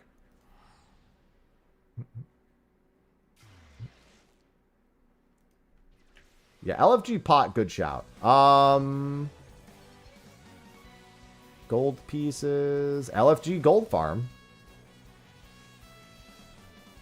I don't know how much any of this stuff sells for. Gold me, gamers. Yeah, look, they're trying to put gold parties together. I guess we could go take a peek. Just spend some gold pieces and then go take a peek. This is actually important. I should know this ahead of the next patch. When we actually do come back in here. So let me pop back over to Crystal real quick. Because I've never sold any of these, so I don't know how much they even sell for. Because that really does alter how incentivized you are to do that kind of stuff. No, I had killed this, but I mean, you can imagine what my opinion is on that.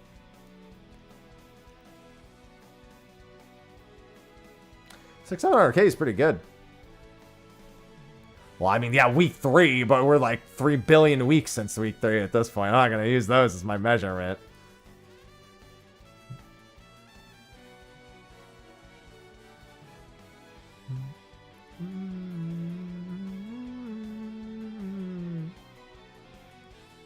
I think my Discord was actually talking about Amazon's AI dubs and how bad they were. I vaguely recall that.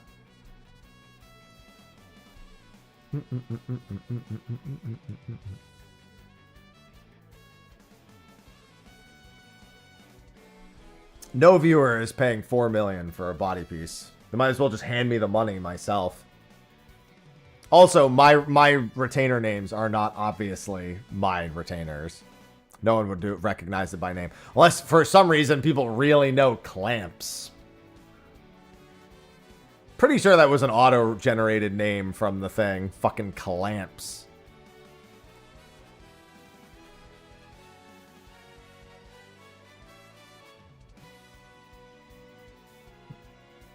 Good old Clamps.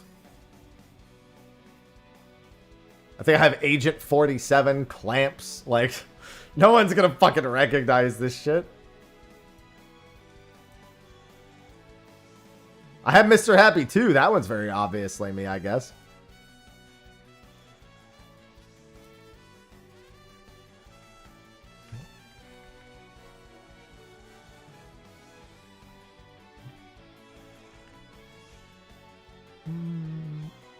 Alright, and then here, these are... What?! Sickos.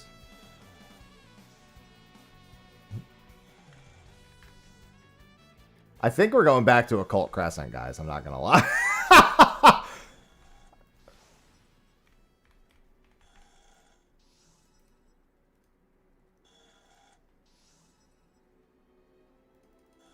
The question is, how long will they take to sell?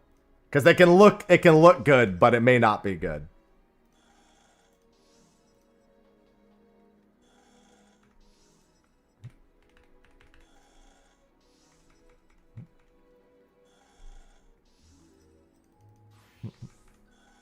Let me put all these back on the market in the first place. I don't even remember what I had on these dudes. Oh, I know what you had. Corgi. Yep. I actually need to buy another one of those soon. Not specifically a Corgi, but I do have to spend my points soon. I'm about to be capped on fox leaves. Alright, now we leave Crystal again forever. And by forever, I mean, you know, for now.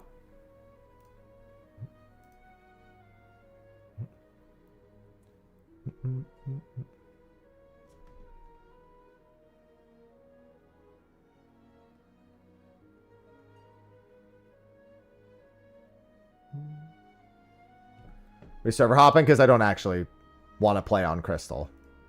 I had to go home to check my boards, and then I'm going back to Gilgamesh, where I belong.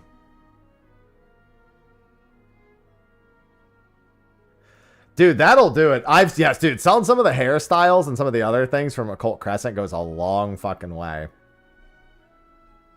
Occult Crescent is still a good gil, if that would be your motivation. How was Trial today? It was good. We're locked in at 8 out of 8 now. We'll probably have some raid nights next week.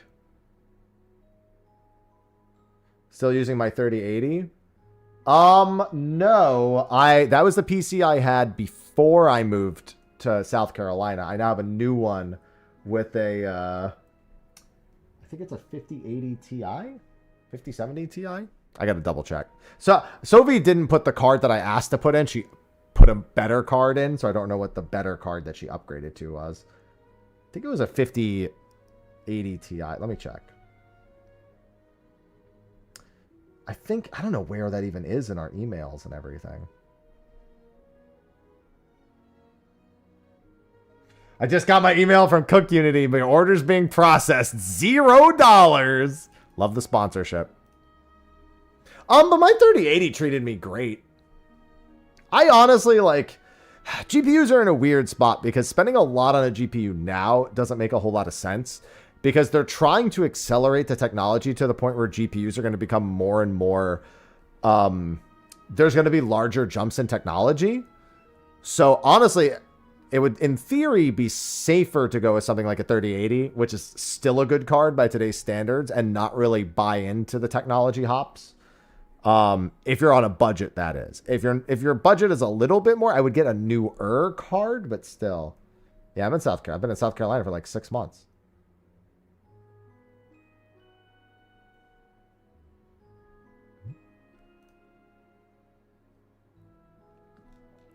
It depends on budget, but if you can splurge for something that's slightly newer generationally, it's probably the better way to do it.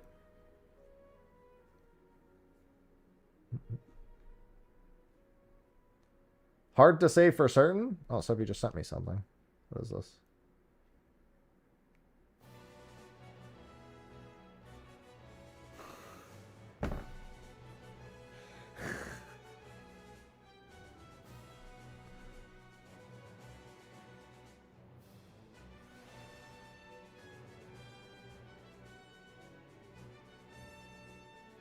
Sophie just sent me a TikTok.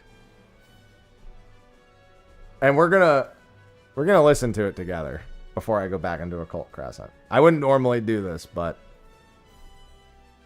I think you'll want. I think it'll be of interest to stream. because I just learned something brand new. And I want to share it with you. Did you know that there is a new meta that is causing unparalleled controversy within the Bird Game 3 community? Bro, give me back my fucking head, you stupid fat piece of shit, bro. That's my last egg. What the fuck does the dodo get a glider? Slide with my ass. This is bullshit, yo.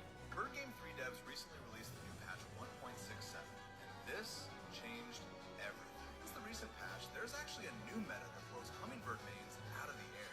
Shoebill mains have long been clowned for being big, slow tanks that get easily countered by eagle and ostrich mains. But they just got a set of buffs that nobody saw coming. And these buffs are absolutely game-breaking. Been able to counter the new Shoebill? And if so, what did you do to counter it?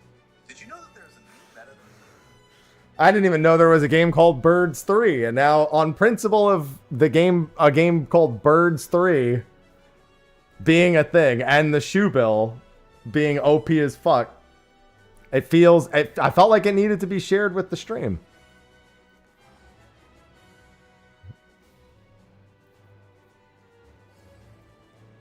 It's an AI game. My bad, squad. Fuck. You were fooled, but it's still so funny. Oh, it's not real? Damn.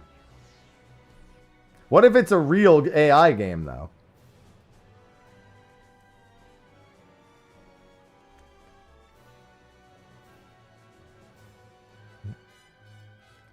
That's honestly 10 out of 10. If this is where AI games are going, consider me on board.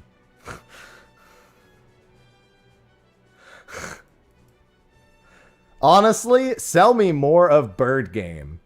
Because now I want real Bird Game. Here's what you do. You take the AIs. Now we need to make Bird Game. Is what we need. That's the problem. I now am fully on board with Bird Game. And I need more Bird Game in my life. Real or not, I'm in for Bird Game. This instance is fucking weird. I have no idea when pots are in this. Wait, 110, 80, 50, 20. That would mean that they're spawning in 6 minutes. So let's do... So 170, 110, 50. So it'd be south. South pots.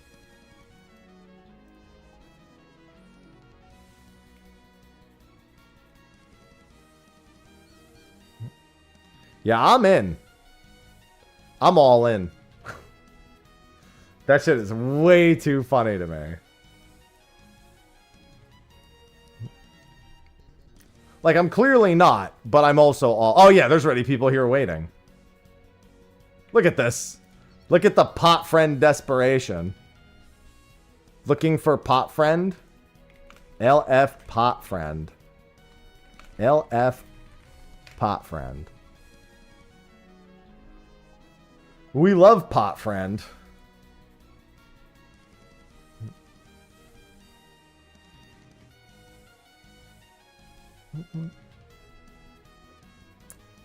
Excuse me, fellow pot frienders.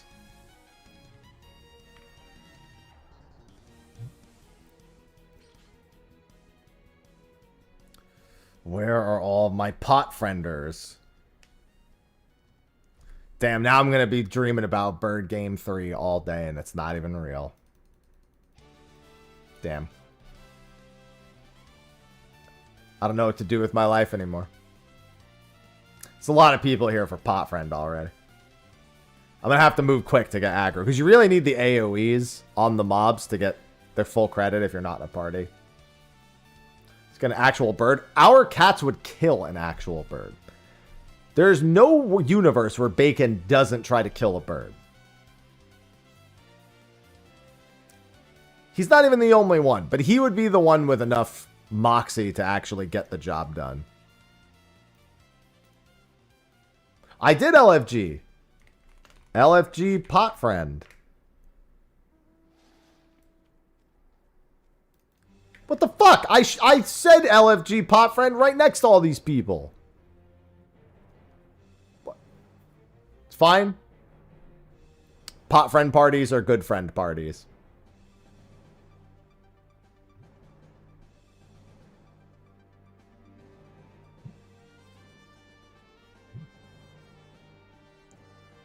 I remember Aloha when we had what's it called? An aquarium. He was desperately trying to do anything he could to kill that fish. I think that fish died from stress. I don't think Aloha ever got near it, but I'm pretty sure that fish died of stress from Aloha trying to kill it.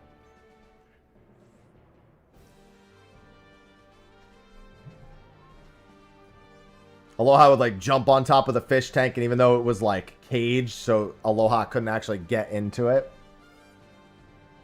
I think the sheer stress of constantly being under threat was enough to kill that fish. Fish are very fragile creatures. Kind of expected, given that they're not supposed to live in a small fucking tank.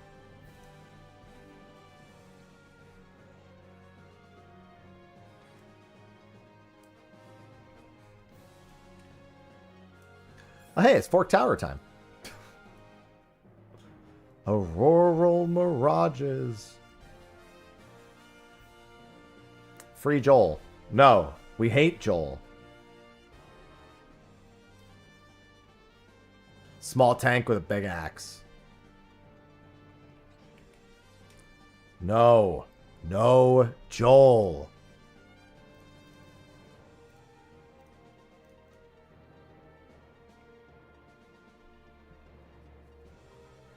Oh my god, I should add a thing to the wheel, replace Mr. Happy with Joel.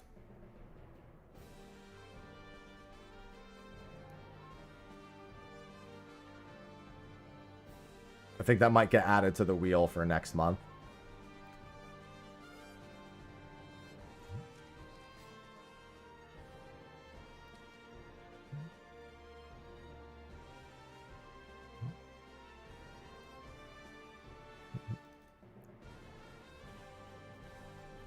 No. Damn fish.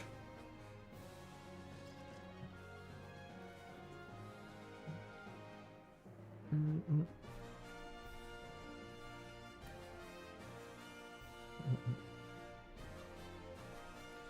not a fan of Joel. He's always flopping around.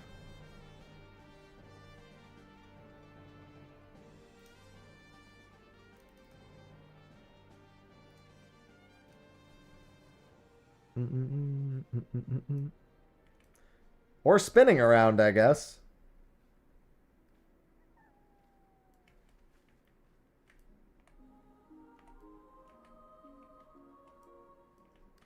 Oh, pot friend. Should be any second now. Yeah, 1 minute. 1 minute to pot friend. No, no barrel, Joel. Hey, you. How about no? Have you considered no?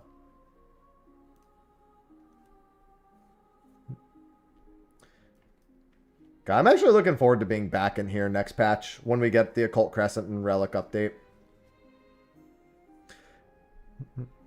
Just even being back in here for a little bit.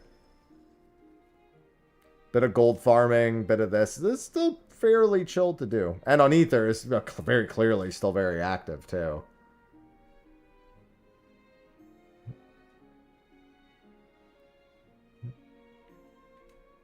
Probably 7.45, I'm going to guess. Given that Savage is a couple weeks after patch, I'd assume it'll be like another month after that.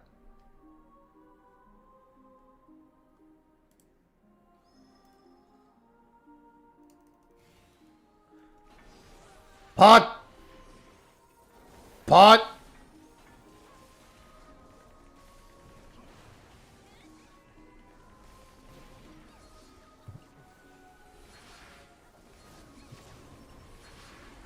Yeah, definitely full credit this time. Pot, pot, pot, pot, pot, pot. Wrong pot. That is not pot, friend.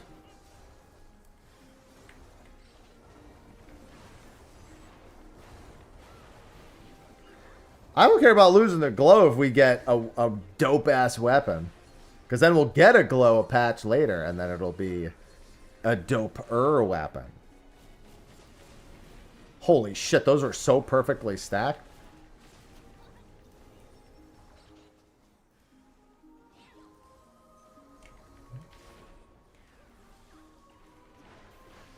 was okay with Endwalkers. Some of them. But too many of them were a little too similar. Thus far, these ones are all pretty unique.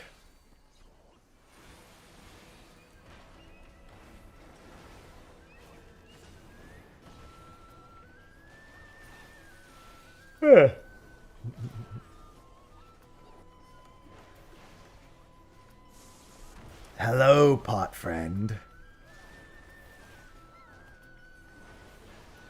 I am good friends with these fellow pot friend enjoyers.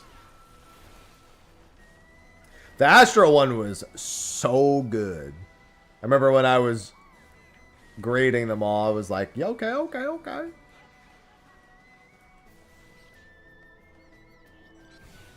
Let's go, pot friend. Far, far to the north.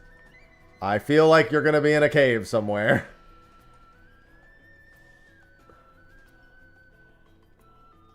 But what if they do, Elo? What if they do?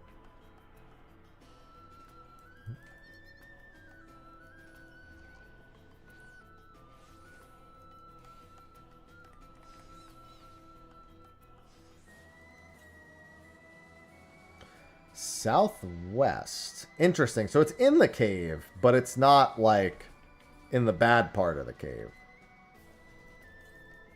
It's in a good part of the cave. Maybe it's not. Because now it says just west, which is... I guess we'll find out. It's definitely not in the deepest part of the cave. Oh yeah, it's close by. It's not in the bad part. It's like right here somewhere. It's like up here.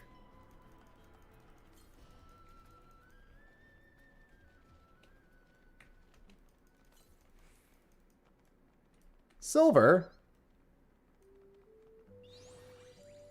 No second pot. Yeah, the silver was 300 silver and 480 gold. I mean, Cortana on Paladin is literally a certified classic. I don't blame anyone for having trouble changing out that one.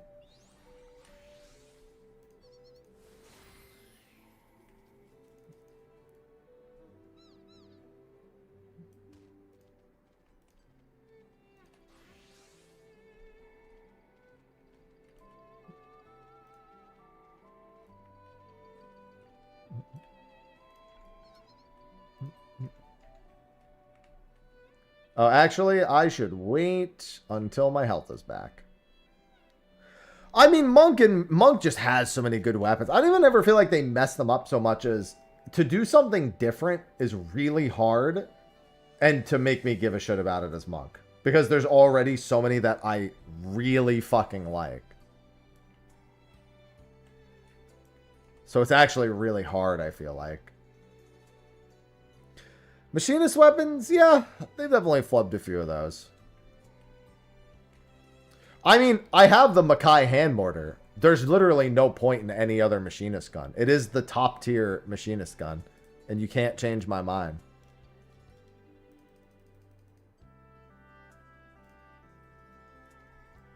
Why would I want anything except the Mackay hand mortar? For those who haven't seen the Mackay hand mortar,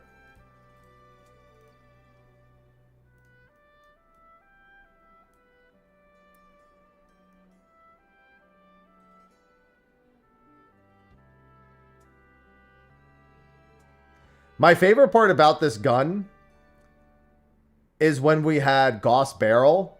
The barrel was 3 times the size of the gun.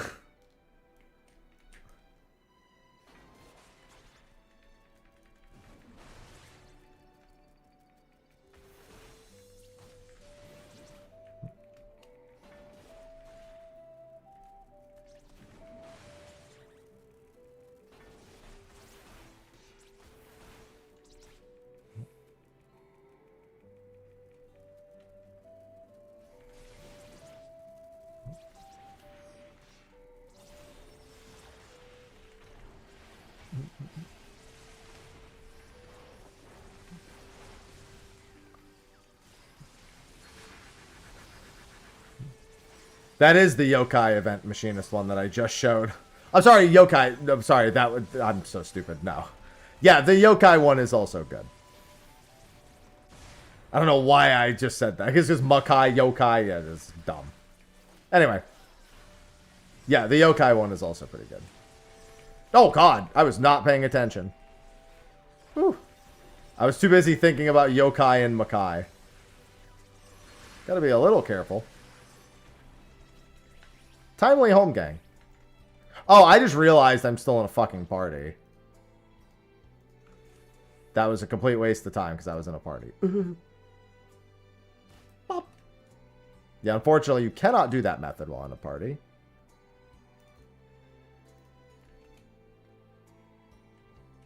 I don't know. Amazon? Probably Sega? Just be like cactus cat bed. No, I want a life-size one for me. Oh, okay.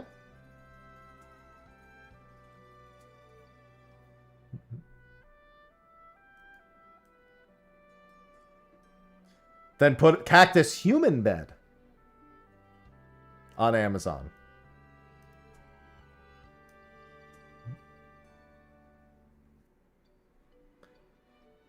There you go. We've altered the search. We fixed it.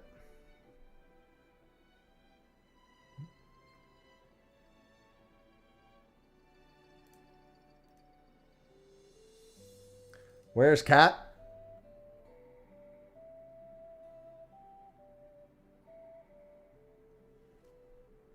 Right there.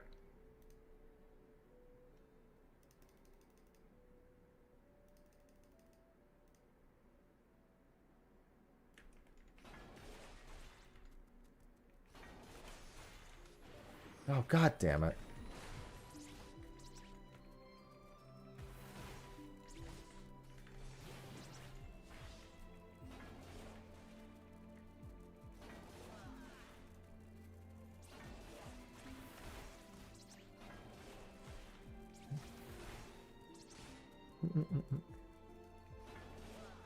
I mean, I would love to have a tag team match with us and Black Cat against the two brothers for the second fight. Something like that's been in my prediction wheelhouse.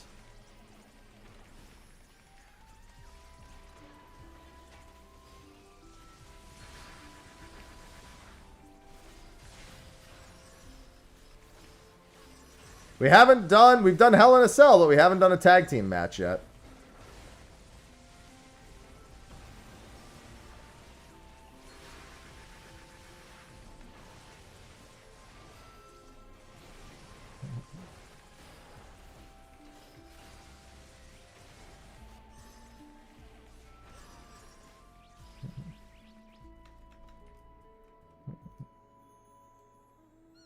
I'm never progging Savage as a healer. Because I would never do that to a week 1 team of mine. They'd have to be so tolerant.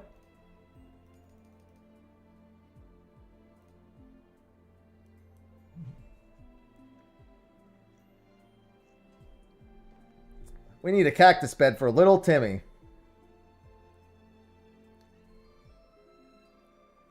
Well, the big thing is that there's 4 new characters shown, and I sincerely doubt those are all of our opponents.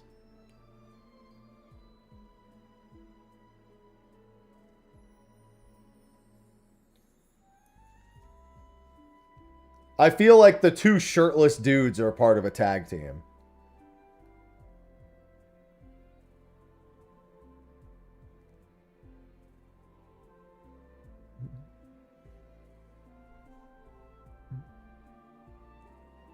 And I don't think the champion's going to be the final boss either. I feel like the CEO is most likely. And I don't think the CEO is the champion either. Which would be the other possibility.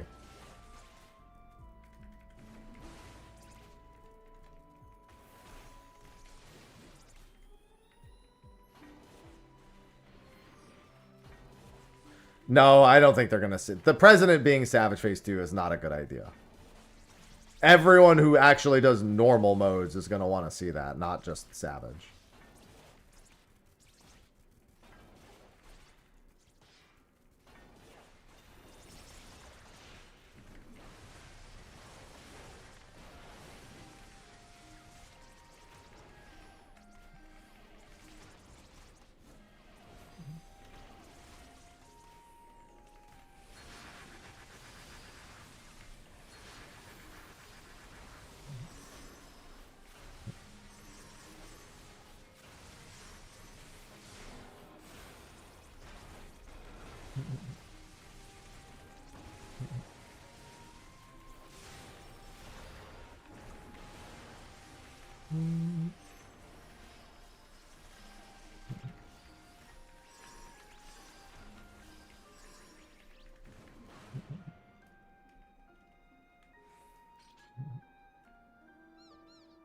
Yeah, it wouldn't be a bad idea, Ilo. For those who want it. I probably wouldn't use that, but, you know. That's not the point of quality of life. The point of it is existing in the first place. I mean, that's the most common theory, Dan. I think you'll find most people think Mogtome is the mastermind, president, CEO, however, or just straight up the mastermind, one way or the other.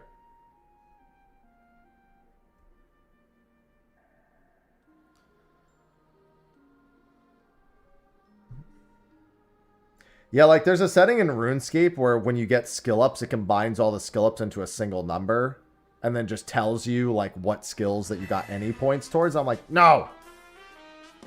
Marty, thank you for the 6. Nice. Nice.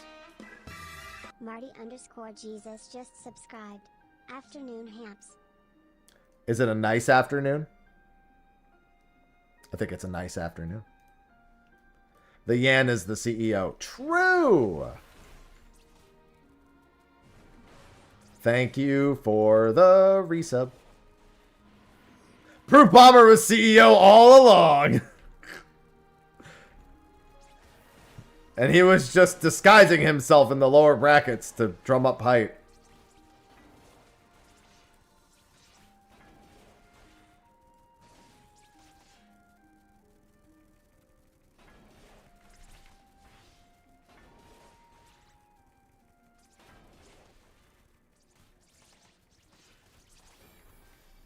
Yeah, that's about what I remember happening last time I did this.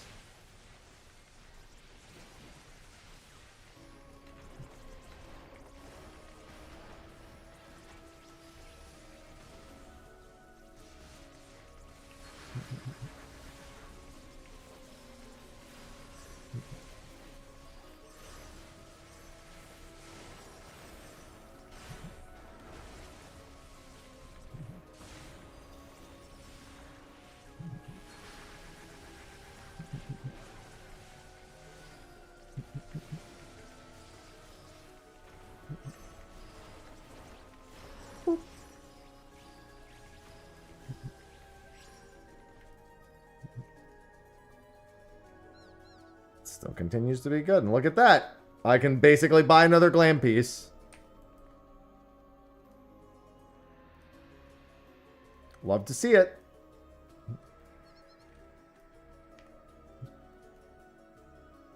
It's a busy instance. I mean, I guess it's a weekend, so I can't be too surprised. It's a little busier than it normally is in my experience. I think I've got another like 15 minutes to the next pot fate. Something like that.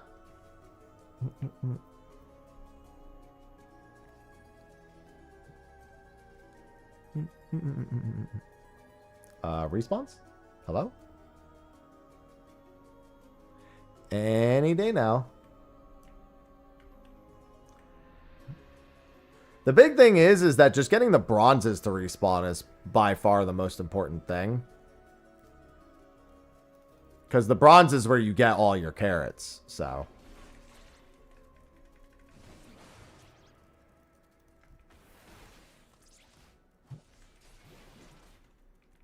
And your carrots is where you get some of the money other than the pot fate.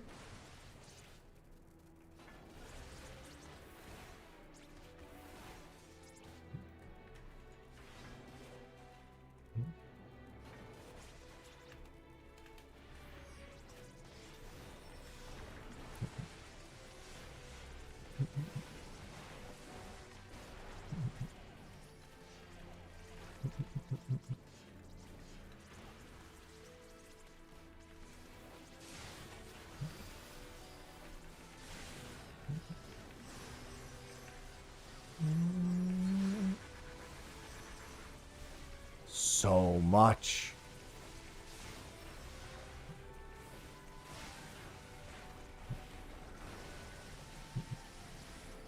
So many big number.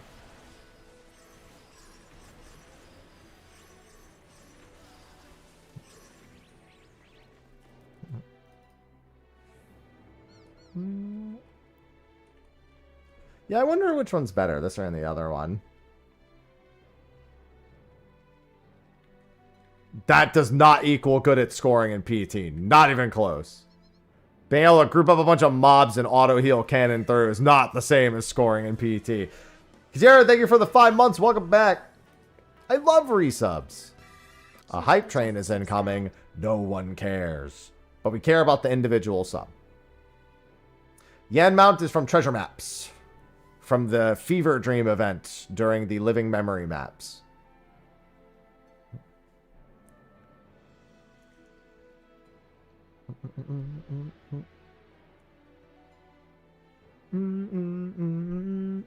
What is this?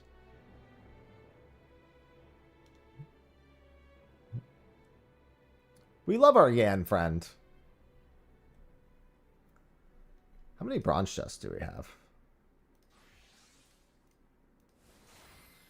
22? Oh my god, I've barely even been doing this. Like, relative to the amount, I didn't realize how quick it was to recharge those chests with gold pieces. Well, you won't see it anytime soon if you're not doing them. That's for certain.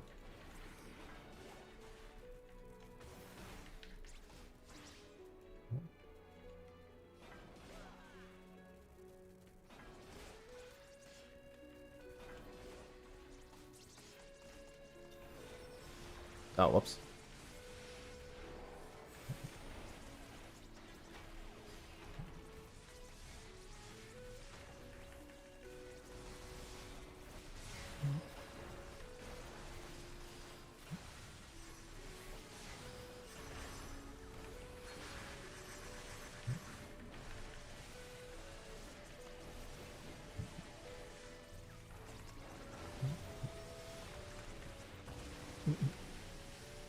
So much healing. Yeah, but it's very specifically from the Fever Dream event during maps. And only during those maps. That's the important thing. Is it's not just any map.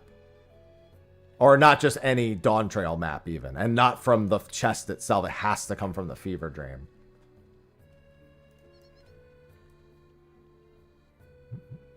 That's the important distinction.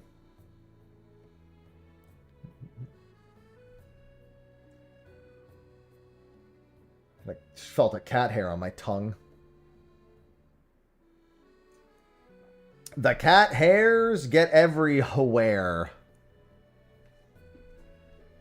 Another downside to having 5 cats. But fortunately, they're fluffy.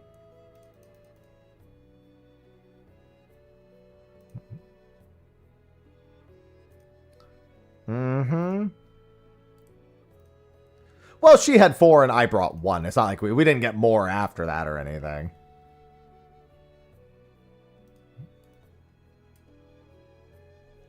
And that number ain't going up, no matter how much people try to pressure us into it. Oh, just get... No, don't. Once you start adopting strays, it's just... Never gonna... Just call, just get them picked up, take care of. Just find a no-kill shelter and get them taken care of.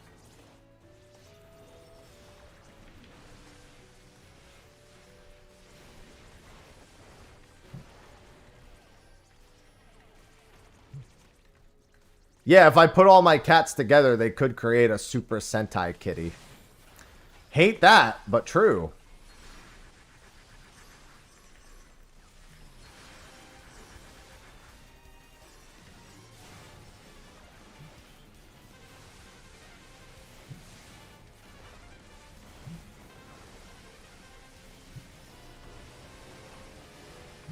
It's funny, I only came in here to show the example of farming the gold pieces, and now I'm just farming the gold pieces. This wasn't my intention.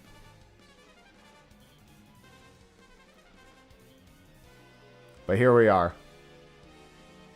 The Kitty Zord.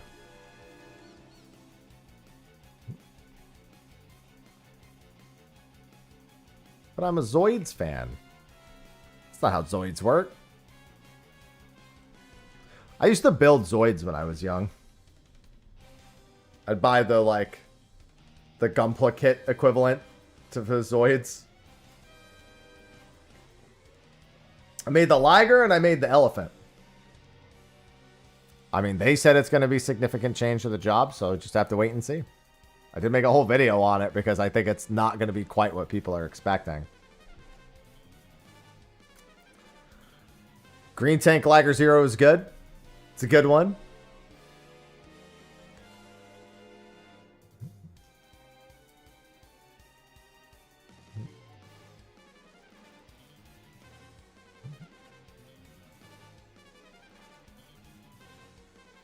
You know, I'm just remembering. I've done a few things in Osiris over the past couple days, and I totally forgot I have a fighter torso now. And I have not been bringing it to things.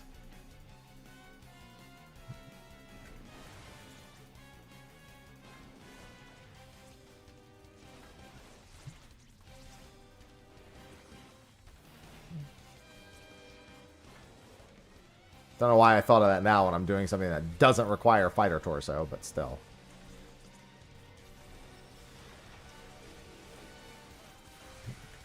Oh, whoops. Didn't mean to do that.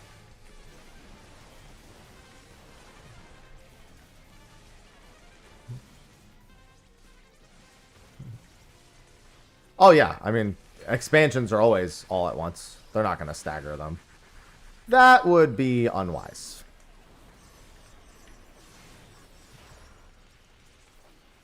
Very, very unwise. Expansions are all about big changes. Especially in this particular case.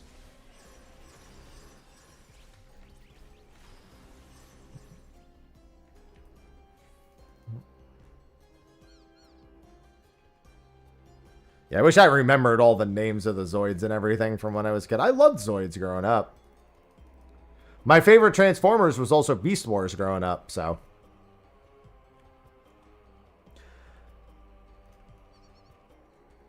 Yeah, I think it's just going to be a lot of fundamental, how do you get to the point of dealing the most damage changes.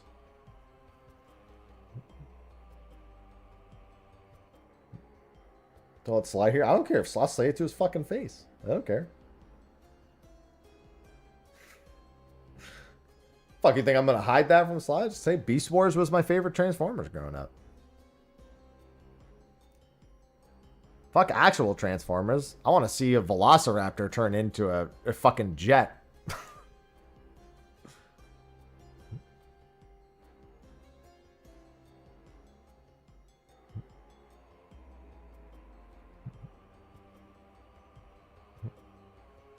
Now, yeah, but imagine if that dinosaur turned into a jet.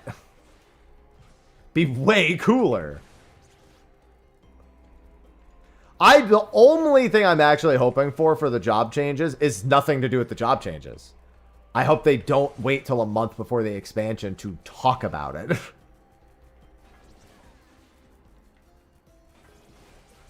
Like, they have to say or, like, tease something ahead of that. Is all. Like, don't get me wrong. I don't expect them to break down every job and how it works ahead of, like, as close to the expansion release as possible. I just don't want a situation where it's like there's too much time left to speculation. They usually, I mean, it's Media Tour where we usually get job information.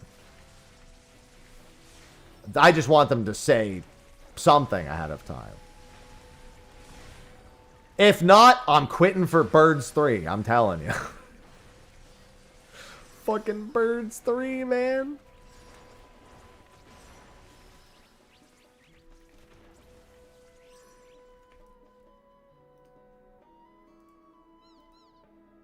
It's not even real. No, it's shoe bill meta.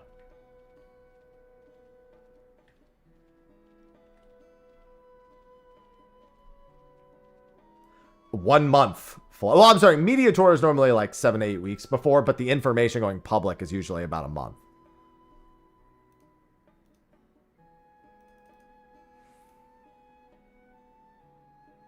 Which would mean it would probably be in January, the media tour itself. Any specific? I mean, yeah, probably, but there's no way of knowing. I don't think we're going to be going around the 9th specifically. It's just, I feel like shard hopping is going to be... I mean, we literally have a key for interdimensional travel. Remember that. February or March, Flo. It's on pace for that. 18 just subscribed. Doc Ray, thank you for the 98 months. Welcome back. Welcome back. No, it won't be 2026. Tell those people that there's no chance that they do FanFest in Japan on Halloween and then go, see you next month.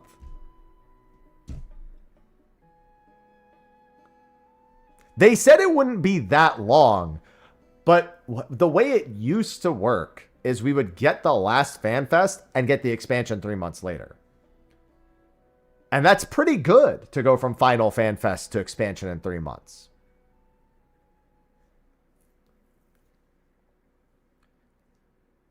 I think only Heavens, a Realm Reborn going into Heaven's Ward and then post Shadowbringers COVID Arrow haven't been like that.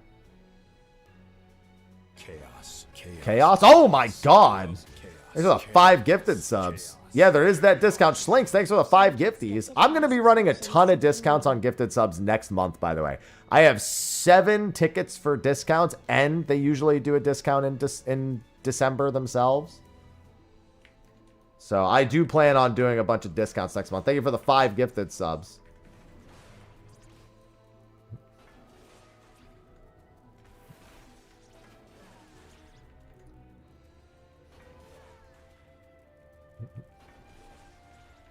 Should be a good time with all the incentives. And I've already thought of some new ones to add in. Some stuff that I'd be interested in exploring on that. Chaos.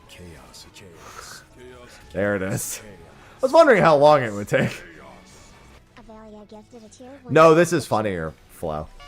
Honestly, the only reason I leave it that way is because it's funnier. Unironically. 2.5 after FanFest? Yeah. It was after, at the very least, it was after 2 of the FanFests. Because we got the full trailer at the last one.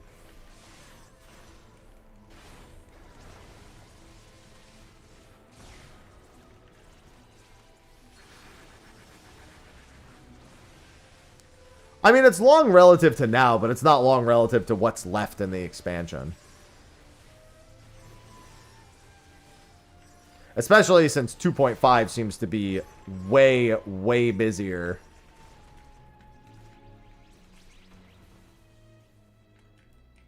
Alright, I think we're going to go wait at North Pot. Oh, no, I missed it! Oh, fuck, I mistimed it. Alright, well, I'm not going to make it in time. There's no way. I was like, oh, I've got like 3 minutes. No, that's right. It's half an... How is it not? Maybe I will make it. Thank you for gifting to Nightbot as well. Maybe it's just slow to be completed. Maybe it's like scaled up.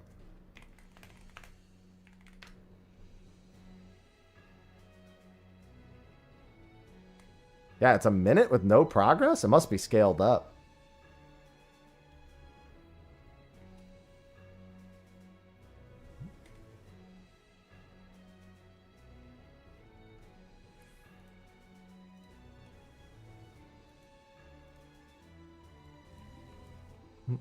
Perfect.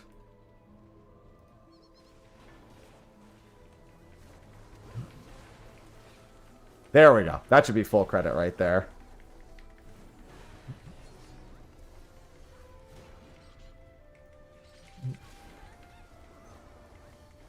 Oh, I just realized I don't have this up. Alright, that should be enough time for me to get full credit. With the AoE especially. However, this looks like more than 20 people, so I'm not guaranteed a pot.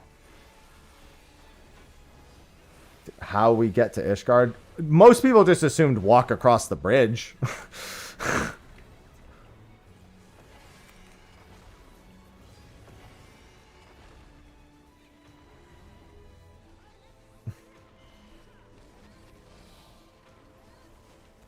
Don't think we really were like, oh, we need a like really good reason to get there. Like, yeah, there'll just be something. And then, you know, the whole Amaric thing started happening. Like, oh yeah, we're just working with them on the problem with Shiva. And that's it. Now we'll have a good relationship with them and everything will be honky-dory. And then we got there and they're like, we hate you. We're like, oh, okay. Fair, understandable. Have a nice day.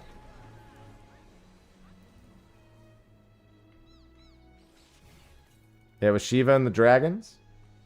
It all worked out.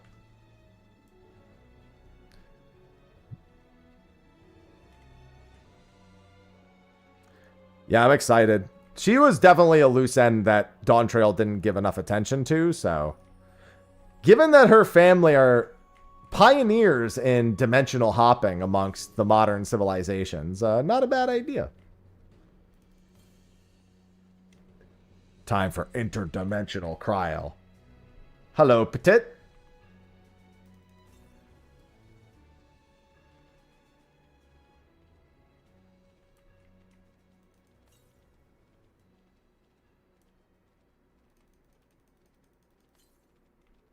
Well, remember that her parents are not from the Ninth.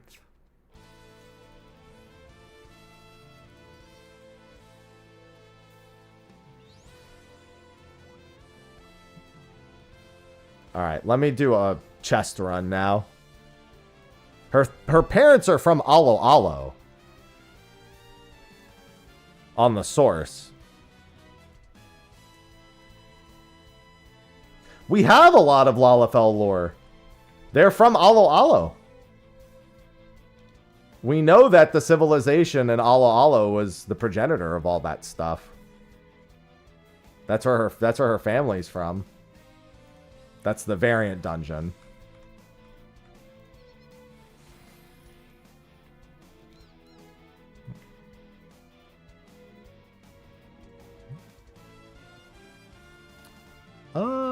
Let me do this. I don't remember the exact...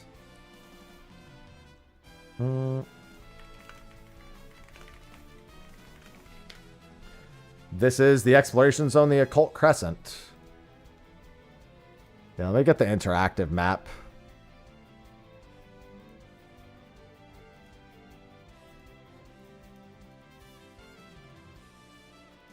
There we go.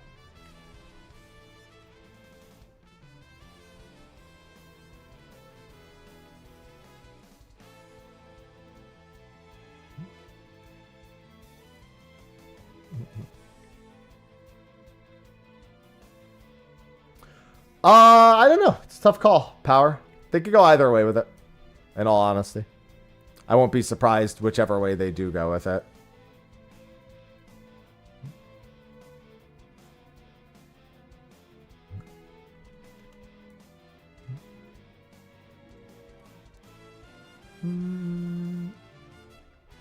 We do have the new accessories, though. In the immediate future, we can focus on those.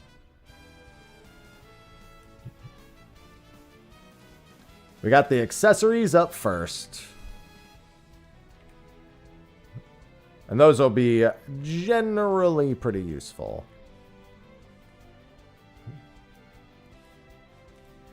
I mean, yeah. Unless the Discords just suddenly decide they don't feel like translating it, yeah. Yeah, and the current OC. They're adding them with the next relic and the next phantom jobs. They drop from every activity inside at a super low rate, and they're going to be Occult Crescent focused ones.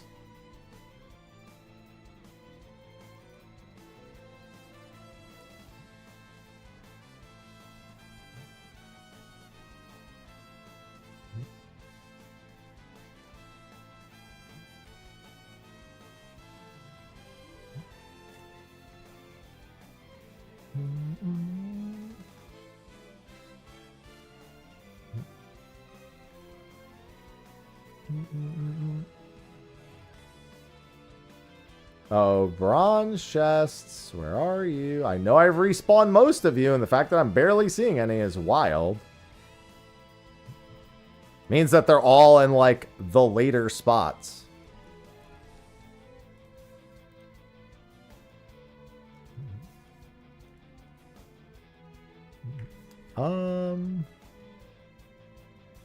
Yeah, let's go this way. Just have to remind myself of where most of the bronze spots even are. I used to remember them all fairly well. And there's one up here. Where are all the bronze chests? I respawned like almost all of them.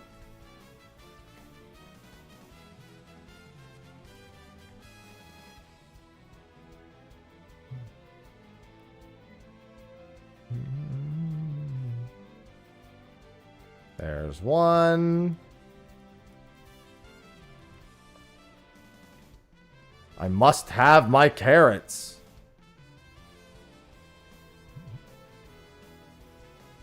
Silver chest isn't here. What about the bronze chest? That's over here.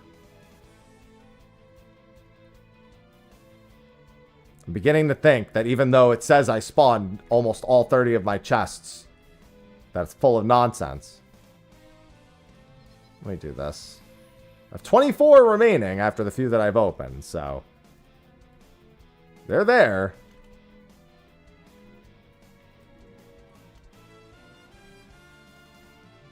They're there somewhere. They're just not in all the places I'm checking.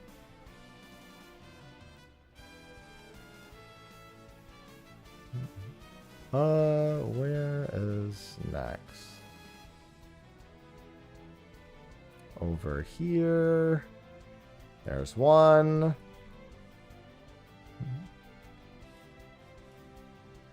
And then there's one up the hill. Oh, there's also one all the way over there. That leaves 23 left.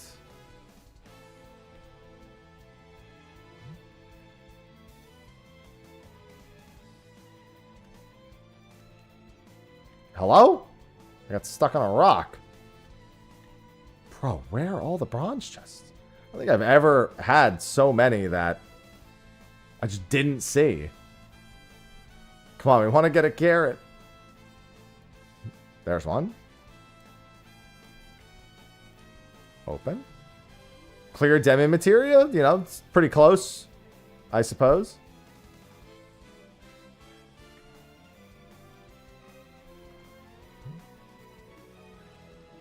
And then there's one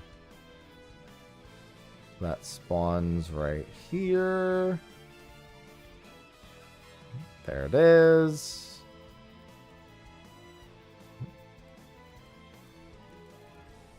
And then one over here.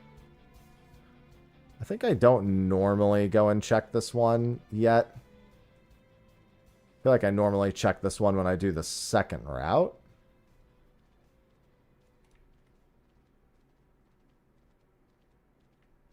There it is. Hey, look, a broader otter. What both starts with C? What are we talking about? The carrot?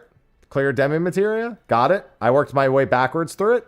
I'm not that stupid, I promise. Maybe. I can't make that promise. Shut up. Anyway.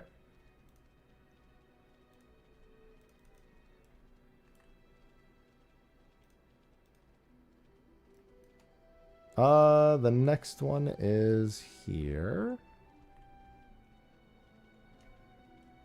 There it is.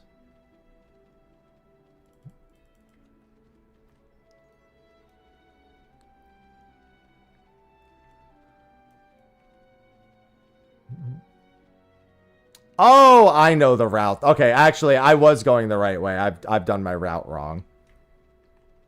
It wasn't that good of a joke.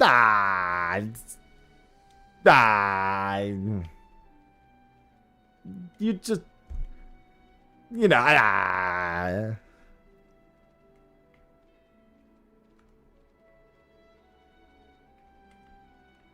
I always forget where this one is, if it's even here.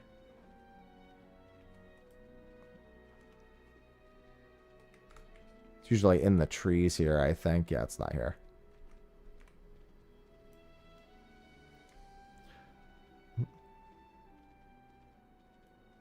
Yeah, I normally follow this route and then go up here. Is that normally what I do? That doesn't seem right either. I could just go in here and just do it this way. This will make just as much sense. I used to have a particular route for all these.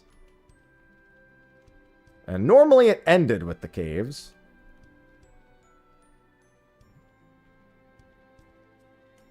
No chests. Where are all of my chests?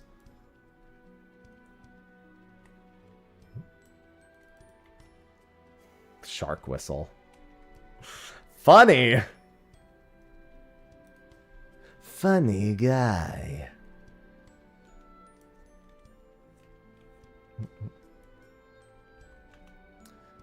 Yeah, maybe making the shark whistle come from all of this and then also putting it on the loot table for way too many things for Fort Tower was definitely a miss on their part.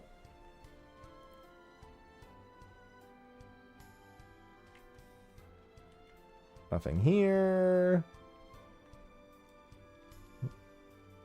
Nothing. Oh, there's one. I don't think that's one of the expensive ones.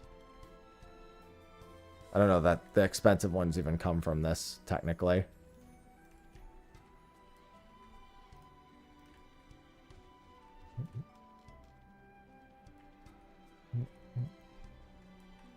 Where is the next one? I know there's one at the drop down. I could check for the silver out here. Yeah, you can respawn these chests a lot faster than I remember doing gold pieces. Well, they didn't make it obsolete. They just made it so that sitting around and doing bun stuff is not as important.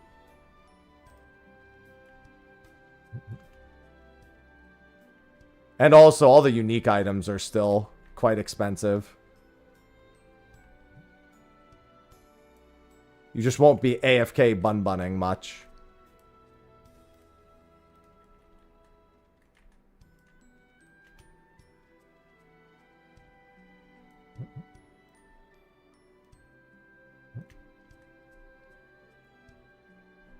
Which, to be fair, I loved AFK bunning. Can you fucking turn around, please, so I can make this less of a pain in the ass? Hello? Face a direction. Thank you.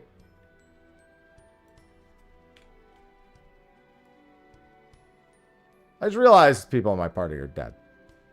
It's really not good for them. Yeah, there's no bronze chest there.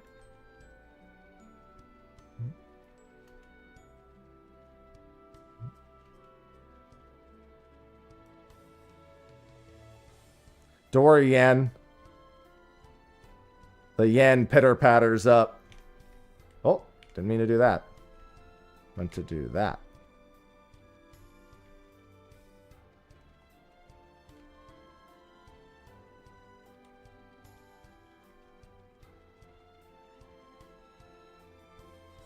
Taking my yen for a walk.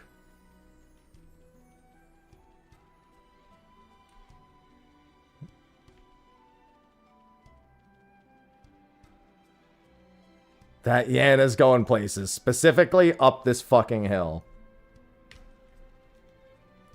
Very carefully at that.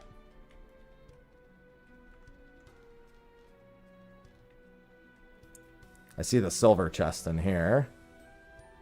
Of course, it's in a dog water position at the moment. Like, the NPCs are not in a good spot. Hello, Kaladin. Listen, I would prefer not to have to worry about dropping aggro here. Can you get the fuck out of the way, please?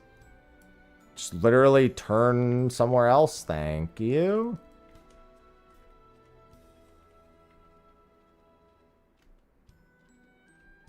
Zero anything in that Yan's eyes. Check the bronze chest in here.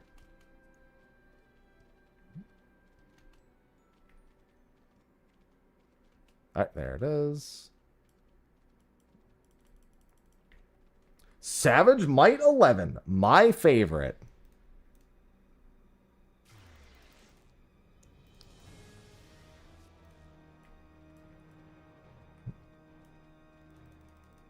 Listen, I feel like the strongest heads might be the hallowest ones.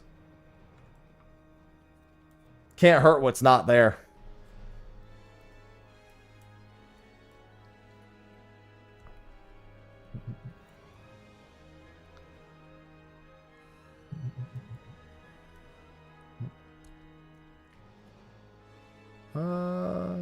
Wow, really? This bronze just isn't here either, huh? Okay.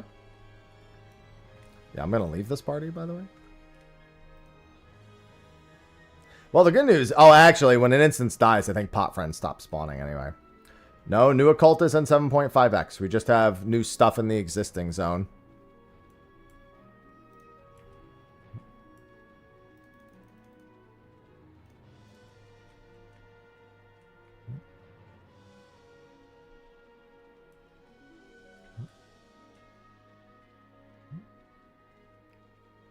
Alright, where else am I looking? Right over here. Dude. Where the fuck are all the... They're gotta be all in, like, the final spots.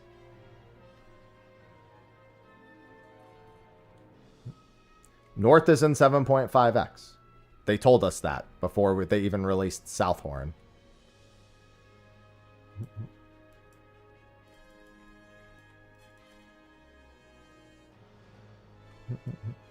Northhorn is not in 7.4. No, I just said that it's not in... It's not until 7.5. That's all I said.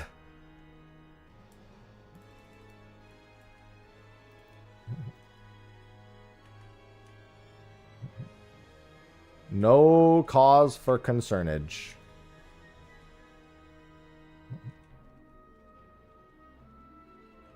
Mm-hmm.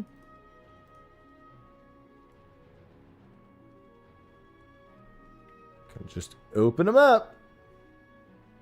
There's a bronze.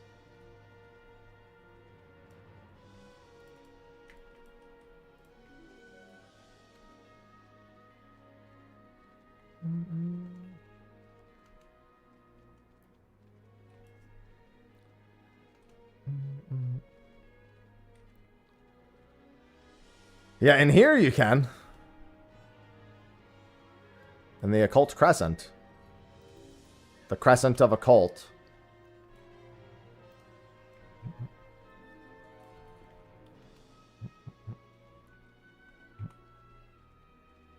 There's so many. Hello, sir. Ether spun gold, my favorite. Oh.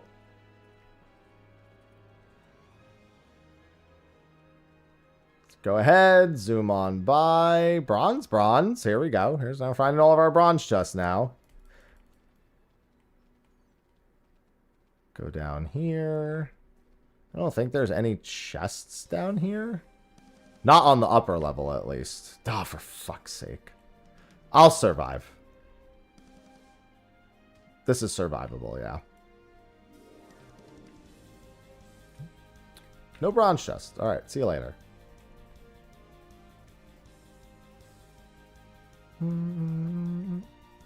Hey, I love doing my treasure hunts in here. No silver. Check the bronze real quick right here. It's on the other side. Yes. Could see it sneaking around.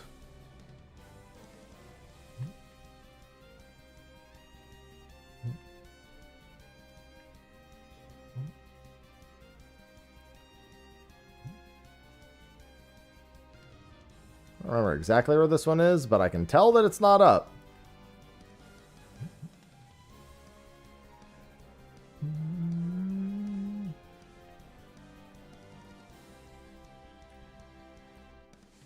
There's always little methods like this that people really don't want to do because They just don't feel like spending their time doing these things, but I enjoy spending my time doing these things.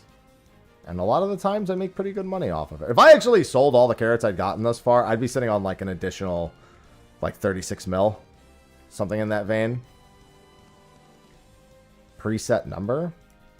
Well, they're in they can be in set locations, but you can see it with the treasure site skill how many there are. There's 30 bronze chests and 6 silvers that can be up at a time. So I know there's 10 bronzes left on the map somewhere.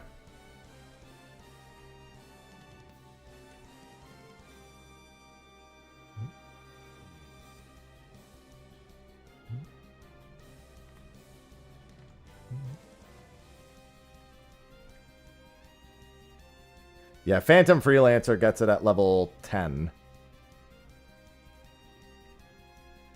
Alright, not here. I guess I'll exit out this way. I guess actually I should have exited out the other way.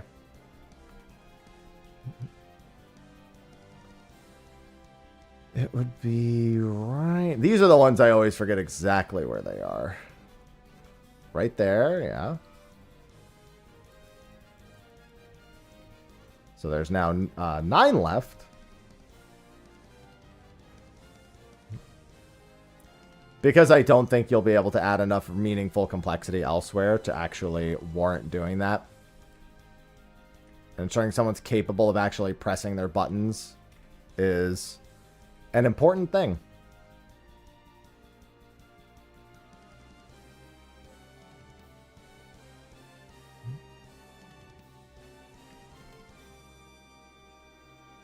Nothing here.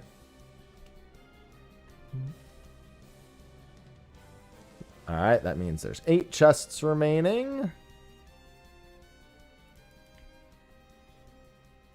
Where are my carrots? Well, at least we already checked the cave, so we know they're not there. So that leaves 1, 2, 3, 4, 5, 6, 7, 8. There's like 15 spots I still haven't checked. There's... Alright, that's 7. Fucking second shark whistle.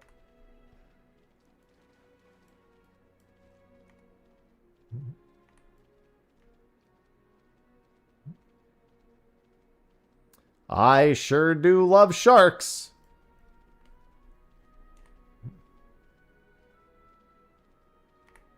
Shark's probably like 20k, if I had to guess. Can't be worth much. There's a billion of them.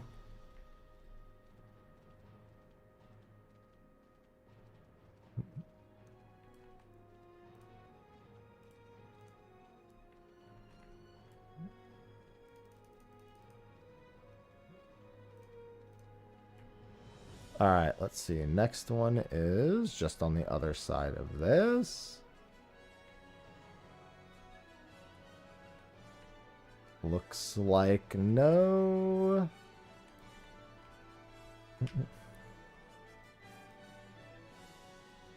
I can check those last. I'll go check these ones instead.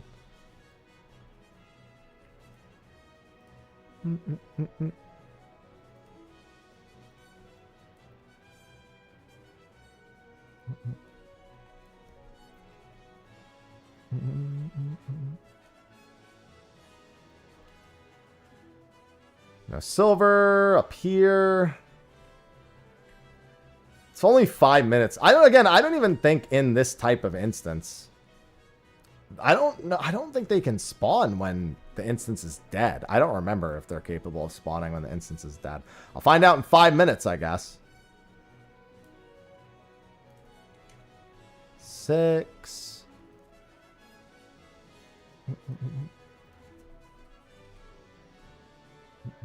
I think it's north next. I don't remember if it's north or south. I'm pretty sure the last ones I did were south.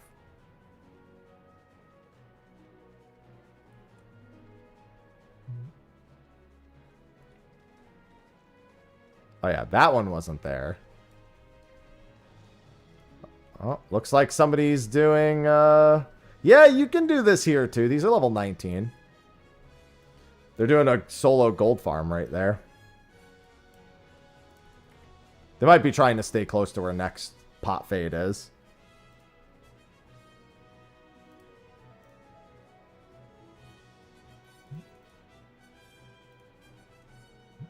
Yep. So somebody's waiting on pot fade. Well, I guess I know it's south. It's south in like 4 minutes.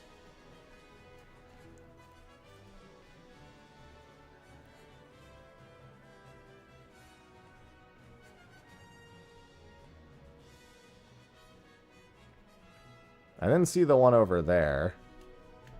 Hello? Want to jump off the edge here?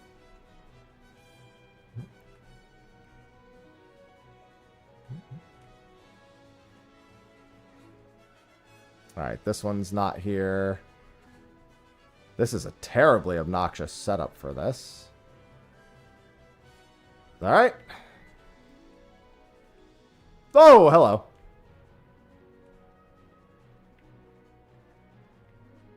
It's like no go on this one. Looks like there's another spawn this way.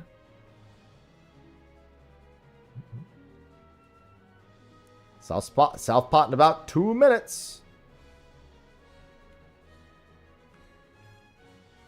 Oh, actually, somebody just got filtered into this. Oh, man, people are getting put back in the instance. It's not dead. All right, then I definitely want to go down instead of up further. Because it means that pot fate will spawn.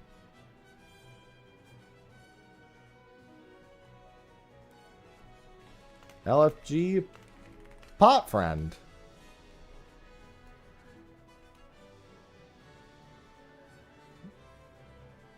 I want party for pot friend.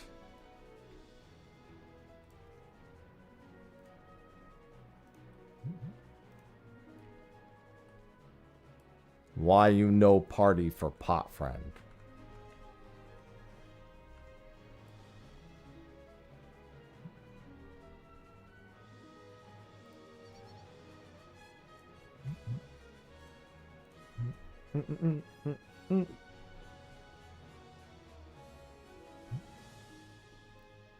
All right, here I am. You're not saying the right word, Eth. That is not the correct word. I will not say what you're saying because you're not saying the right word.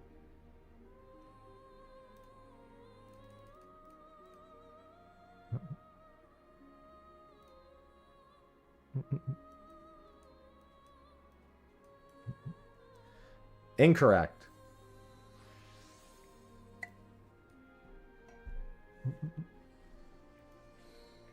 Hello, fellow pot. Oh, man. Yeah, this instance is very much alive again. It fucking rolled over from being dead to alive again. It's always weird when that happens. Well, I spent a lot more time in Occult Crescent today than I planned to. There you go. Also, no. Their exteriors are too hard.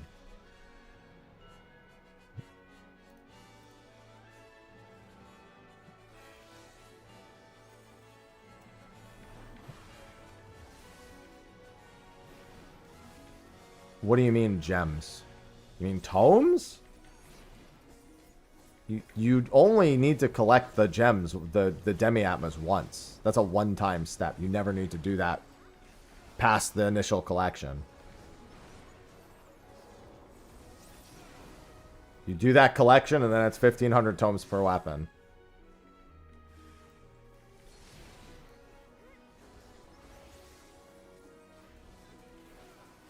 I mean, you say that, but I wouldn't mind if I could exchange extras instead of tomes. Like, if I was in here grinding, like, when I was in here grinding phantom jobs and shit, if they had just let me use, like, excess ones to finish relics instead of doing tomes, I would have much preferred that.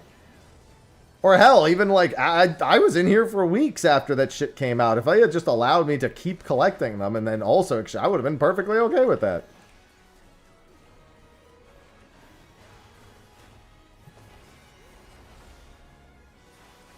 Yeah, same with the light farm. If I could exchange excess light for the items as well.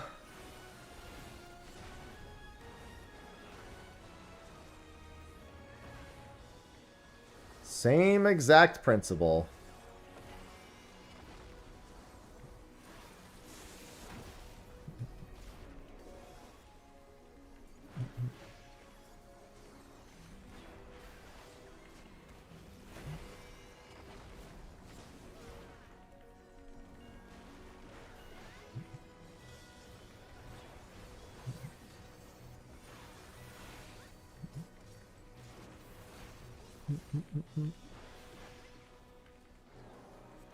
Alright, let's get this last pot friend done.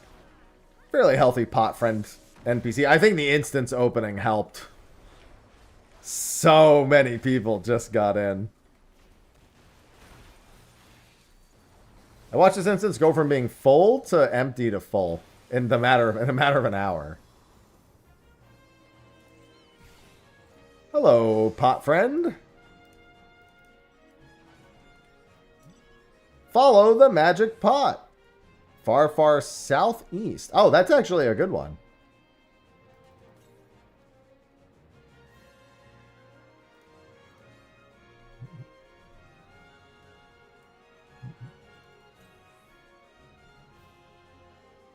Because there's not very far southeast actually left to go.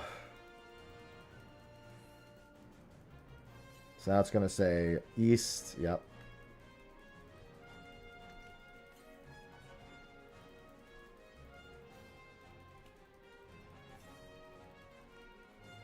Yeah, I think it's right here. God damn it, bronze. And it's no duplicate. I did not have great luck.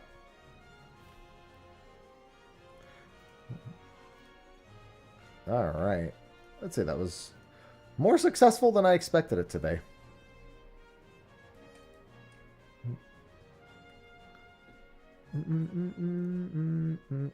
Alright. Put the interactive map away. Should be good on that front. Alright. Well, we are going to be having quite some long streams next week, but I do end my streams a lot more frequently at 3 p.m. Eastern now. Just depends on what I'm doing. If I'm doing something that's like time consuming and it's got a lot of focus, I'll usually stick around a bit longer. But we're going to be having some longer streams over the next month anyway, so I might as well enjoy having a slightly lighter schedule than I will soon.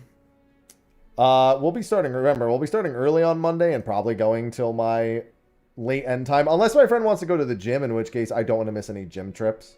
Also, if I have any raid nights, I may take a break in between raid and like normal stream and raid.